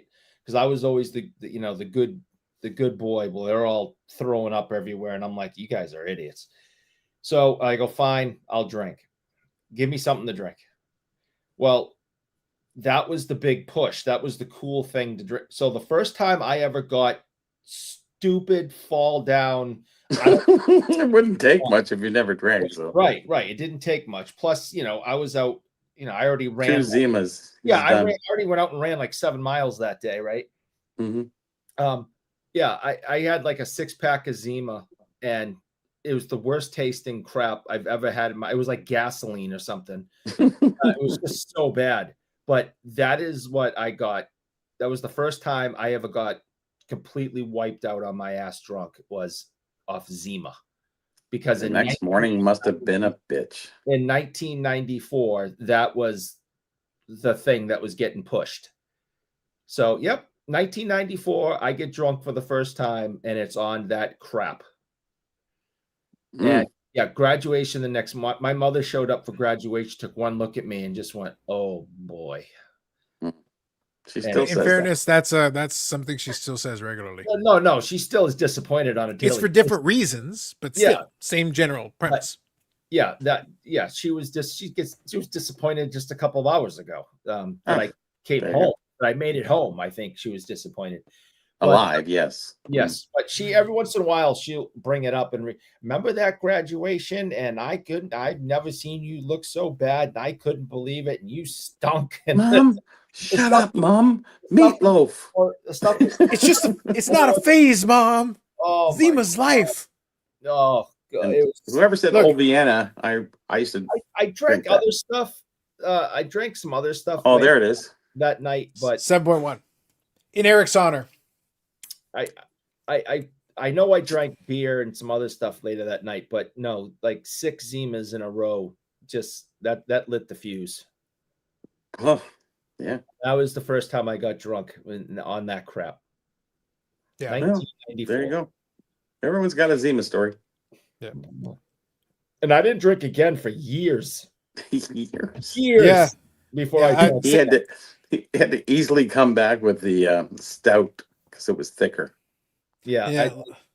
I the next time I drank, I think I discovered Killian's Irish Red, and I went, "Ooh, I like this." Killian's, yeah, I've heard of that. Louis says, "Is Eric a Zima Jolly Rancher guy?" He's all the things. I like Jolly Ranchers.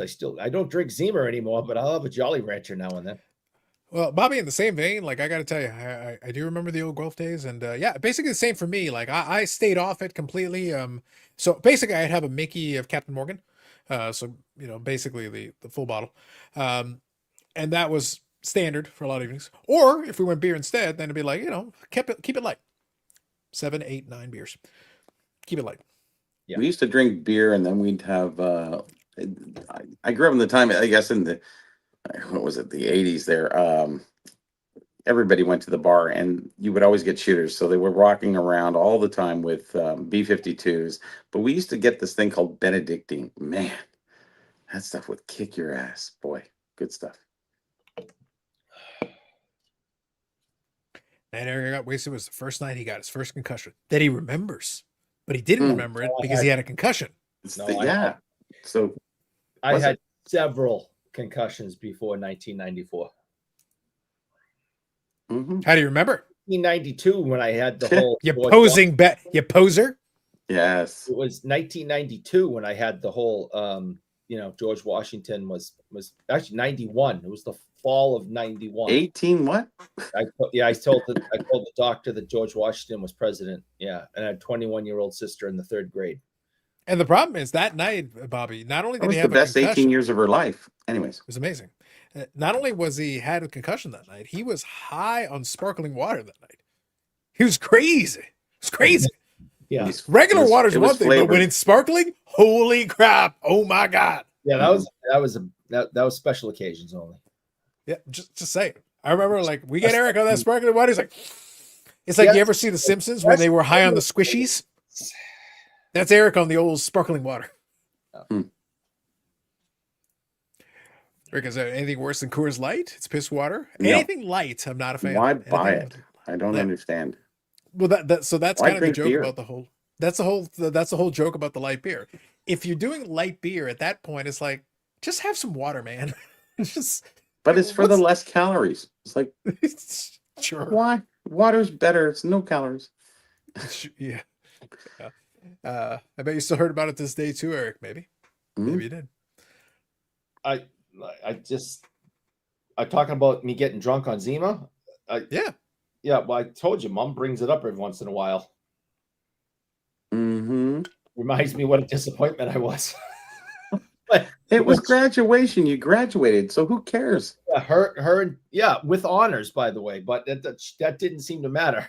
Zima honors, yes. But what she will add to the story is that everybody in the there was a big school after party after graduation, and everybody's parents are there, and mom and dad are there, and so many people were coming up to me and saying, "I can't believe you drank last night," and "Oh my God," and I mean, it just an avalanche of people coming up to me and just shocked that they finally got me to do it. So that kind of made them happy to hear that I was well behaved, and I finally just one time let my hair down before I got out of college.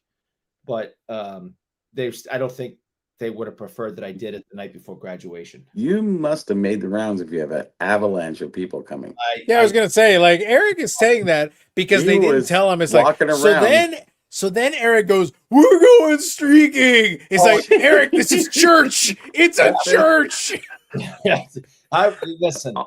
There's The more story goes further than we probably do. There's more stories from that night, but I'm not telling. I don't think you should. The records have been expunged, Eric. Well, Yes, thank they God. Listen, I just thank God there was no social media and no phone cameras. Thank God, right? Yeah. All the videos that would be out there. You think the stick was bad? Holy crap! I don't want any of that night on camera.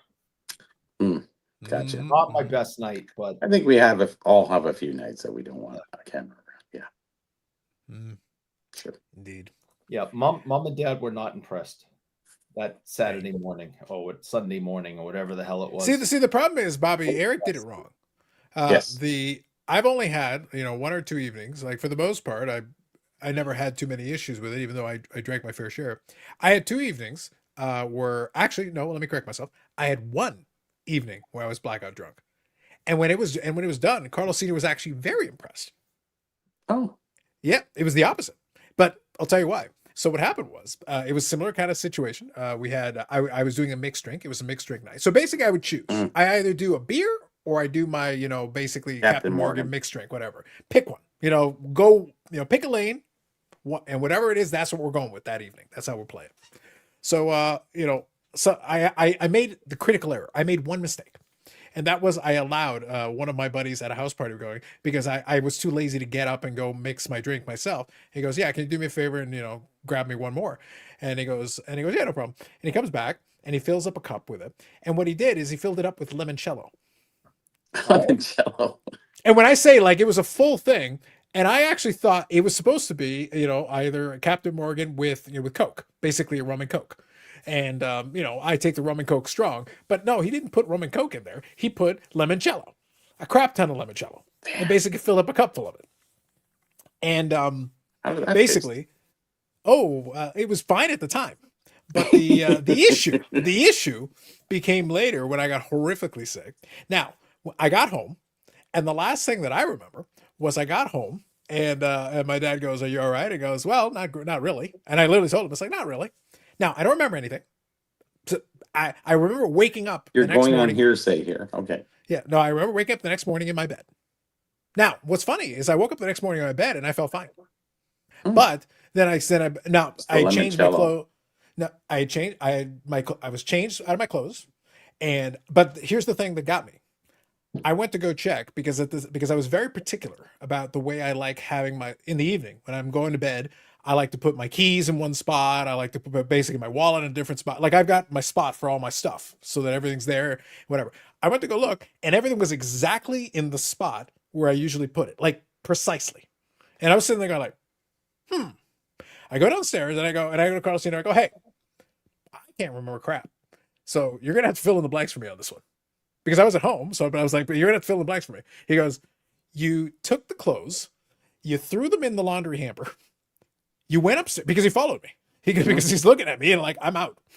And he goes, "You went upstairs, you changed into your clothes, you put your keys and your wallet in there, you closed the drawer, and then you went to bed." And I go, "Good job, drunk me. Good job, blackout me." Not bad. He was militant. Everything was precisely where I usually, because my dad doesn't know where I put that stuff. He doesn't pay attention to those details. He has no idea. He couldn't have replicated it if he wanted to, because it's like I was sitting there like, "Hey, I'll go with it." I felt good the next day. I had breakfast. It was great. But that was the only thing. See, Eric, unconscious to you, Carlos Sr. was very impressed. He was like, "Good job, man." No, Good job. mom and dad weren't impressed. They still, my mom still says I look green. And you're wearing green today. When you're really drunk, you can smash beer cans on your forehead. You can't be drinking up. The American ones, yes. The Canadian ones, you couldn't at that time. You do that enough times, and you'll cut your forehead. You would, yes. And you then have to wear your cap, because graduation, you got the cap and the gown. Now we know why this goes like that. You have to wear the cap down really low like this, okay, to cover the cuts and the scars that are on your forehead when you're taking pictures with your family the next day. You got to wear it way forward. Where most people kind of got it sitting back and, maybe even tilted a little or something, right? No, way down low across the eyes, so you don't see the rings and the bruising and the cuts that are all over your forehead. That's how you do that the next morning. So you all know now, if we go to Expo and Eric gets himself a second Guinness, he's like, "Who God's drinking?" Eric, it's still a church. Still a church. Well, you guys have seen. And then he's going to say, "Should I peel it or not?" You guys have seen me what happens when I have 2 beers. It's crazy. Scandalous. Crazy. Wild. So Rick, this is actually an open question. We can pose it to anybody. Anybody a hazy beer guy? Now, I don't know, Bobby. I don't consider, so the IPA here is a heavier IPA. I do like it. Like, it's not super dark, but it is a little bit darker. I don't consider, do you consider that more of a hazy beer, kind of? I don't know. I would. Does that count? I would say, yeah. So then maybe I would say I like the IPAs that have a little bit more hops. Maybe this would be the way that I would phrase it. I do like the IPA with some hop, and I will also give credit because they do. Well, the Pilsner has no hops, right? Yeah, Pilsner doesn't. I do like, though, that on the labeling on some of these, they actually give you a little more information. Obviously, you got the ABV, so you got that. So there's 7.1 ABV, so it is a stronger beer. Yep. But they've also got the IBU rating, which you use for kind of the bitterness, basically. You use the rating on there. So this one's an IBU 80. So this one's got a little bit more hops on it. I do like it. I'm a fan. I enjoy it for what it is. But, to each their own. Some people will drink the same one and, they'll be not as much into it. It's just a matter of your preference. But when it comes to the IPA, some people like the kind of the hazier, fruitier IPAs, kind of the more citrusy ones. Not a big fan. Not a big fan. It's different. So On a it's hot it's just summer day, it's a personal maybe preference. Yeah, have if it's more one. summery, then I'm more accepting of it. But like Yeah. in regular terms, not so much. No. Mm. Eric complains about his concussions. He did it all himself. Facts. I didn't help There's- the situation. Let's just say that. Frank the Tank comes out. That's right. Streaking Yeah. through the aisles of Expo. He's a madman. Okay. I have never, ever gone streaking, ever, under any circumstances. Says you. Under, That you know of. under any circumstances.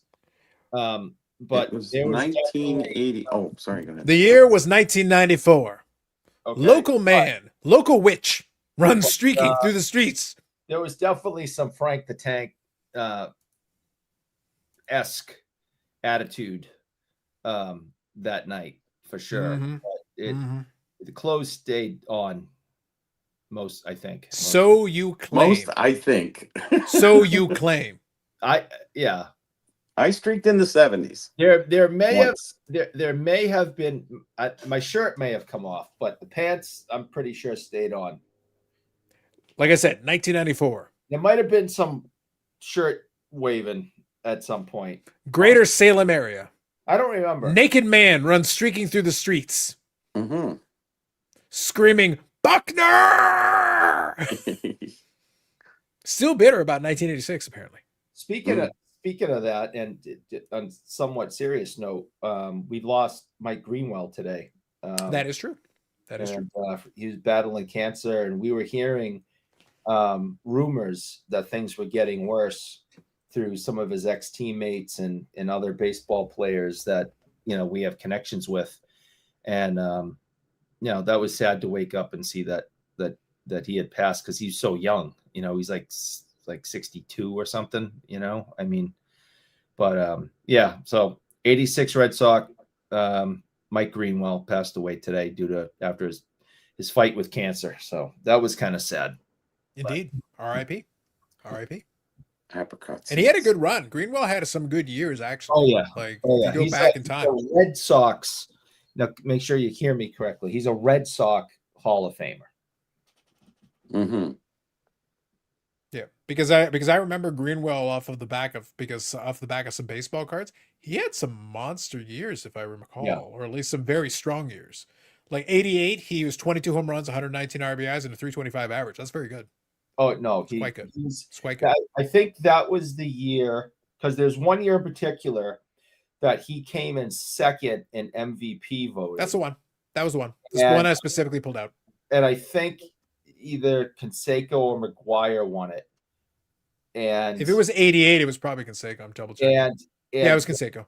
And he was always kind of, from what I understand, I've never met him or talked to him, but I think he was always kind of pissed that the steroid guys took his MVP. And it's like, I don't blame you. You're doing things right. You have this monster of a year, and this ape from the other coast who's juicing ends up walking away with your MVP. Yeah. So it's a fair point. Sure. It's fair. I think he's always upset about that, from what I understand. He has a legitimate case. I think that's fair. Here, Foul Ball says alcohol is a drug. Alcohol is a gateway drug. Absolutely. Hold on, let me double check. It's important. It's important that, Eric, it's more important than that I drink it, so you don't have. It's a gateway to collecting Medano cards. So it never ends. Guilty as charged. It never ends. Well, Bobby, the thing is, I am doing a public service then. You are. I am protecting you all. You're welcome. He's not selfish. I am a giver. That's what I do. And I'm a taker, rookie card taker. Yes. Fair. Rick says, how about beer prices of games? Very expensive. Yeah. 49ers charge. The 49ers charge $14 for 16-ounce standard beer. Yes. Yeah. Yes. It's insane. I don't even think they make a lot of money ounces out of it.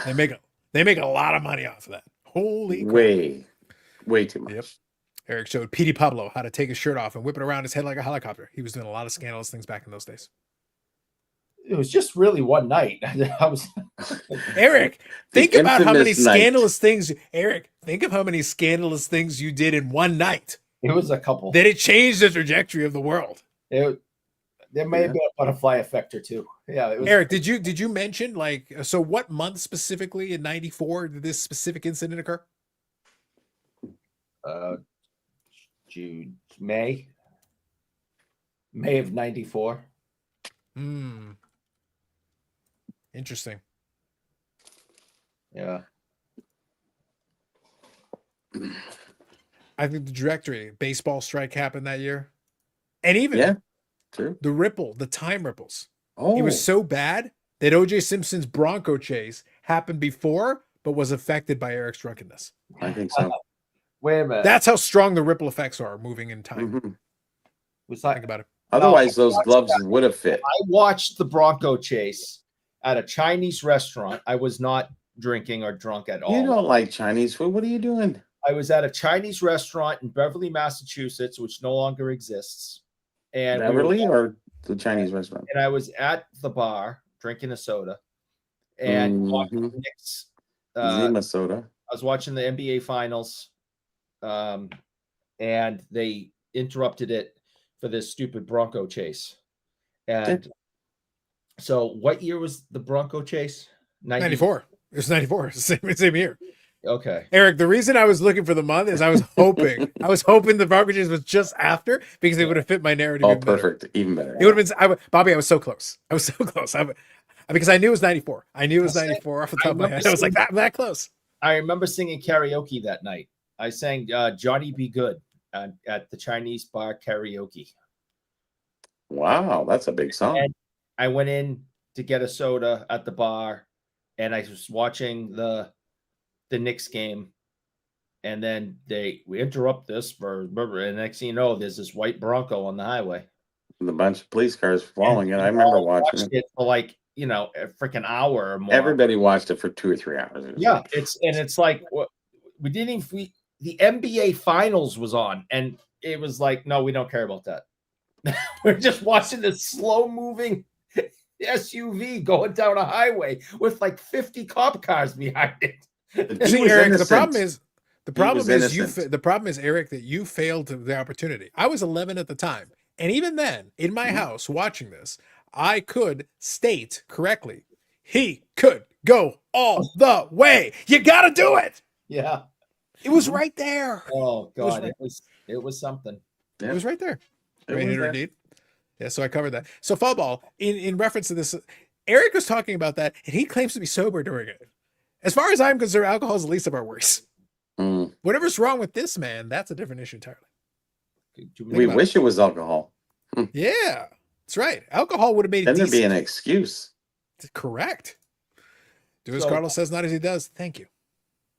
So I honestly don't know if Greenwald was on PEDs or if ever he was caught. I don't know if that's a true, accurate statement. Nothing shocks me anymore. Remember, I was a Lance Armstrong fan. I had the yellow wristband.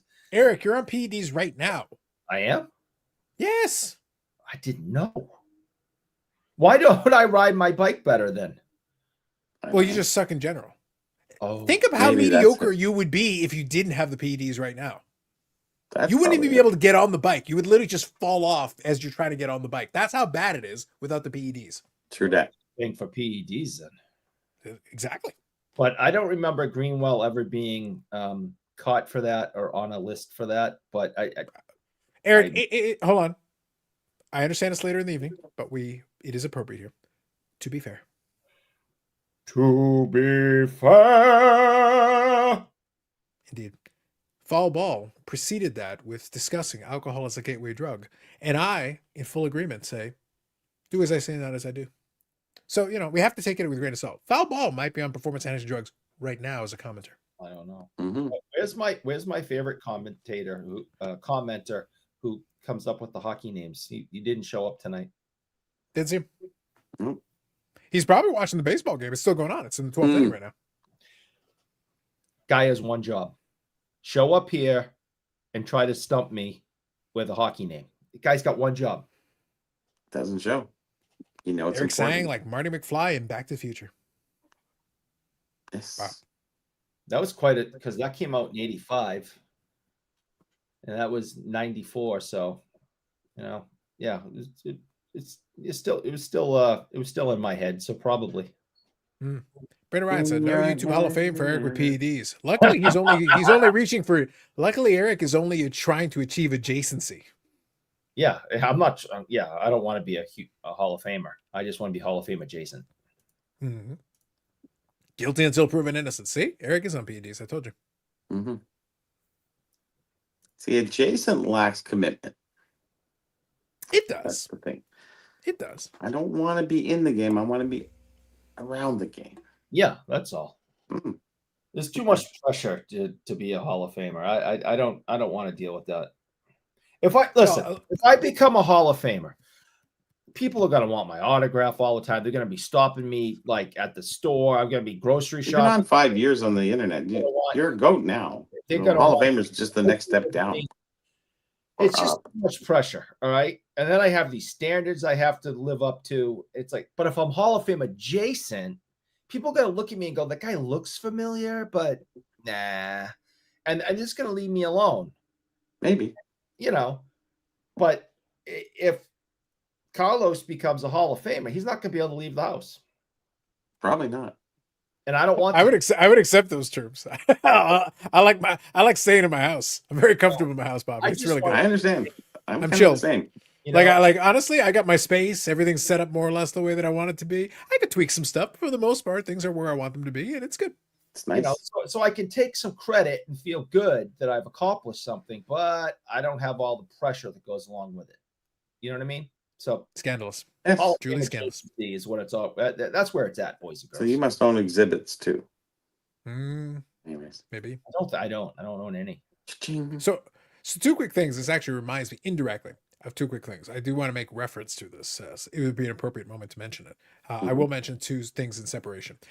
First of all, we do have some more autographed guests for the expo. Oh, there was a few posted. I didn't see them. Yeah, there were a few added in. Oh, one. Because they already have 50. Might as well go to 70. Might as well, yeah. So we do have the Trailer Park Boys included in there. That's a fun one. Oh, they are coming. We got Eric's boy, Patrice Bergeron. Monster. He's that a great, is going to be fantastic player. That's going to be crazy. He's up there for Chara's Hall of Fame thing. So I'll give you a little bit of background stuff that I attempted to do. So as you guys know that I know some of the autograph. He knows people. I know people. So he's dead people. I was talking to Ray, and I said, Ray, Zombie Ray, and I'm like, are you going to be at the expo this year? Does anyone reached out to you? Blah blah blah. No, I haven't heard about it, but I am going to be up there. And he's going to be up there for Chara's Hall of Fame induction. So he's going to be in Toronto while the expo is going on. So I reached out to one person in particular and said, Ray's going to be there. Have you thought about reaching out to him? And I guess, we know that Ray was there a couple of years ago. But he said that he thinks that he may have been there in the spring. Do you remember if Ray was there in the spring? Just in case anybody needs to recognize Ray, here's Ray with Eric. Now that song's popping in my head. Are you Johnny Ray? Who wants to know? Are you Zombie Ray? Who wants to know? So the first person I reached out I want to know. If he's Zombie Ray, we got to know. We need to know. The first person I reached out to and said, he's going to be up there, was like, well, we he was just here recently, so it might not be as big of a draw. So there's a big draw. Yeah. Well, it was a big draw. Put it in a drawer. Since you're excited about this, it was a big draw. Who that? Frozen Pond, the same weekend of the expo. I will announce it now. They're not. I will announce it now. The same weekend of the expo. Mm-hmm. Friday, November the 7th, 6:30 p.m. to 8:30 p.m. The greatest living Boston Bruin, Joe Thornton, is going to be signing at Frozen Pond. Wow. He's not coming to the expo? Thank God. Awesome. He's too good for the expo, Eric. He's going to Frozen Pond. Yeah. It's not because if I was going to end up having to work with him, I was not going to hear it because I was going to have to be nice and smile and all that. and you guys are going to bust my balls forever. So I am so glad that he's off doing something else and not coming to the expo, and I don't have to He's work. going to be hanging out with Hirsch Bornstein, and you don't have to work. Wait, I've been sweating it. Like, oh God, I'm going to have to work with this guy, and I'm going to have to be nice. And I like how he tries to phrase it, Bobby. Like, oh my God, I got to work with this guy. He's in the Hockey Hall of Fame. He's actually a good hockey player. Unfortunately, he played for my shitty team. My team sucks. Everyone sucks. No, I'm just not a fan. Your best accomplishment was 6 Zuma. I think that's my best accomplishment. Frank the Tank. Frank the Tank. Frank the Tank. So, no, that's awesome news. Thank you. Well, you see, you're going to miss out on Patrick Marleau because he's at the same signing. Oh, and Eric didn't know. Eric great. didn't know. See, Bobby, Eric can't claim to like the Hockeys. We're talking about like all-time great players. And he's like, oh, fuck those guys. But those rookies, see, Eric, they're not even rookies anymore. I want some consistency, Eric, because if we're saying fuck the Hall of Famers, Willie Marie, fuck you. John Mello, fuck you. Marcel, double fuck you, says Eric. Ooh, says Eric, yes. Double. Not single, double. You double fuck you, Marcel? Oh, Eric, I am quoting Eric Wade. Yeah, I am quoting Eric Wade. You can't double fuck you, Marcel. Hey, we're going to clip that. You can't. Bobby, you can clip as much as you like. I am quoting Eric Wade. You're gonna. I read the text messages, Eric. I gave the short version. There were a lot more fuck yous involved in that one. You're gonna have to deal with angry Marcel now. Good luck. Nope. After he sees your clip, no, I don't have to worry about anything. Marcel's gonna be like, Eric said, what about me? I know Marcel. I couldn't believe it either. But Marcel, you should have heard the full version. That was a truncated version. Eric went off for about 10 pages about what a piece of shit you are. He hates your guts. He wishes he wants to punch you in the face. He can take you. Mm-hmm. He will punch you in the face the next time he sees you. You know why? Because he doesn't like the French. Ooh. It's a lot like Al Bundy. He's like, you know what? Forget you. Eric will walk up to you in your face and tell you, you know who you are? Poor man's Connor McDavid. Not even on his worst day. We won't even go there. And I was like, Eric, that seems like a lot. That's kind of harsh. That seems excessive. It's just that you thought it. But Bobby, pages, text message after text message. Carlos, I got to tell you about Marcel. It's like, Eric, I'm literally eating dinner. You don't need to tell me about Marcel. Eric, no, Carlos, I got to tell you. Like, I fucking hate that guy. I hate him so much. I was like, wow, Eric, geez, it's a lot of feelings. There's a lot of feelings, being Marcel and I get along just fabulous. That's not what these text messages say. That's not in the spring or in the fall. I did not send any anti-Marcel texts. Oh, so many. Nope. I can't even repeat, Bobby, some of the words that were uttered. It would get us canceled. Nope. Oh, wow. Nope. It would all get us canceled. No. It's unbelievable. No. Maybe. No. Maybe not. We'll see. It's the same. Claims he doesn't like Joe Thornton, but has a collection of exactly. I do not have a collection of Joe Thornton. I happen to know for a fact you have an autographed 5x7 of him, or you will shortly. I have known for a fact. Coming to a sticker near you. That's not even speculation. That's a fact, Eric. Yeah. I hope the border guards confiscate it. They don't want to forget my Dukes in the United States. Don't forget my Dukes. That's all I care. I'm not bringing you mayonnaise, dude. I don't care. Don't worry, Eric. The mayonnaise will find Eric. Don't worry. The mayonnaise will find you. Paul Michelle. I don't care. I don't care. You do care. No, I don't care. Paul Michelle. Ask her. I'm not doing it. I call Michelle. She likes you better anyway.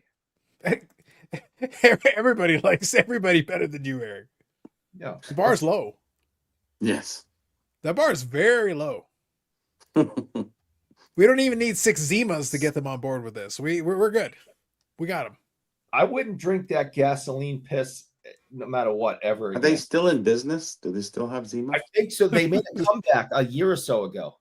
Now it's your turn. Bobby, I swear to God, if Wellington still exists and Zima better. Zima has to, yeah. They need to. Like, I'm sorry. I'm not going to accept a world where Zima suddenly doesn't exist, but Wellington's can.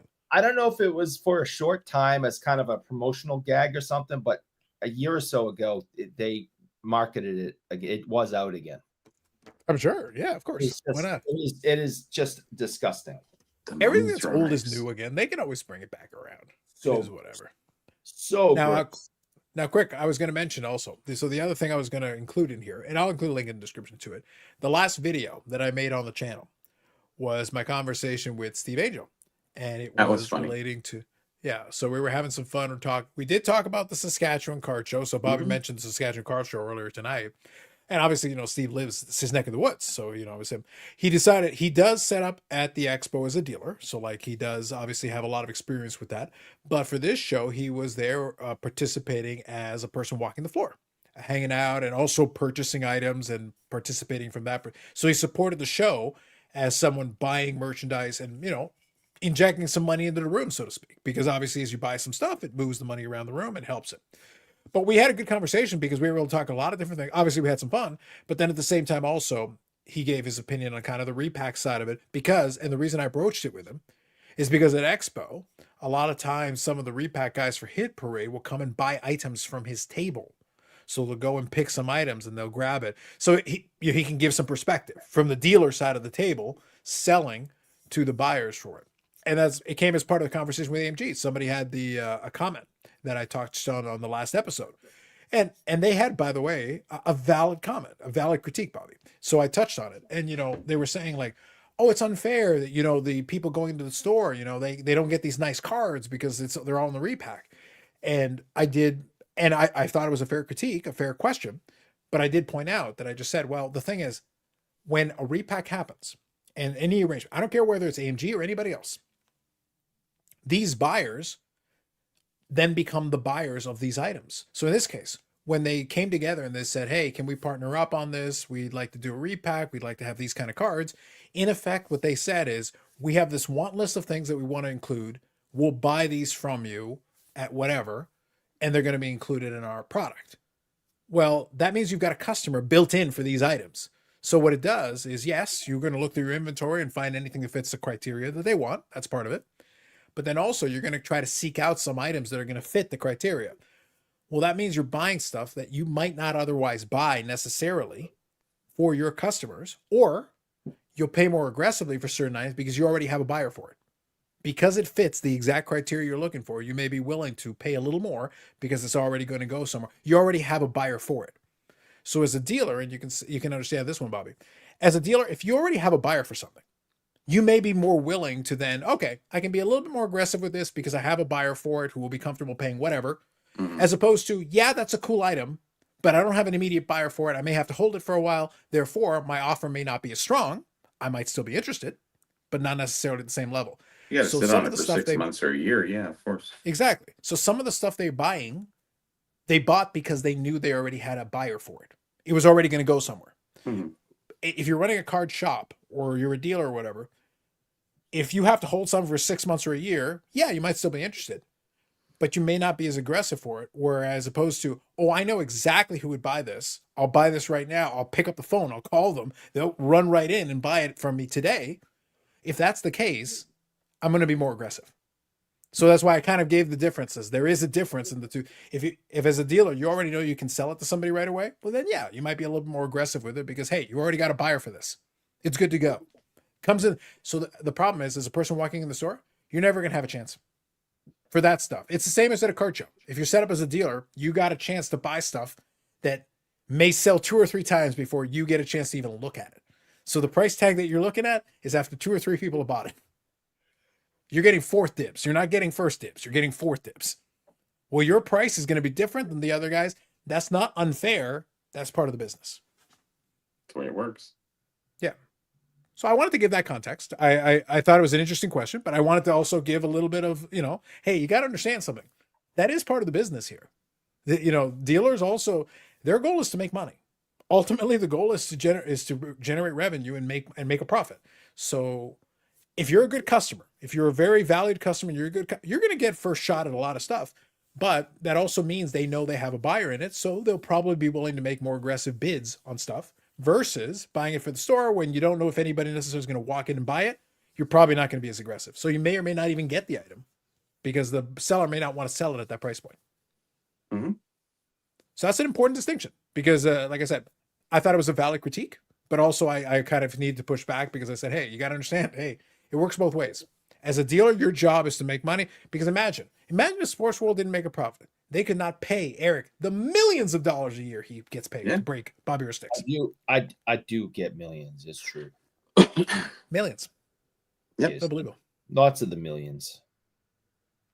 Or maybe they're just going on breaks and buying top cards there. Because you can get them cheap. You can?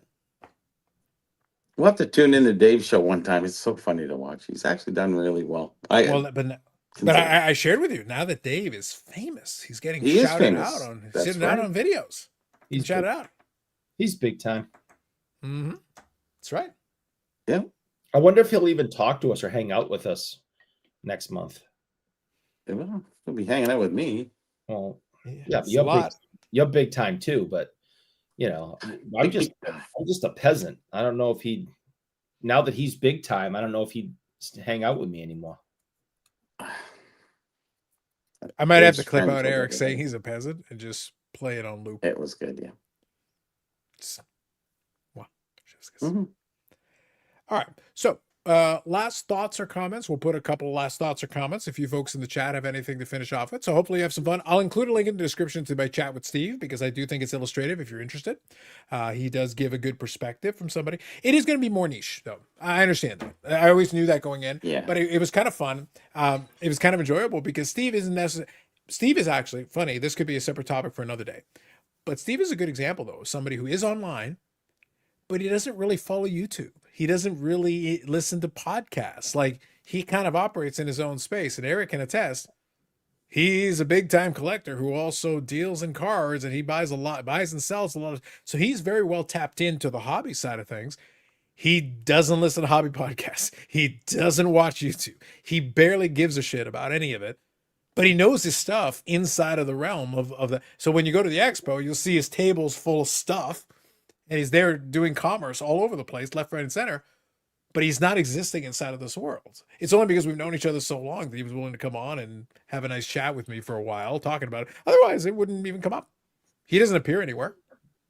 Mm-hmm. And that's just, but there's a lot of people that fall into that bucket. There's a lot of people that are out there just doing the thing all the time, but you're not seeing them on 50 podcasts. You're not seeing them on all these YouTube channels or everything. It's not there. It's just not. Yeah. It seems like a lot of the channels are running the circuit, it's all the same group of guys. It's kind of getting to that point, especially from one particular show, I did find it funny though, Eric. I Steve had to kind of, I was like, I had a vague notion. I wasn't sure. After a while, it gets a little complicated. I knew I'd known him for more than 20 years because, it's more like 25, dude. I'm like, holy shit. Time flies. Yeah, it's got a long time because I was mostly sure the reference point I have is the Beckett message boards. That's the cutoff because the Beckett message boards, once those ended, then Hobby Insider became the hockey guys category for a while right after that. So there's like for people who may not be aware, there's a delineating line if you're involved online with the hobby. There is all the message board era. So the Beckett message boards is one that a lot of different people participated in. And a lot of people got to know each other in that space. And then it continued forward. Freedom Cardboard, some people ran off to. Blowout Forums, some people ran off to. Hobby Insider became the hockey guys thing. That was where they went to. But there was a cutoff line. But for years, the Beckett message board was the hub. A bunch of us participated in it and talked in the comments. Net 54 is where all the vintage guys were hanging out. So they were doing their thing over there. So everybody kind of separated and they splintered off into all these different places. Yeah. So, you had to be around at a certain time in order to be part of the Beckett boards because that was still online. And in Usenet before that, Usenet was even prior to that as well. I was participating in Usenet, but I didn't necessarily know Steve at the time of Usenet, but I knew him on the message boards. So that was a different era. I just wanted you to know that my night has been made. I'm glad we hung out until 12:21. It's 12:21 already. Wow. Yeah. All right, Eric. Eric, All right, but what are your reference points? What can we talk about with Ted Irvine? What do you got? Former Boston Bruin, played for the Rangers. He had a long career. So long career, but played like in the 50s, 60s. Eric, you're forgetting one thing. What's that? He's the father of Chris Jericho. I didn't forget. I just didn't remember. Yeah. Because I knew that. Yeah. Father of Chris Jericho, man. That's right. He had his whole career and everything, and he's even appeared on the wrestling shows, with Chris Jericho as well. Yep. So no, I do. I didn't forget it. I just didn't remember. So I did know that. Yes. It's important. That's part of it too, man. Yes. So all people make YouTube videos of strange individuals. Ted showed up tonight. Mm-hmm. I wish Ted would get here a little sooner though, because it's 4 hours 22 minutes waiting for him. Scandalous. All people who make YouTube videos of strange individuals. Facts. Yeah, you got that right. I remember him from the Beckett boards too. Always great insight on hobby things. Yes, true. If you were in the Beckett message boards, you old now. True. Them is heady days, man. Heady days. Yeah. So when Steve said 25 years, Bobby, I was like, holy crap. No, it sounds about right, but I was like, holy crap, jeez. I've only known Steve for like 4 or 5 years or something, but it feels like 25. There you go. But Eric, by that logic, if you've actually known him for 25, that's like 125.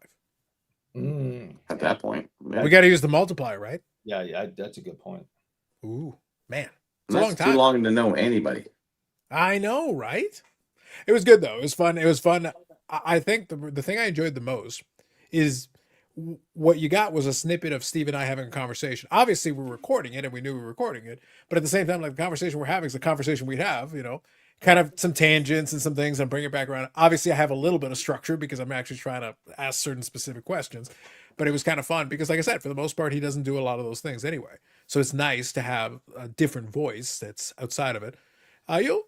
But again, if you're around Expo, you'll see it. You'll see him. He's obviously set up his booth, and people congregate around it and participate and are buying and selling things, and there's a lot of commerce. But the point was, there are so many people who are like that, who have been around, who are participating consistently and are part of it. They're online, but they're not online, if you get my point. Oh, I get it. So, like, the Instagram exists. He'll make posts on there. He's on Hobby Insider and such. Yeah, if you find him there, you can check out some of his posts.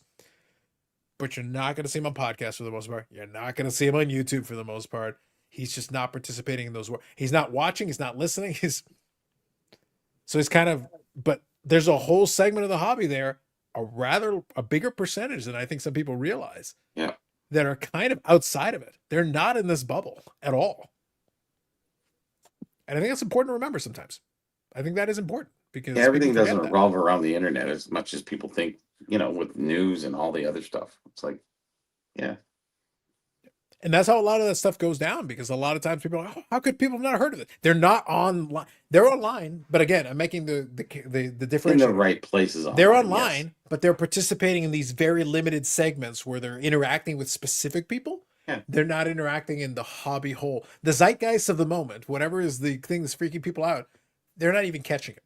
It's not even catching a whiff of it. It's like, wait, what's going on with this thing? I'll get messages like that. I'm like, what the hell is this thing? I have no idea. What are they talking about? Well, what is this? And they get so left behind. They don't even want to catch up. Yeah. At a certain point, it's like, I don't really care. Like, whatever. I'm doing my thing. It's fine. Whatever. Mm-hmm. Do people still post a Hobby Insider? I haven't logged in there forever. I don't know, man. I have no idea. I still have an account, but my posts, I haven't posted anything on there years and years and years. Mm-hmm. I think it exists as far as I'm aware over the years, but it's been a long time. It exists as far as I'm aware. As far as I know, I have no idea at this point. Gets the chat of the new Beckett message boards. So it would seem. Yeah, I don't know, Eric. I kind of like the old message boards. The message boards actually work pretty good for a while. It's actually obviously this is more interactive. It is faster paced, so I do like that aspect of it. But the old message board is good because people could have a thread and converse back and forth and go back and forth, and people could add information into it and whatever and chime in. And it was a different time, but there were elements of it that I do kind of miss, because there was some good stuff that you could get out of it if somebody took the time to go, hold on, let me add a little bit to this, and boom, boom, boom, they would add some information. Yeah, I used to be pretty active on mountain bike chat board thingies like that. Yeah. Chat I rooms. really enjoyed them too, back when people used to want to write. That's true. Now we got the moving pictures. We got the talkies. Now we got the talkies. No, I don't like that. It's all about the talkies. So yeah. So that's it. All right, we'll call it an evening. Thank you all for joining us. The baseball game's still going on for those of you out on the West Coast. Really? Jesus, it's in 13th inning. Wow. By the way, this is an elimination game. So the winner is actually the people that are going to play the Blue Jays. So whoever wins this, it's Seattle and Detroit, tied at 2 in the 13th inning. Whoever wins is actually the one that is playing the Blue Jays. Let's So hope for for personally, Detroit. yeah, personally is the one we're waiting to see. Like, obviously, whichever one of these guys win is going to be what we're watching. So we'll see. We'll find out. When a live break was a photo of a pack and description. Facts. Thank you, Brendan. Appreciate you. But yeah, so like I said, I'll leave links in the description to some of the stuff we talked about, the previous episode that I talked about. Again, it's going to be limited. Some people may not be as interested in it, but if you're interested in some of the hockey stuff, Steve obviously gives a little bit of insight on his thoughts on some different things. So it's good if you enjoy that. More videos will come up on the channel. We'll talk about it. I will figure out what footage I've got for the Gong Show repack thing. I already showed you what the card was. Either way, I will still show you the clip that shows the card, because then you can see it better. And it's a nice card. It's actually pretty solid one. So we'll include that. I did get some pickups that I showcased a little bit here. So I'll have a pickup video this weekend for sure. And then we'll be back on the podcast episode on Monday. Well, by the way, quick side note. Live. Not yet. That'll be on Canadian Thanksgiving. Oh, okay. No, sorry. That is no, Monday. it'll be the week after. Because the week Okay. after is 5 years and 1 day of live streams. That's what it was. Okay. Yeah. I will record on Canadian Thanksgiving, but it'll be the following week where I'll do the live. But regardless, the reason why I also wanted to make note of it is that I will include that video. I'll do a pickup video as well. And then we'll keep our countdown going towards the expo. So that's coming. We're going to have some fun with that. And then, yeah, we'll see basically what we've got planned out. Expo is always busy, but we're definitely going to have some videos and some live streams and stuff from that. So definitely a lot of stuff coming up. It's moving fast. Eric, it's moving fast. It is. We're getting there real quick. 25 days, 26 days. We're approaching the middle of the month, man. We're getting well into spooky season here. Yeah. Yep. I already saw a lot of the Halloween decorations out there. A lot of people are setting up their elaborate displays, and they got a lot of stuff going on. And it's like, yeah, people are going to start checking their mailboxes again. Wow. And a bunch of people are going to check the mailbox and realize, yeah, there's still nothing coming. Nope. What? We're getting flyers. Oh man. Yeah, exactly. Flyers. I didn't miss this. This is terrible. Mm-hmm. Jeff says it'll be Seattle. Pessimistic Detroit fan. Dang. Oh, Pessimistic Detroit fan. Wow. What? Christmas 76 days. Settle down, name. Hey, settle down. Easy. This is why no one likes you. God man. There it is. I can't spend anything now. So two quick things. Before we just officially sign off. Number one, keep voting on Silly Card of the Week. We're approaching 50 votes, man. Nice. We're actually already approaching 50 votes. It's very strong. But if you haven't already, check out the community post. Vote on your favorite for Silly Card of the Week. So that's one. And then the second thing also that I want to make sure I add is I want some more feedback on the last podcast. I'm getting some feedback. All right. I'm feeling the tide is people are wanting the movie review, which kind of surprised me. People were I even got suggestions. Some of the suggestions I have questions. Yeah. I do have questions on a few of the suggestions. There's one in particular that stands out to me. I'll leave it at that. But either way, let us know. Would you, especially the pals? Do you want that movie review? We talked about that on the last podcast. I'll include a link in the description. Owns the Chiefs. Do we do a couple of, because Bobby, we were talking about it on the podcast, and we're thinking about maybe getting the movie reviews to the official 50th episode, because we never got there in the original run. We got to 46 episodes. Oh, I gotcha. We were just shy of 50. So we might do a couple of sports movies to finish it. Do you want Eric, myself, and Bobbles and Ball Cards doing a movie review, revitalizing the old movie reviews for a couple of episodes to get us to 50? I need feedback from the pals, and I need feedback from the other commenters. There you go. Check it out. Just telling you. Thawing, yeah. I didn't watch the last podcast. Zach, you got to watch the last podcast. Watch the last podcast. Do it. Do it and hit the like button so I charge Eric for it. Do it. Maybe not. On to the 14th. The game continues. They don't want to eliminate. As a Jays fan, play all night. Play into the wee hours. Go ahead. I want 50 pitchers for each team. Keep going. Send Eric out to pitch. Do what you got to do. Anyway, that's it. Hire them out. Bobby Burrell in the Garage of Knowledge. The only Garage of Knowledge at the moment because the other guy with the Garage of Knowledge is still getting sued. Eric in the Cave of Crap. Doing what he does. Same. Hit the like and not watch. Do what you got to do, man. But then you're missing out on the movie review. I did a music review on that episode. Yeah, you did. Yep. Oh, by the way, actually, hold on before I finish. Eric, you'll appreciate this. Okay. I did get feedback from someone who I will reveal after the live stream is over. However, I did get a follow-up where somebody else was commenting on my music review on the same one. And I'd like to read a couple of quotes. I will protect the innocent on this one. But this was a response. That is not a good album. Just pick a lane. Okay. That was the follow of that. And I said, yeah, it's been entertaining watching some of the fanboys try to elevate it. Speaking of the Matthew Good album, I was talking about the EP. I go, it's a tire fire. No elevating that. Well, so guy's elderly, guy's 53 years old and he's still out there rocking, good for him. I mean, well, that was Eric. The problem is he wasn't rocking. He was out there jazz instrumentaling. Yeah, jazz. Hip hopping with somebody else doing most of the lyrics. Yeah. That's a different conversation. If he was out rocking, that'd be a different conversation. Give the guy a break. Half past dead. Eric, I already told you. You'd be singing a different tune if Kiss released their ska album. Yeah. Just saying. Gene Simmons and some ska? Come on. Think about it. Don't joke like that. It's not funny. Ska. All right. That's it. Folks, those on the West Coast, have yourself a good one. Name and everybody else. You still got some time left. Folks on the East Coast, it is now your Saturday. Enjoy your long weekend. If you're in Canada, enjoy your long weekend before Thanksgiving. Canadian Thanksgiving, forthcoming. And those of you watching the baseball game, it continues on. We have long weekends here too because we got the Columbus Days on Monday. Oh, okay. Look at you. So everybody enjoy the long weekend then. Have yourselves a good one. We'll catch you in the next one. Episode 260 on to 261 as we make the slow crawl over broken glass towards the expo. Oh.